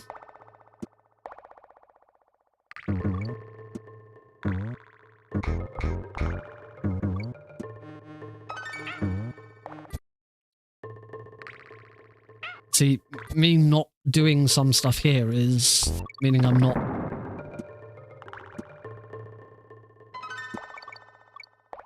Oh. Yeah.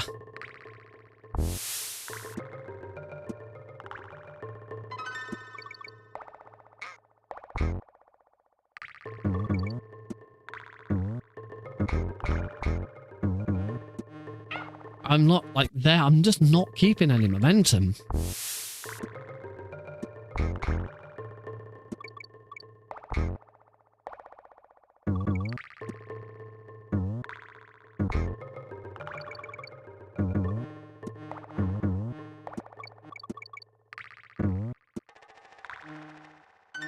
So there's no point in just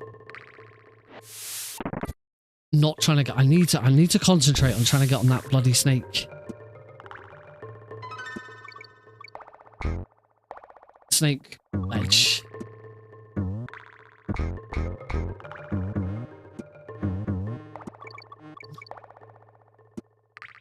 Nah.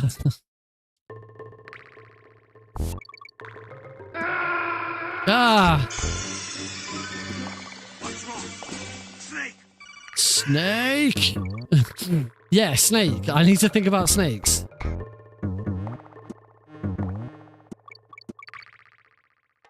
No, I nearly got it.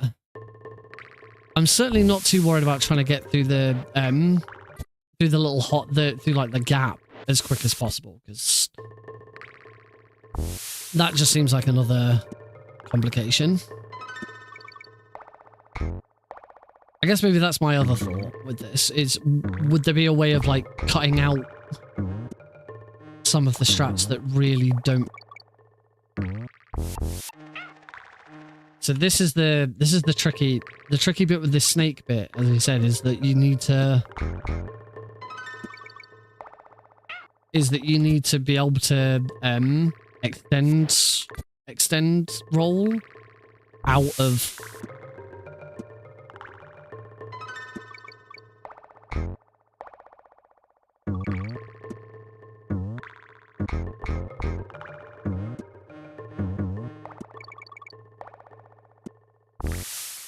You need to extend roll out of the second snake.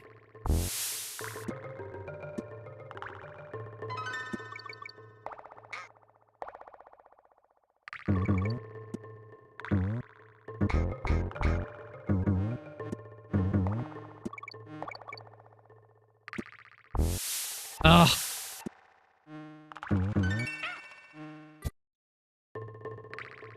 Getting past this. Oh god, consider, yeah, this has been 4 hours and we're on level 3. I mean, part of that was trying to deal with bloody OBS and YouTube and all that shit. No, not DK.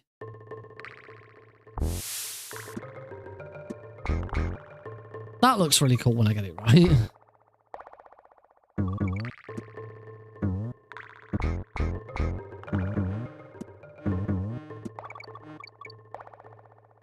Oh, I'm also doing the first B bit wrong.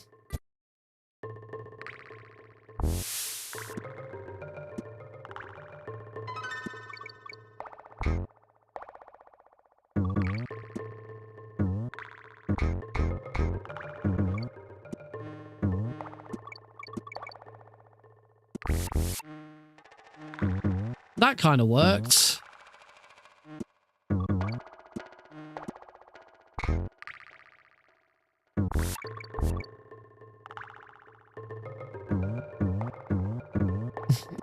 At this point, I was just like, I just want to finish. I just want to finish. I just want to finish the level. Let's just have a quick look at what the rest of that level is supposed to look like.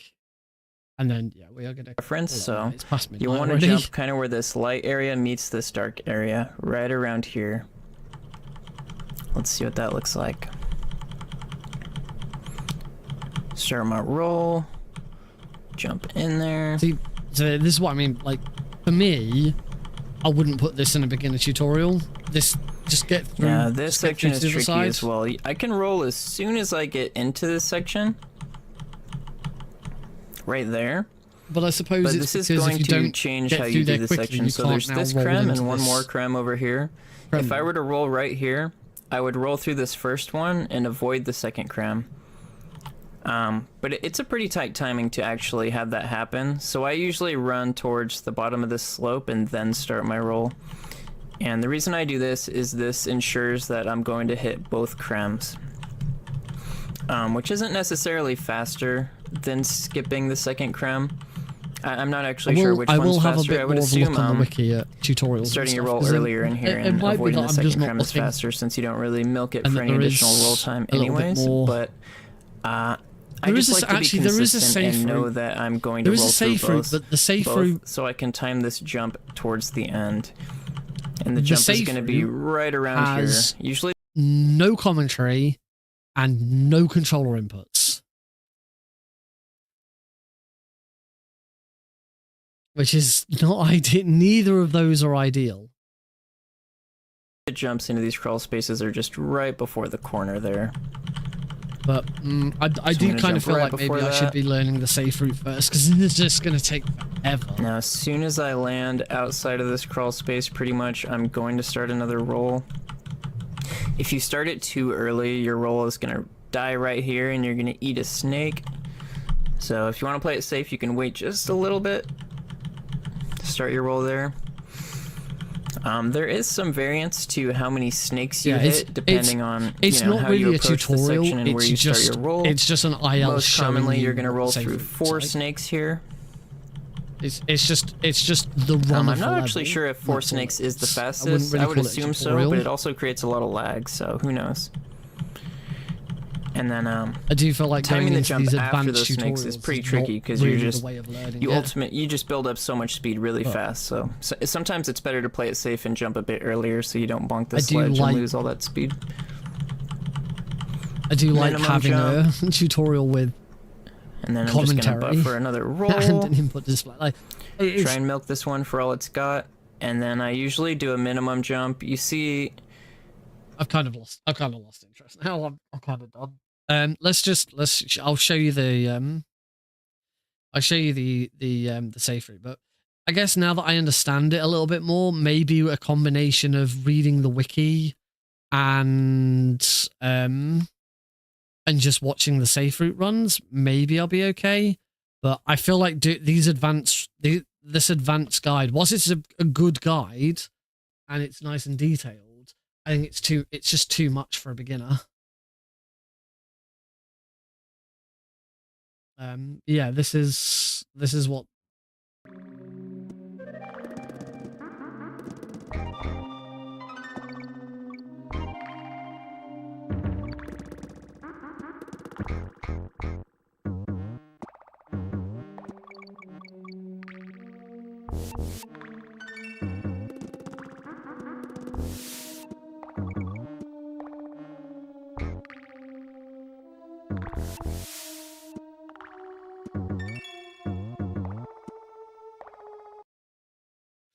that certainly looked a heck of a lot easier.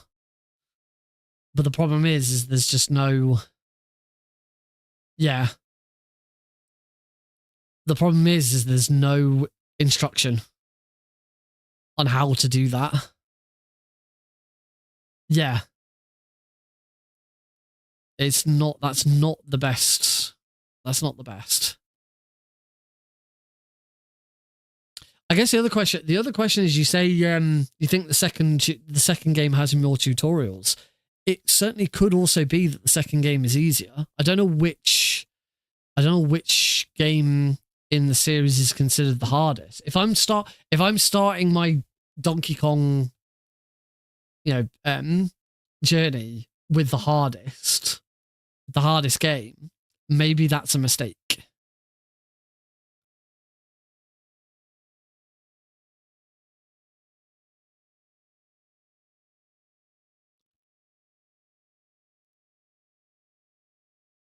World record history.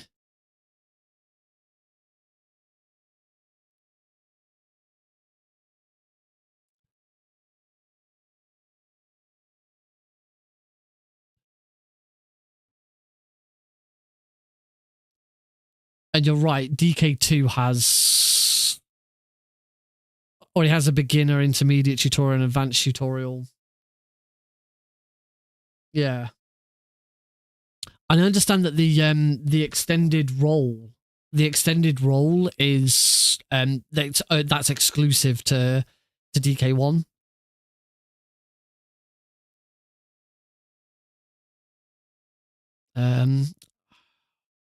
I kind of want to find the answer without like particularly asking.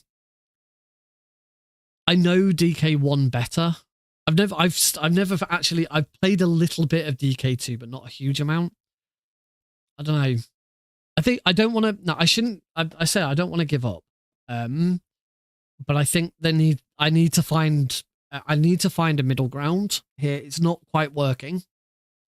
I need to find a middle ground where it's actually doable. But when I got it when I can do it, it's not too bad. I just need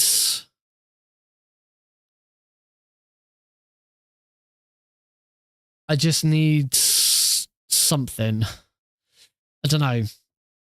This is tough. I knew this was going to be tough.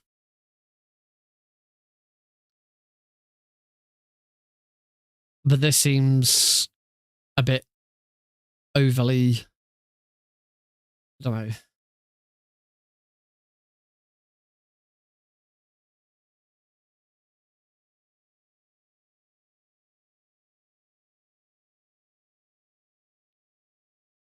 Yeah, I don't know. I'm just sort of scrolling through the wiki at the moment just to get a bit of an idea.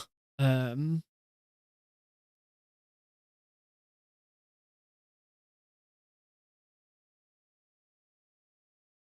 gonna say the wiki is huge. There's so much on here, which is really, really interesting. I kind of feel like if I change to Donkey Kong, if I change to DKC2, kind of defeats the object of what I was trying to do here. DKC1 is a game that I played a very, very long time ago, and it was trying to get into speedrunning a game I already know. But yeah, I think I'll ask around, see what people think. The other thing to do is going to be to have a look at the stream numbers at the end of this. If you two have been if you two have primarily been the only two people here chatting, then this isn't going to do very well for the long haul. I don't want to bore everyone. If this is going to be so, I mean, it's also yeah. The other thing I can do is I can try and learn it off stream and come back when I've actually learned it. Main problem at the moment is I've got bigger runs coming up. I need to get back onto Euro Extreme Metal Gear Solid 3. So I don't know. I think I need to have a think. I need to think about what I want to do with this. I don't just want to give up, but I kind of feel like I need to find a middle ground, because otherwise this is just going to be forever. This is going to take forever. I think if we'd like gotten to the end of the first world by the end of today, I'd feel a lot better. The fact that we're not even really at the end of level 3, and I'm just like, yeah, we'll see. As I say, we'll sort of see what happens. Let's call it there. It's midnight. I really should get some sleep. To be honest, I'm gonna for the first time in a very, very long time, I'm not gonna raid. I kind of just wanna get on. So yeah, thank you all very much for joining in. It's not that there's no resources. It's that I don't think the resources are optimized very well for beginners. If the safe routes at least had controller input. For me, I've talked about this before. Hang on, if we're just chatting for a minute, rather than you looking at this really little me in the bottom left-hand corner. I've always said, for me, it is a cardinal sin, not wherever possible to include an input view, particularly if you're then putting your videos on a wiki. You absolutely should have an input viewer on there, and this is where I think that the emulator snobbery may have come into play. That you may find that the reason that those videos don't have an input viewer is because the person who made them all is running on hardware, and they refuse to run on an emulator. And because they're running on hardware, obviously hardware is much more difficult to get input viewer for. If you're making tutorials and stuff, like, you just do it. Do it on an emulator, have an input viewer, do it that way, because it's so much better. Yeah. Is why even when I've done hardware, even when I've done console runs and on hardware, I do my absolute utmost to still have an input viewer on. You know, when I get around to doing an actual console run of MGS3 on a 3DS, I will not have an input viewer. There's no way I can do it. So at that point, I won't. But wherever possible, I always try. If PS2, Xbox Series S, PS3, Switch, Wii, every single one of those consoles, I can have an input viewer. So I do it. Or yeah, record your hands using the controller. It's not quite as easy to see. Yeah, I'll have a think. I'll have a look and see what I want to do. As I don't just want to say no, but we'll see. I never went into this saying 100%, yes, this is it. We're learning Donkey Kong Country, and that is what we're going to stick to. I mean, even in the description of the stream, I said, I enjoyed last week's run of Donkey Kong Country, so this week I'm looking at learning the speedrun. Will it stick? The answer might be no. Answer might be no. I give up because it just doesn't feel right for me. It doesn't feel right for the community. There's no point in pushing something that just isn't going to work.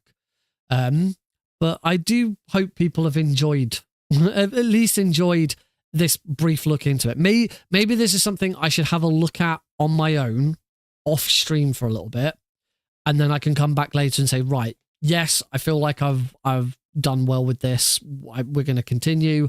Or I go, nah, you know what? It just wasn't for me in the end. Let's do something different. But we will do stuff that isn't Metal Gear. I promise. I need to do more stuff. Apart from the monkey scream, yeah. Monkey scream is getting a bit annoying. All right, that's gonna be it, folks. Have a great couple of days. Thursday we'll be back doing Metal Gear Solid 3, Metal Gear Solid Snake Eater 3D. We're gonna continue to search for all of the Yoshis, so that I've actually got them all ready to go, and we can do a Yoshi run where we don't have to worry about lab skip. I'm hopefully going to look at trying to get lab skip to be a lot more consistent, but that may take a lot of time. But this week's MGS3D stream might be the last one for a little while, because I do need to start doing some normal Keratin and European Extreme practice. We've got runs coming up, and there's no stream next Thursday. So I might move Metal Gear from Thursday to Tuesday next week, so that I get started start doing some more European Extreme practice on the standard game. We'll see what happens. Anyway, I'm going to bed. I'm bloody tired. Good night, everybody. Woohoo.